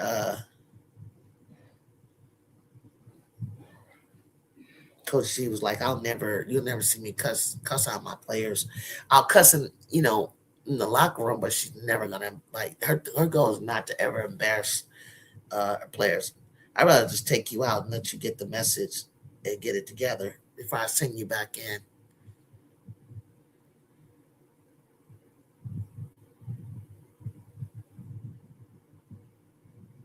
But if that's what the players need, and that next year, I think that they would be able to handle, and I would like to see her more on the refs because the other ones, Brenda Freeze was in LA going off. That Mississippi State coach before Juju got hurt, he was complaining that we were fouling them, and I'm like, your clumsy girls was fouling us. Every call that they called was the correct call. In the first few minutes of that game before Juju got hurt. And you talking about he was like all in the man's ear. And if he could have, we could have avoided this whole thing if you would have like set the tone. Like I watched him like come in and just Corey crazy. But I've never seen Corey yell at them. She did it behind the scenes real bad. But I've never seen them like really. I've never seen them like go off. I've seen Don tell Chloe, "What the f are you doing?" Red her lips heard it. Like you can hear it. I always go by how hard players play for their coach. Yeah, I hear you. Have you ever heard anything from SC women trying to get to Israel, get out of there? Destiny got out. Destiny got out. I don't know if Tiffany and what's that girl's name? LaDeja. The other player are out. I haven't talked to my best friend who coached Tiffany before she went to South Carolina. They're close. I'm sure she's been on the phone with her. But I know that Destiny grew up. Come to find out, from what I looked up, it said her father was somebody that grew up in my neighborhood. I didn't know that was her dad, but I grew up with Littletons, but her dad's name is not Littleton. But I grew up with Littletons at San Diego, and I played at Skyline Recreation Center. For those of you who might listen and not follow me very much, but if you ever hear me talk about, I'm the little girl that used to play at Skyline Park when we won the '77 recreational championship before I moved to the Bay. I'm the one that was always at the park with the ball since 1969 to '77. I heard about it. I heard that she was at the game. I wouldn't be surprised because we want Special K, boo boo. We want Special K. I'm not going to keep it a secret. We want Special K. So everybody's like, what are you going to look like when Juju? Well, we're trying to get the best of the best. We try not to let our kids leave Southern Cal. So whatever it takes. Coach G, she's recruited. I saw Sarah Okeke at the game. Cheryl went to talk to her. We want since you guys say we need a big, yeah. Sarah Okeke is somebody we're looking at. We made an offer to Sydney Savory. Look her up. She's a guard. What's my opinion of Don? Don is good. I think Don is as good as the talent that she coaches. Take that however you want. From what I hear, Coach Don invests in her players off the court. Therefore, when she curses out them, they don't take it personal. Right. I think they all do have a relationship with them. So if you're going to do that, you know who could take that and who can't. Okay?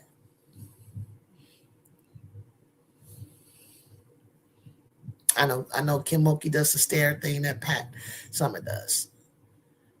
And you know that you know when your coach is giving you that look, like she's giving Flau'jae all the way down to where she like watched her like sit down, like what is wrong with you? And then some days she probably knows that that's not good for Flau'jae.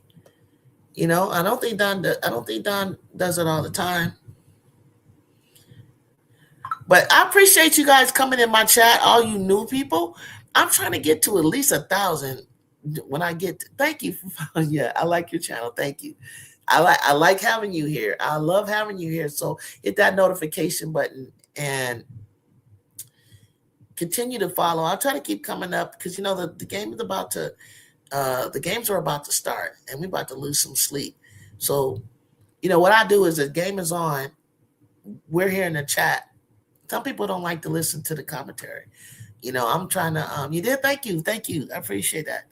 And again, thank you guys for that donation earlier. I appreciate that. The more you subscribe, the more you hit the notification, hit the like, take a look around. Look at some of the shorts. I see that you're watching the shorts. I think I need to do more. I'm learning how to do the video clip. I'm learning how to take some of my photos from the game and upload it. I just started this. Like I'm only about a year in the game. Like, and I took about 3.5 months off, 4 months off when my mom passed in July. So my subs slowed down, but my faithful ones came back. All of you guys came back, and I thank you for that. I thank you for your prayers, and I thank you for my condolences. You sent. I received them all. Oh, thank you, brother. Thank you. Thank you. Yeah, I try to buy my little equipment, set it up. Um, I was on another show before that helped me get started. Shout out to Set Stock Sports. Um, and we're just completely opposite. She's a Carolina fan. I'm Trojan.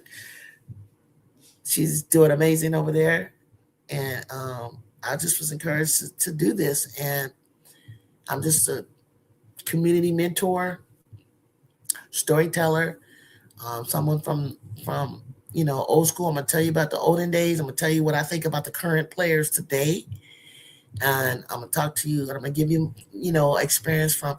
I wasn't too shabby of an athlete myself, so you know and I've seen the best of the best of women's college basketball. I probably never seen Nancy Lieberman. Well, I've seen her play it in the pros, but not in her early days.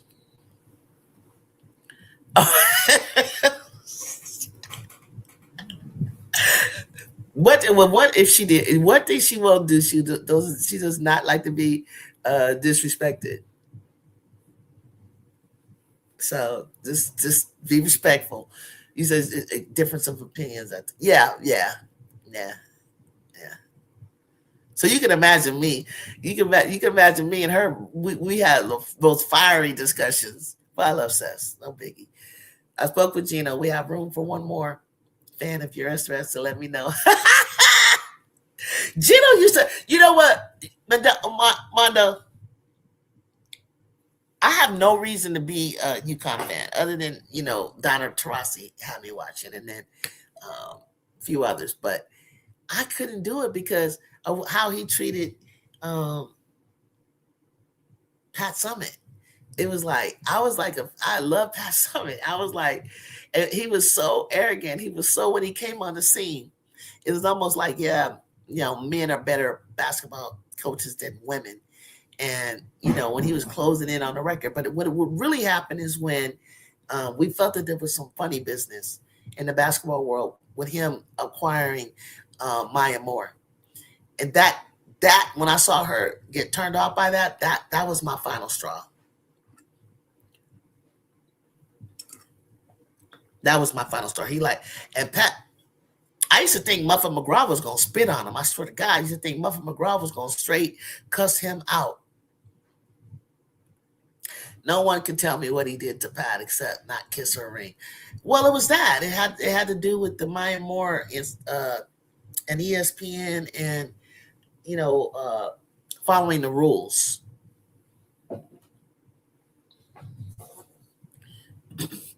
I'm gonna tell you what it was. I thought the truth was gonna come out, but it came close to it, but it didn't. They were at the same point. He still hadn't surpassed her, and they were at the same point, and it was like, it was just a recruit. It was a recruiting battle. Oh, there are plenty of rules. Oh, you have no idea how many rules there are in the NCAA. There's certain things. I know a coach that one of the Trojan coaches got in trouble. Well, she wasn't a Trojan coach at the time. Giving tickets to the Comets game. Oh my God. Oh, thank you. Ding ding ding ding ding ding ding ding ding. Oh, I know you you know what I mean. I know what you mean. I know funny business. Trust me. I can't tell you, but I know there's money go before NIL. I already know because they already told me, but I'll never say anything. Well, thank you. Check that out, Mondo. Look at that. That's what I've been trying to get over. Like you have to get to a certain amount before you can actually get paid. And I couldn't get to that amount. I'm like, today I woke up, I was checking. I'm like, dang, I'm like $30 away from getting over to the other side so I could actually start seeing it. So Seth always told me, have them give to you in the Cash App. then YouTube doesn't take a portion of it. So, but I never emphasized that. I know, Marta, you see that? You see that at 50 fees. Thank you. Thank you. Thank you. And it just this is encouraging. This encourages me to keep going. That Mondo said that looks like a bribe. No, Mondo, stop. You gotta come in, Mondo. You gotta come in my chat if UConn does it. Because I literally don't want to say, like, I'm literally like looking at second, third, and fourth, right? I'm literally like, ain't nobody, when I saw them, UConn, and it wasn't nothing special. You didn't have no Juju Watkins out there. You didn't have no, I don't know who, Michaela Blake's looking person, or, you know what I'm saying? But I was looking at UConn, I was like, who's going to beat them? Like that this year. Next year, I don't feel like that. I was like, who's going to beat them? And you know what I'm saying? And so I got to see let me see the brackets and then come back to the show. And then I'm going to just kind of give you an idea. Because Texas will come out doing something like they did.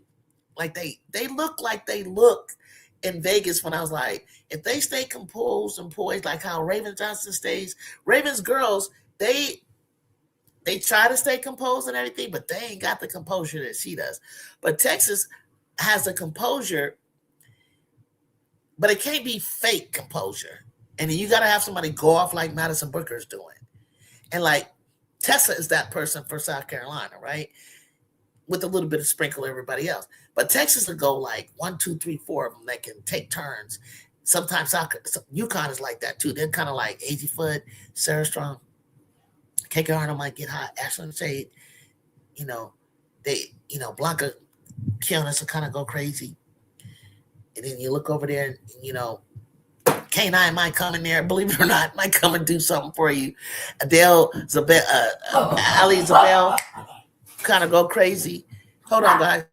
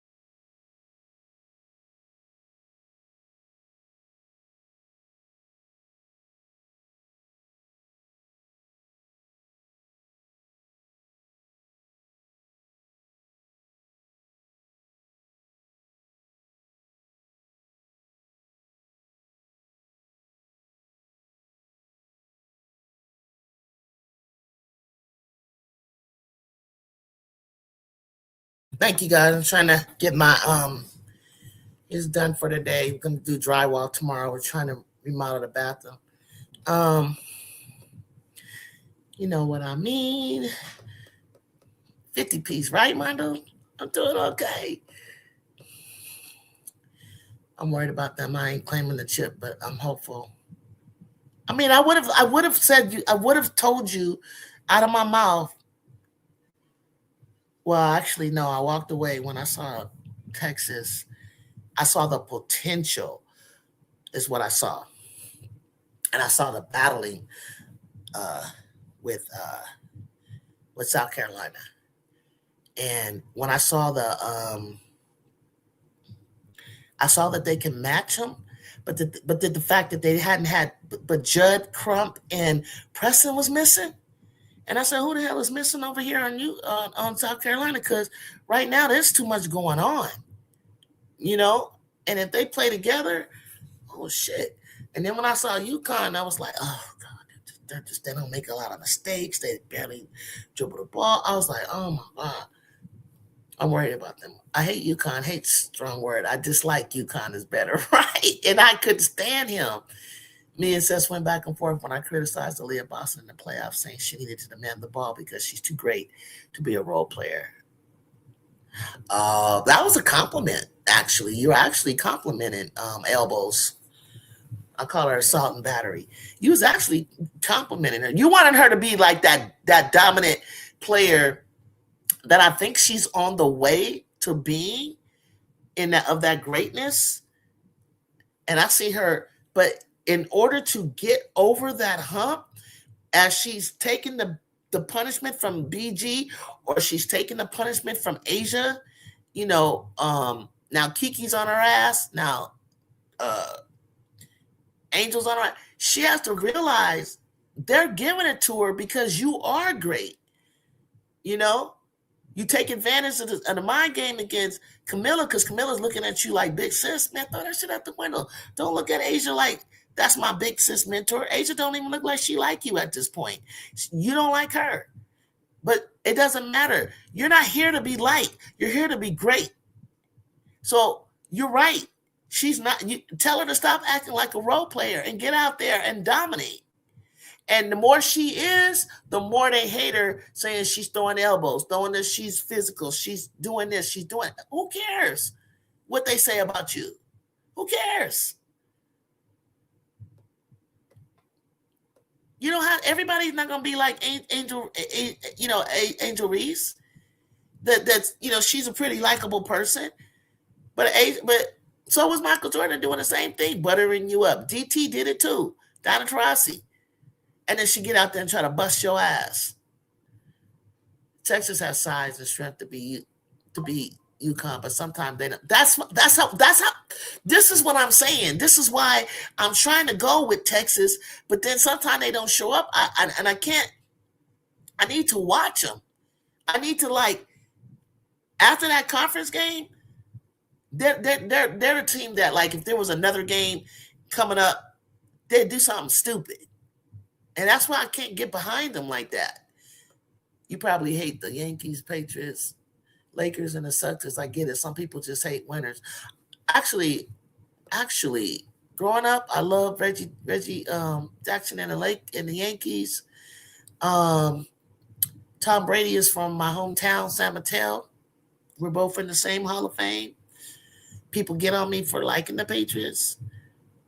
The Lakers. What made me didn't like the Lakers in the early days when they were winning throughout my college was because of the fact that he beat Dr. J, and it's left a bad taste. And then the Celtics I love because of their organization being the first. That was my first team that I actually was rooting for.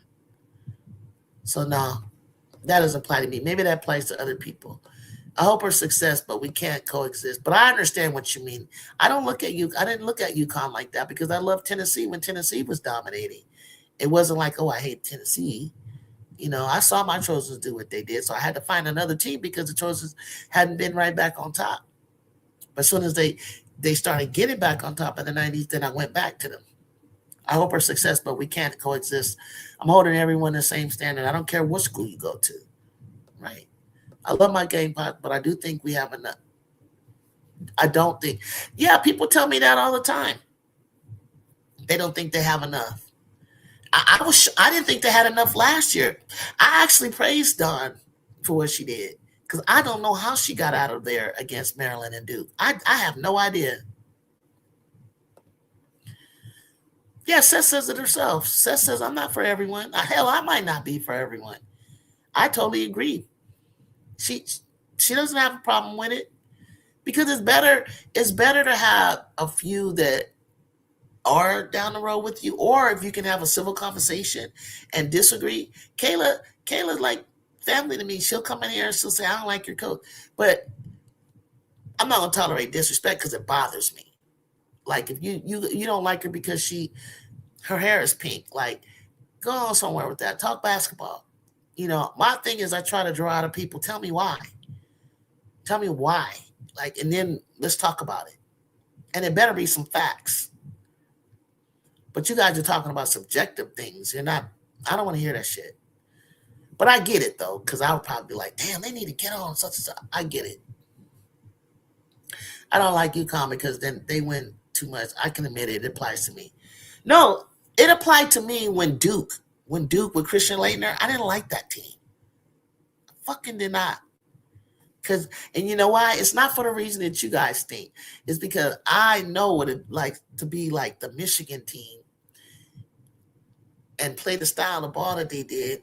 And then you go up against the Archbishop Middies of San Jose and Leland, and you coming from up across the bay, or you coming from Oak Christian or Etiwanda in Sierra Canyon. And when you play those fundamentally sound teams like UConn, they drive you fucking crazy. And it's a compliment. Nah, not because you win too much. It's just like Christian. It was just like, I can't stand those kind of teams. I don't want them to win. But that's what it cuts Kayla out, yeah. They do it to me. They talk so much shit I couldn't take it. It's like your coach looked like a librarian. Your coach, I said, your coach looked, don't even get me started. Then I can't go back and forth because I don't want to do that on that level.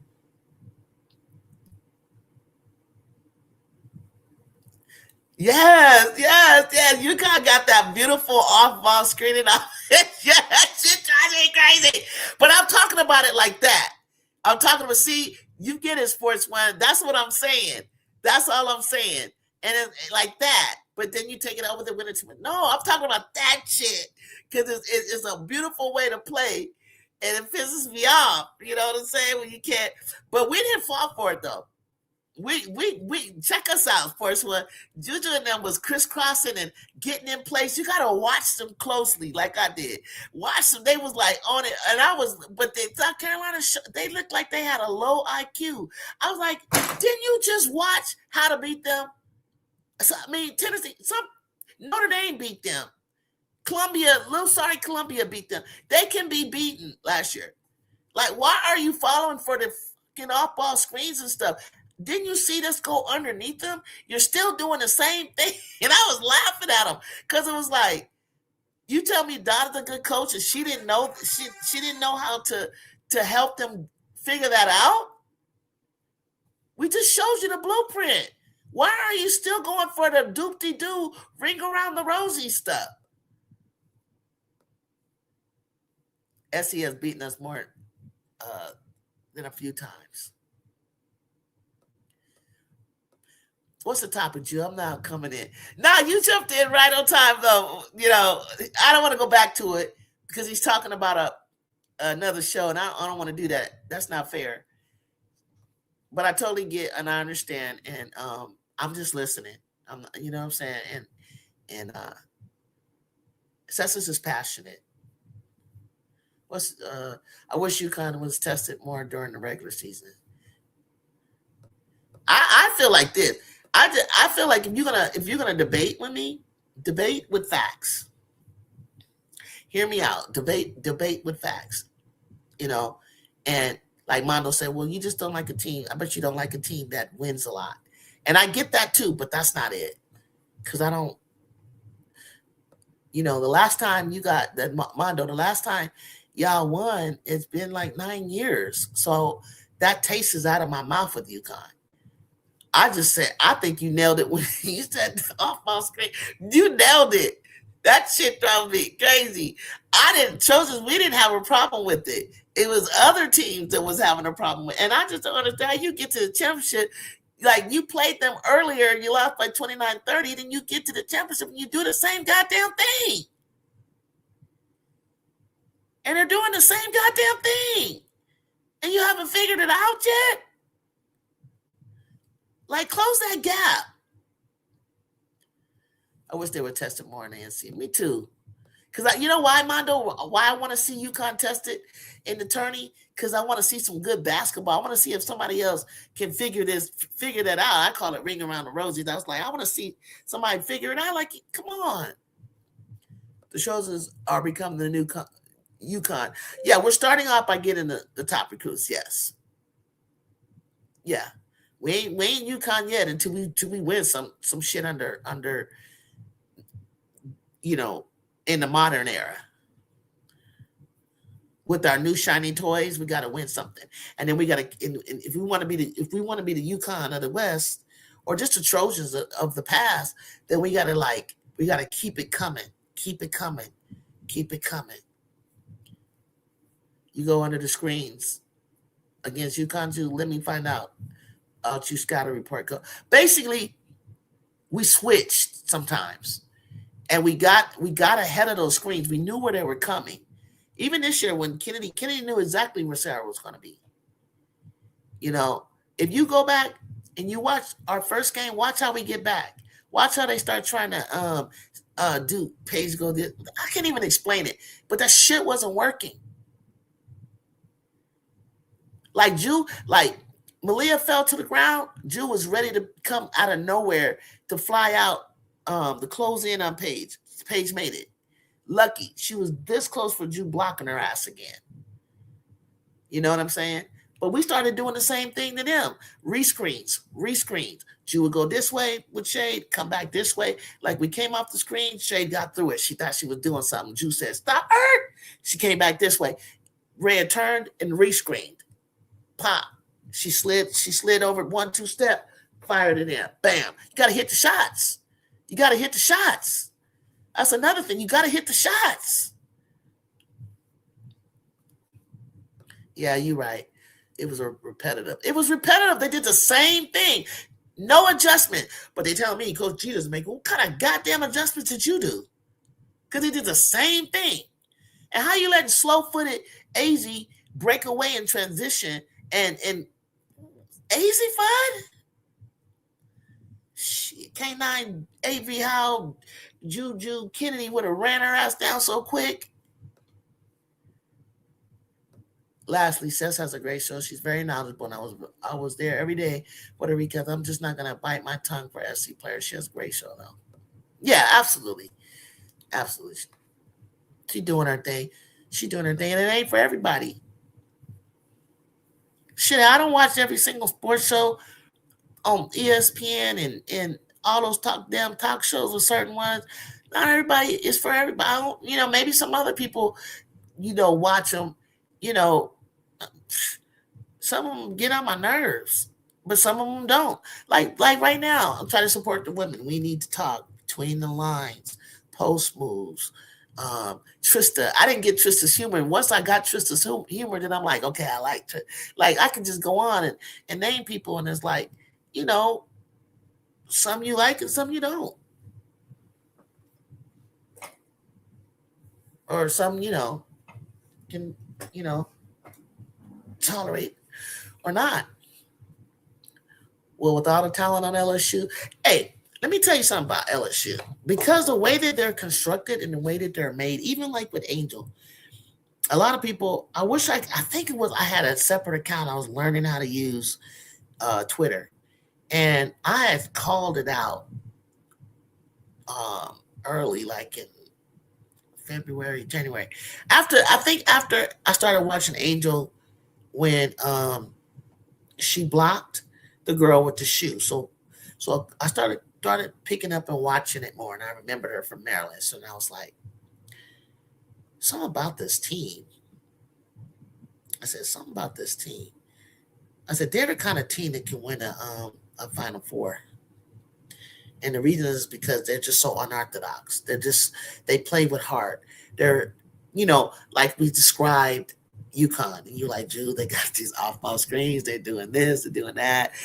And another thing that UConn would kill you on, they'd kill you on that gosh darn back door. And they were still doing it to them. I was like, y'all haven't figured out the backdoor thing that they're doing? Cut this way, cut that way. make you think they're going this way and they do the back door and be wide open, you still getting burned by that? Man, we cut the water faucet off on that. Then they were like, oh shit. So then you had to go battle. Sarah, you have to battle through Kiki. You're going to have to battle and go up and make a difficult shot. You make that shot, good defense, better offense, I can't say nothing. With all that talent, LSU. So I felt like LSU, there are moments I've seen them this year where I was like, they're going to the Final Four. And they're going to beat South Carolina this year. And then what do? They come out, show no composure. They got the senior Raven doing her thing. Raven had to step her game up, which was there all along. That was the only way. Who could guard Tessa? Tessa got hot. But what you do to Tessa is you make her play defense. You make her play defense. It's hard to play both ways. I wish I could get it together with one of these games. I think my Duke Blue Devils have a chance to win it all this year. If they, who actually looked good too for a minute was Kentucky. But then they just start falling apart, not making shots. But the Duke Blue Devils are a sneaky team because they're coming along at the right time. Okay? So they're coming along at the right. You never know. You talk about a good coach. They said she was terrible. They said, why is she coaching the Olympic team? They said, what the hell is Kara Lawson doing? I said it. And then look what she's done. Sometimes you don't understand a coach's philosophy or what they're building or what they're like. Gino, he hasn't showed you everything. He has not showed you everything. He's got stuff in his back pocket that he hasn't showed you. But so you better look out, for that. Oh yeah, for sure. You definitely no, but that wasn't our best. We could after Juju went down. Sarah Williams was coming over. Who knows if we would have got Brea Cunningham? We don't know. But certain things were going to happen. But as a player, weighing their options of their senior year with no Juju Watkins, you're not going to take a chance. There wasn't enough, to lean on a scoring elite scorer like freshman Jackie. This is her first time going through the whole gauntlet year, but Juju was surrounded by seniors who had her back, who were uplifting her. She had upperclassmen to help her and supported her. So, Jazzy doesn't have that. So no shame on, our post players are not elite, And so that's why I'll be fine with them, developing from this year, and with Fago. But because we got such strong four guards and forwards that can play 1 through 4, 1 through 3, and 1 through 4, I'm fine. Is Carlos turned their season around? Oh man, the back door. The back door is so freaking crazy work on UConn, to the point was like they do it all the time, and you still haven't. You people have not figured it out. Are you kidding me? We might have had like maybe one slip through or two, something like that, and it would be because Malia slipped and fell, and I think Talia Van Hoffen might have slipped and fell because Malia's feet got happy. She knew it was coming. She knew. You could tell. I know my girl. I talked to her. I mean, I don't talk to her like on the phone, but like I'll be in her ear, and I was like, her feet got to moving so fast because she knew it was coming, and she just and she almost stole it. It was like her body couldn't. It wasn't long enough. She wasn't tall enough. She knew what was going to happen, and she damn near stole the ball. I was mad. I was mad we didn't make her work on the defensive end. Yeah. Oh, you talking about Tessa? Very true. Make Tessa play defense. It affects her offense. Make her play defense. And if you make her play defense enough and she gets a couple fouls, Dawn is pulling her. Man, Kentucky low-key been disappointed. Kentucky had it going on until Tiana Key got hurt, and now they're back trying to get into rhythm again. When I saw that it was 5'9", and then the rest was 6'1", 6'4", 6'4", 6'5", I was like, oh, they copying our recipe. Look at them. Like, and Riley's kind of athletic. Tiana Key was kind of athletic. You know, Clara Strack. I was like, Kitty's quietly got something going on over here. Let me see something. So apparently Lawson's a great coach, Kayla said. But Kara was getting talked about, y'all. She earned your respect, didn't she? I was out earlier in the year. She made me a believer. But if you want to stop Duke, you got to rattle Tiana Mayer and put her in her seatbelt. There you go. And see, it can't, sports talk, it cannot be that easy for you to say that. For you to, you know what I'm saying? You're a coach, I imagine. You can't be able to say, if you want to stop the Trojans, stop Juju Watkins. Because they did. And they tried it her freshman year. Mackenzie Forbes stepped up. They tried it her sophomore year. Kiki Irfin stepped up. You can't. If I stop Tessa, I need somebody to step up. If you stop Flau'jae Johnson or Michaela, who steps up for LSU? If you stop Madison Booker and Rory Harmon, I can name several people that can step up for Texas. If you stop Kiki Rice and Lauren Betts, I can name a few players over there. If you stop Michaela Blakes and Galvin, who steps up for Vanderbilt? If you stop Tajiana Roberts, it's going to go to McKinley, but it's going to go to Sid Berry. It's going to go to Amani Berry for Louisville. Like, stop sleeping on Louisville. You know, if you stop Hannah Hidalgo, who go before you had other choices. Well, that was the worst defensive game I've seen Tessa play. She'll be better. You sure about that? You sure about that? Okay. Good hands with the current incoming players. Oh, yeah. Yeah, some Eldrin Tessa gonna play better. What happened to Tessa in Oklahoma? What happened to Tessa at Texas? Oklahoma, Texas. Texas and Vegas is the same thing. I feel like there's another game that something happened with her. That was a good interview that Juju Watkins did. Which one, King Lion? Which one? Tell me, the one that she did with Jazzy, or which interview? The back door is not a called play. It's a read and react. Exactly, Mondo. Exactly. Because I was about to say, I saw it coming because she cut the faucet off over here, and Malia knew that this was going to happen next. So she was trying to like cut off the passer because she knew the next pass was a back door. And what we knew was when it goes back door, we knew how to respond to the player that's going to cut. But what I see sometimes happening is everybody's trying to stop this one read and react thing from happening, but then they'll leave it like Texas will leave Aaliyah Crump in the corner. I think it's Aaliyah or Jordan in the corner, standing and waiting. They might even leave Sarah Strong wide open in the corner, or Ashlyn Shade.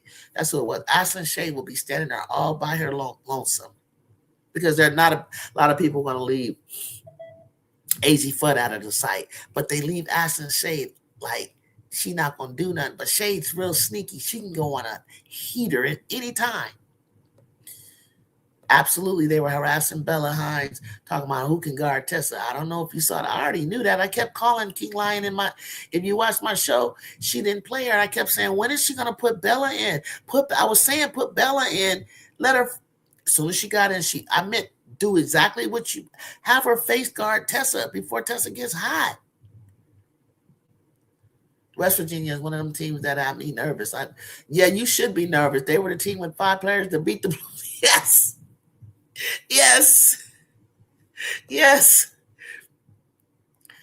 It's pretty young lady, tall as hell, but pretty. She's pretty. Key, yeah. I hate that she got hurt. because it killed their momentum. I wanted to see where Kentucky was going. Kara has earned my respect. I will never love how she did Flau'jae. but what was she supposed to do when Michaela was and Flau'jae are similar? And Michaela was out there like killing it. I'm not a coach. This is my first year being locked in women's basketball. Just it's good observation. I wish I understood the mentality of elite athletes. How can you have the talent of Michaela Williams and only take 5 shots?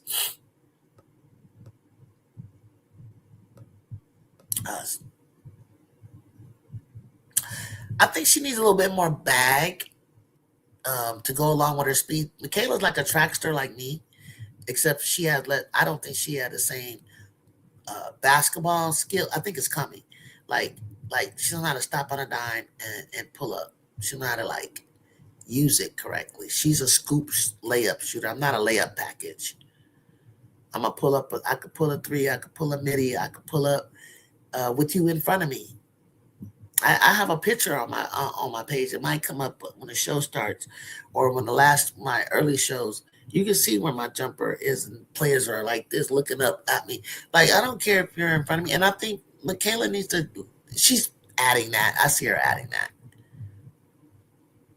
She just needs more bag, more hezzy, more step backs. She's gonna put all that together. It takes reps. She just got to get trained to do it. Is Flau'jae overrated? I mean, if you had her like 4th in the draft, yeah. Flau'jae's a late bloomer. Flau'jae's gonna be good. She's gonna be fine. If she really, really wants it, she knows that she's already like steps behind the people in her class, because she didn't have the same kind of like rating like AAU and being on the scene like Juju and all of them. Like she's gonna be a late bloomer. She's good. If she really wants it, she just got to keep working at it. She's got to keep working at it, working on her game. But I think she's talented. Absolutely, the one she did with Jazzy, I love that interview. Yeah, I love that interview too.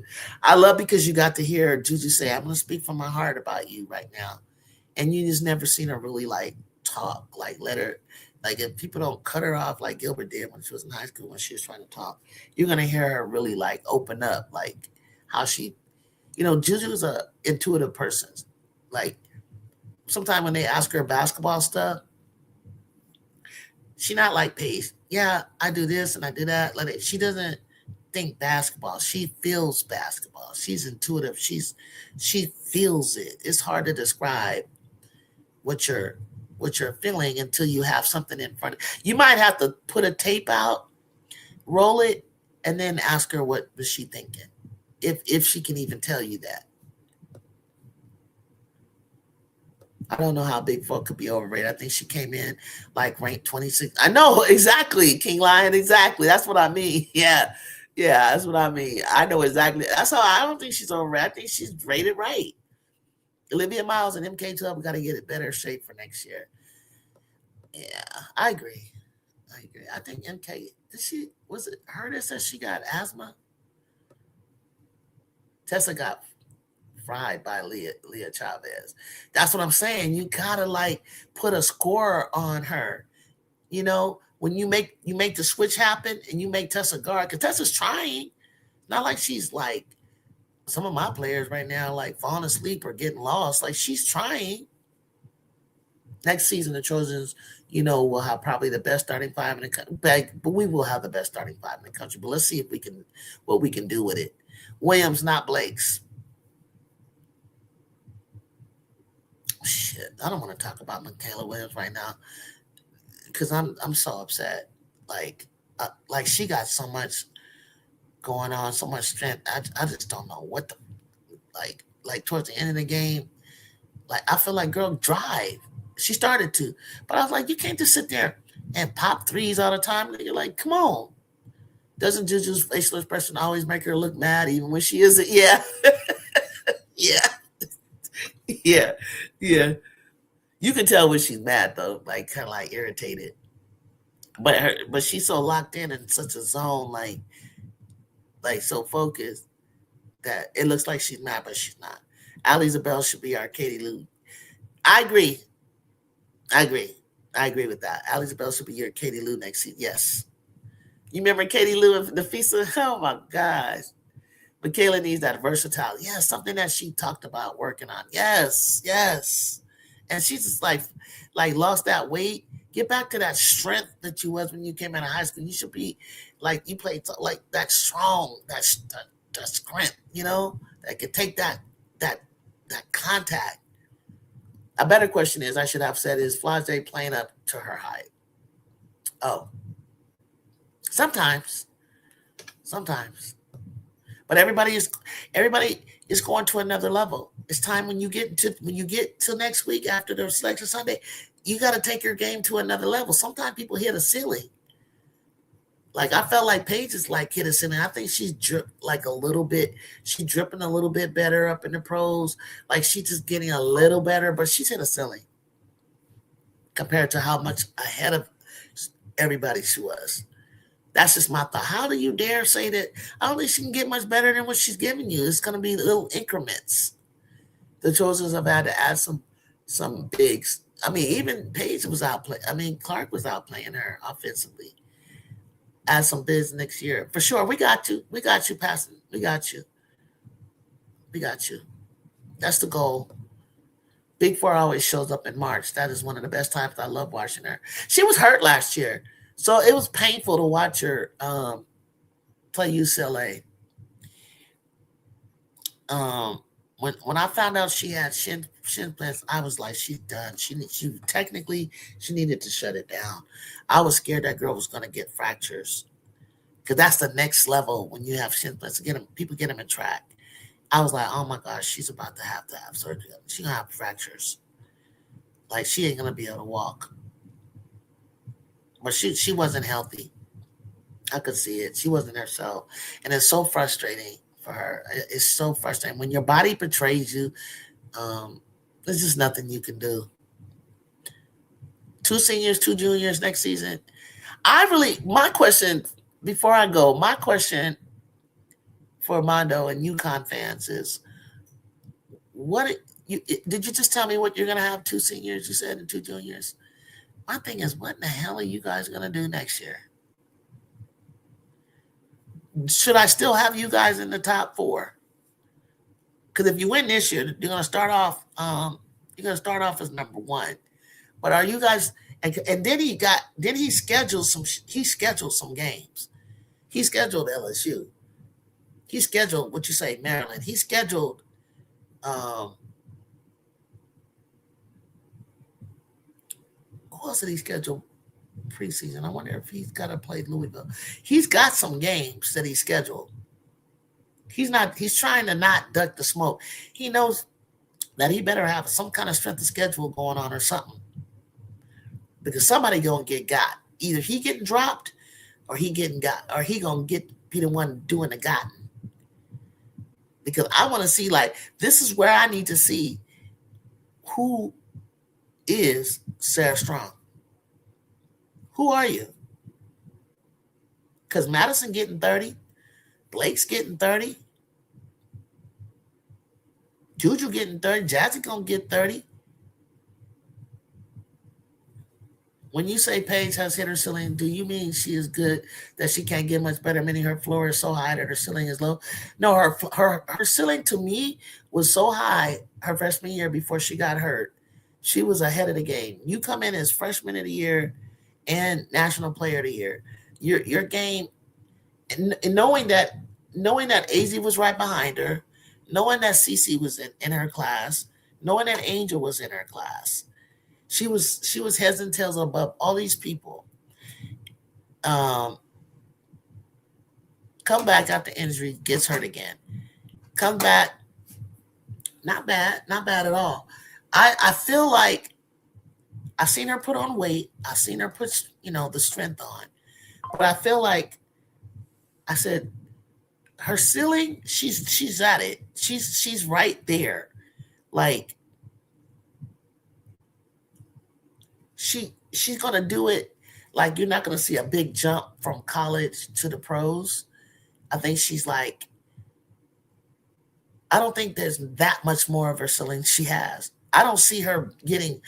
I don't see it like her getting better, like better than Juju, better than Hannah, better than Clark. I don't see it.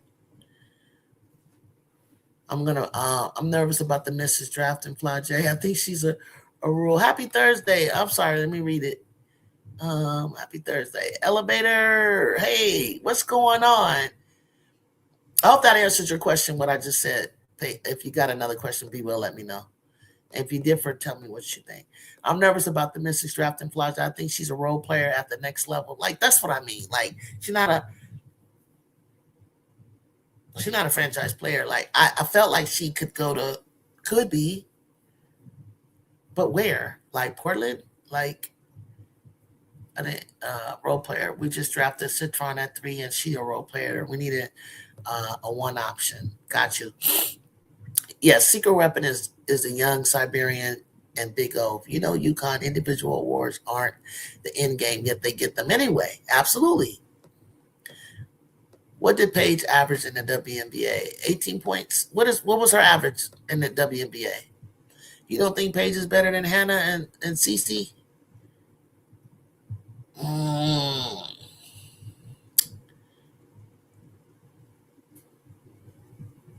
I don't. Her potential of her being better than those two? No. I don't think Paige will be a dominant player in the W. She'll be a very good, but not like A'ja Wilson. No, she ain't gonna be like A'ja Wilson dominant. No. Now I'm talking about over the next 1 through 5 years. You'll see. She gonna be pretty good, depending on, but she's not gonna dominate anybody. Like that 42 point performance was pretty doggone good. But like when she comes into this year, and this year's kind of gonna be jacked up because of this whole CBA stuff. Then she goes into the following year. Like, let me give her 3 years and let's look at her. Now Juju gonna be like dominant like A'ja. And we'll have to see about that, B. Will. You can say, no, she won't, but we'll see. The men and the experts say it all the time. Paige is better than Cece, and her and Hannah are close, though. Like, Candace, people didn't like what Candace said, but I knew what Candace meant. She wasn't saying that Paige can't play defense or doesn't try to play defense. She's just not elite at it. Okay? She's not elite at it. It's too skinny. So when I say dominant, I'm talking about both ways. Now let's leave A'ja out of it. Goddamn, Asia's a big old galoot. She's a post player. We're talking about guards. And if you're talking about Juju being on the level culturally and everything, she's gonna get there. She's gonna get there because as A'ja gets older and she starts aging out, there has to be someone that's gonna replace her. You understand what I mean by that?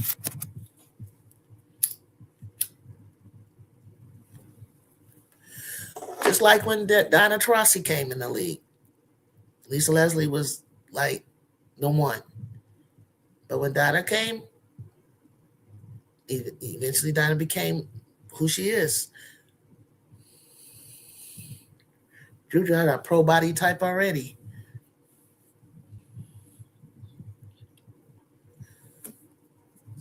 Like A'ja had to come in the league, and it took her about 3 years, 2.5 years, 3 years to be, because she worked at it as she should have.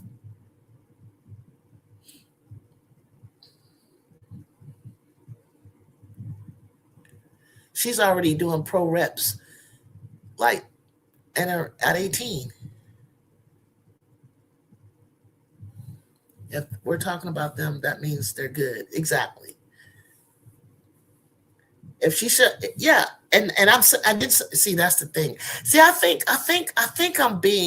there's cognitive dissonance in what I'm saying, because I think what you're hearing me sound like I'm saying is that I'm saying like Paige is not good. That's not what we're saying. It's not what I'm saying. That's not what Candace is saying.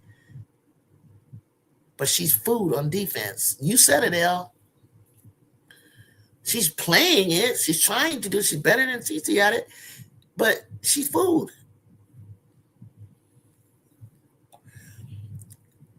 Juju was walking the dog, walking her. She was giving her.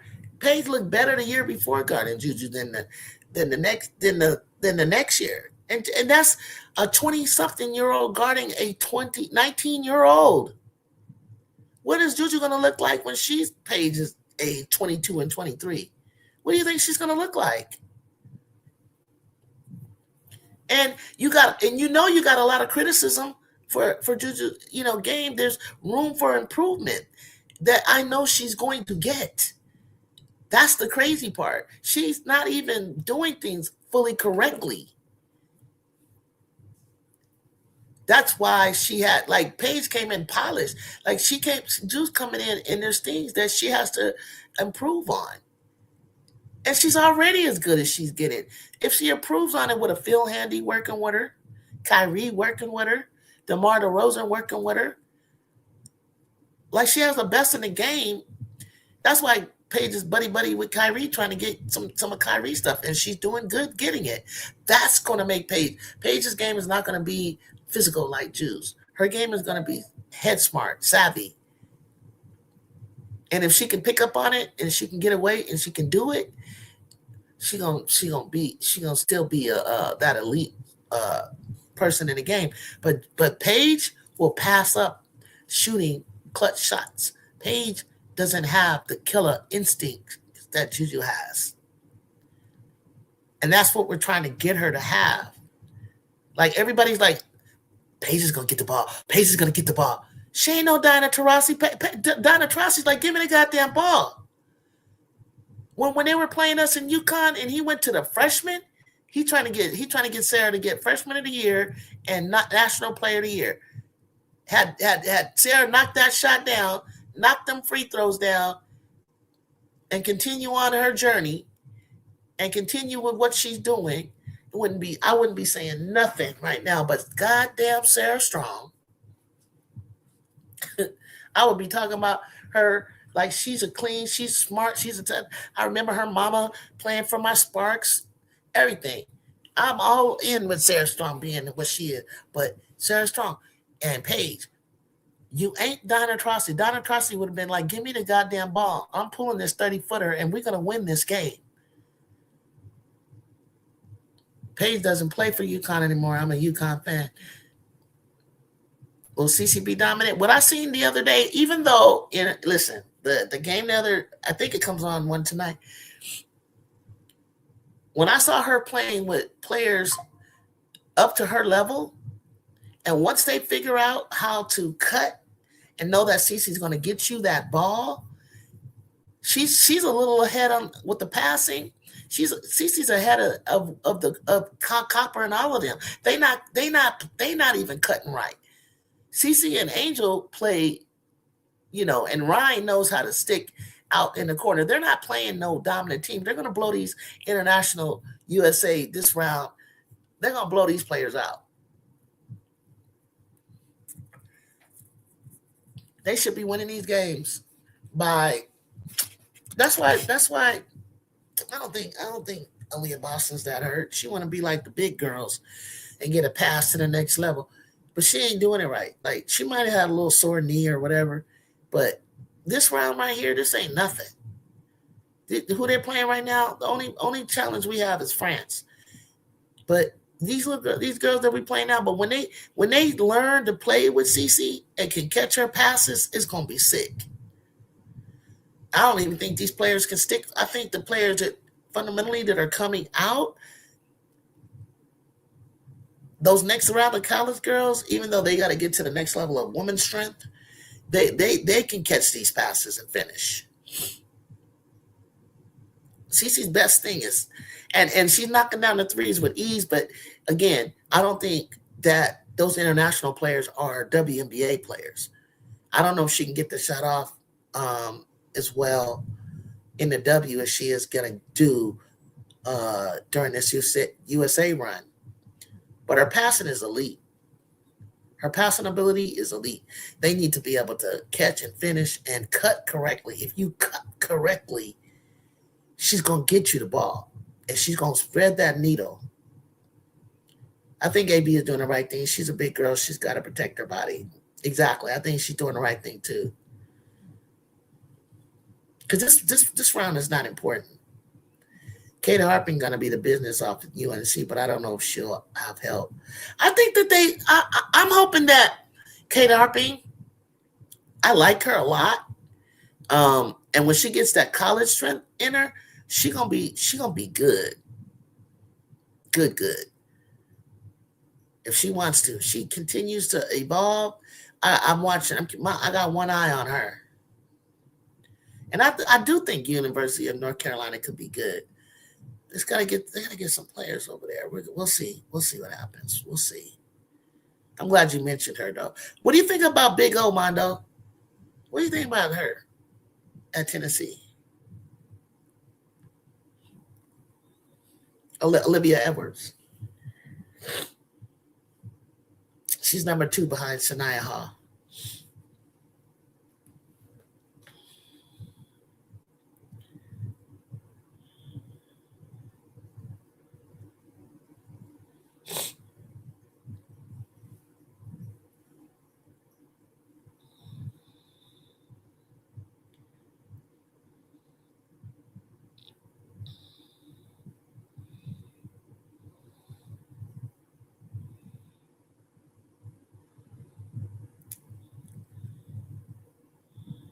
Ooh. I don't know who is suing LSU to obtain records for how they spend public money to pay students. Really? What did they do wrong? I thought you can use money to pay students.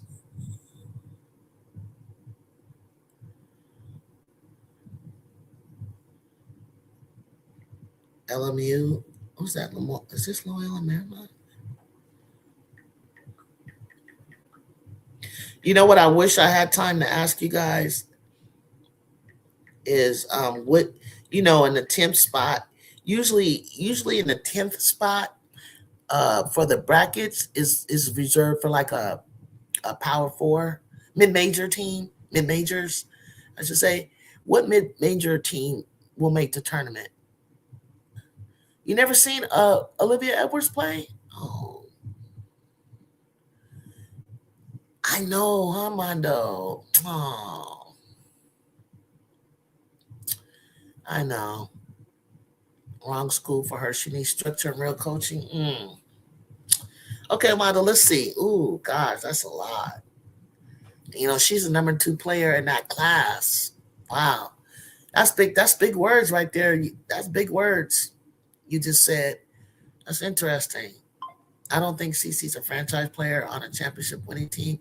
I see her as the number 3 option, but due to politics, she'll never be asked or forced to take that back seat.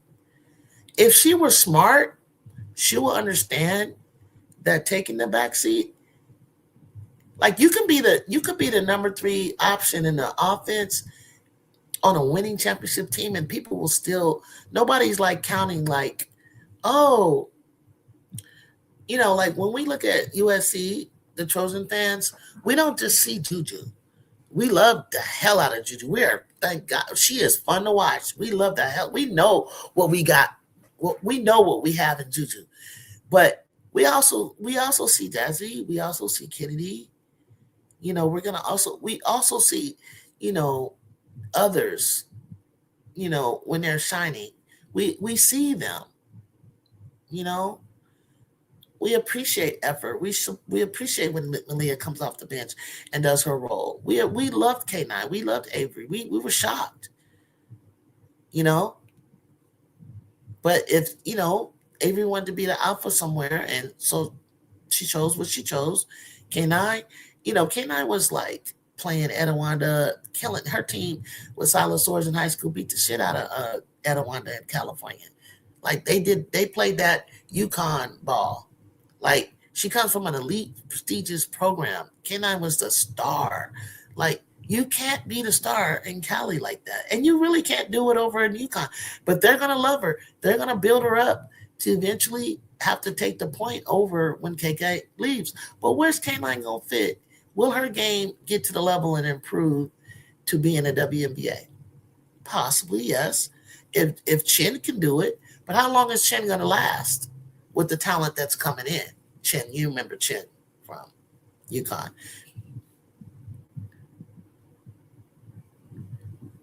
And it's scary because, like you said, like Mondo said, like are we?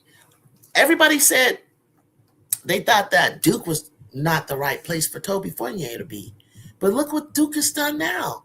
Everybody doubted Carol Lawson. You might be speaking too soon about Coach Caldwell. I might be the only person in the podcast industry that's saying this, but some of us might be judging her way too soon. Oh no, not Jada Milburn. Oh God. Oh my God, be well. She's way hella more athletic. K9 had the highest vertical on the Trojan team. Like, oh my God, not Jada Milburn, bro. Oh my God. Listen, she's going to UConn, who are pretty damn good coaches over there. If Nika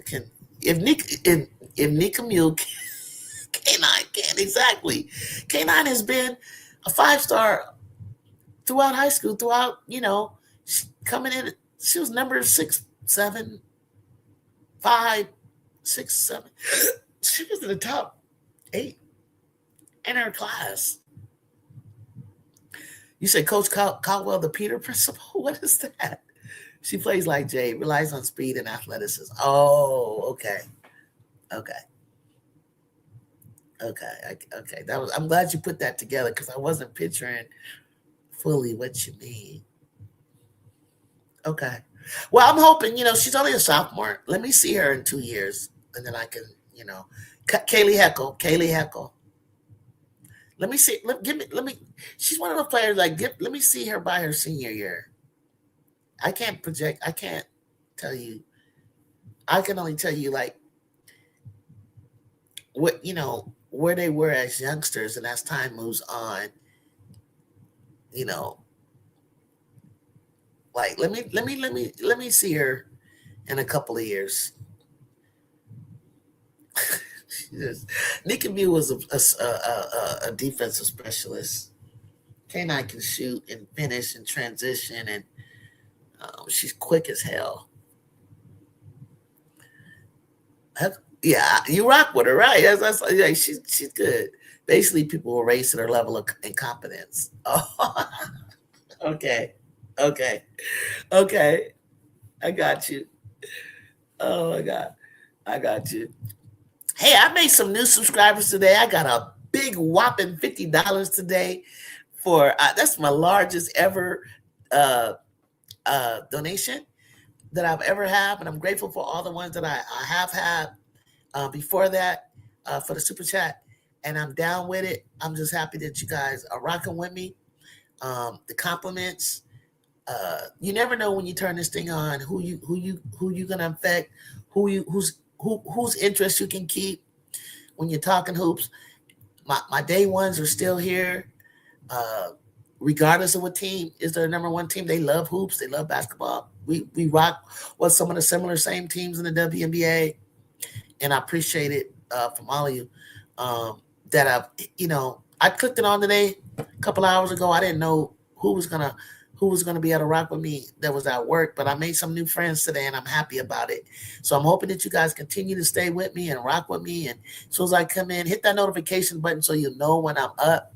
And we about to go into the trenches. Probably for sure Sunday you're gonna see me. You may see me sooner than that up here, but for sure Selection Sunday. I might as well just sit here with you guys and see what the heck this is gonna look like.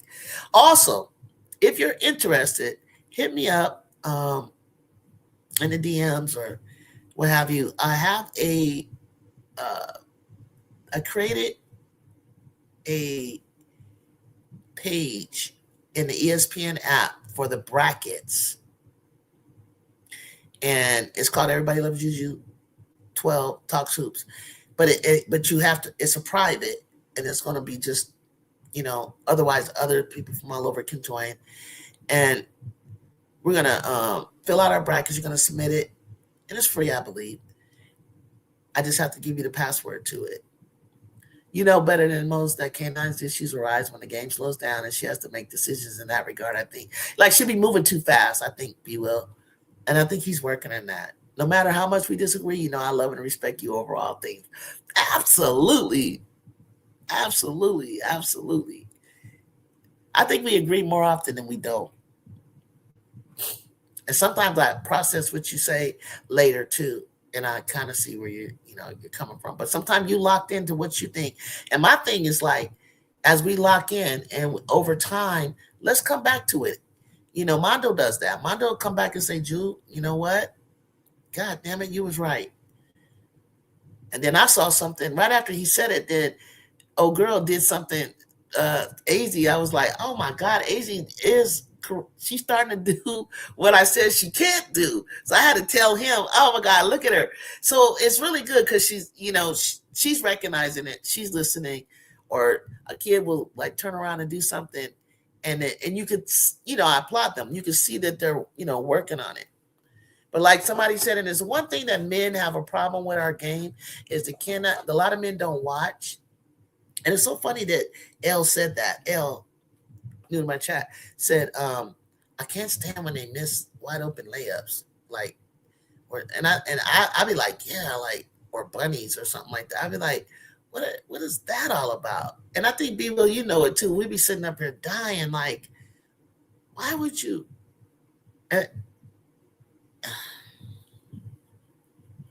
Anyway, I got to get out of this room because the dust from the demo, the bathroom is starting to get in my eyes, guys. I try to have a fan to get it out, but I got to go downstairs. I got to get out of this. My eyes are itching. But hey, man, I appreciate that. When I come back, even if I'm just popping up, pop up with me. Pop up with me, come back and say hello. And I just want to say peace out to you all. Thank you for coming. I had fun today. Thank you, Sports Talk. You're welcome anytime. You already know it. All right. Thank you, everybody. Tell a friend, share my channel, bring somebody's over here. This is your chat. This is where we're going to go back and forth. All right, y'all. I'm out. Peace.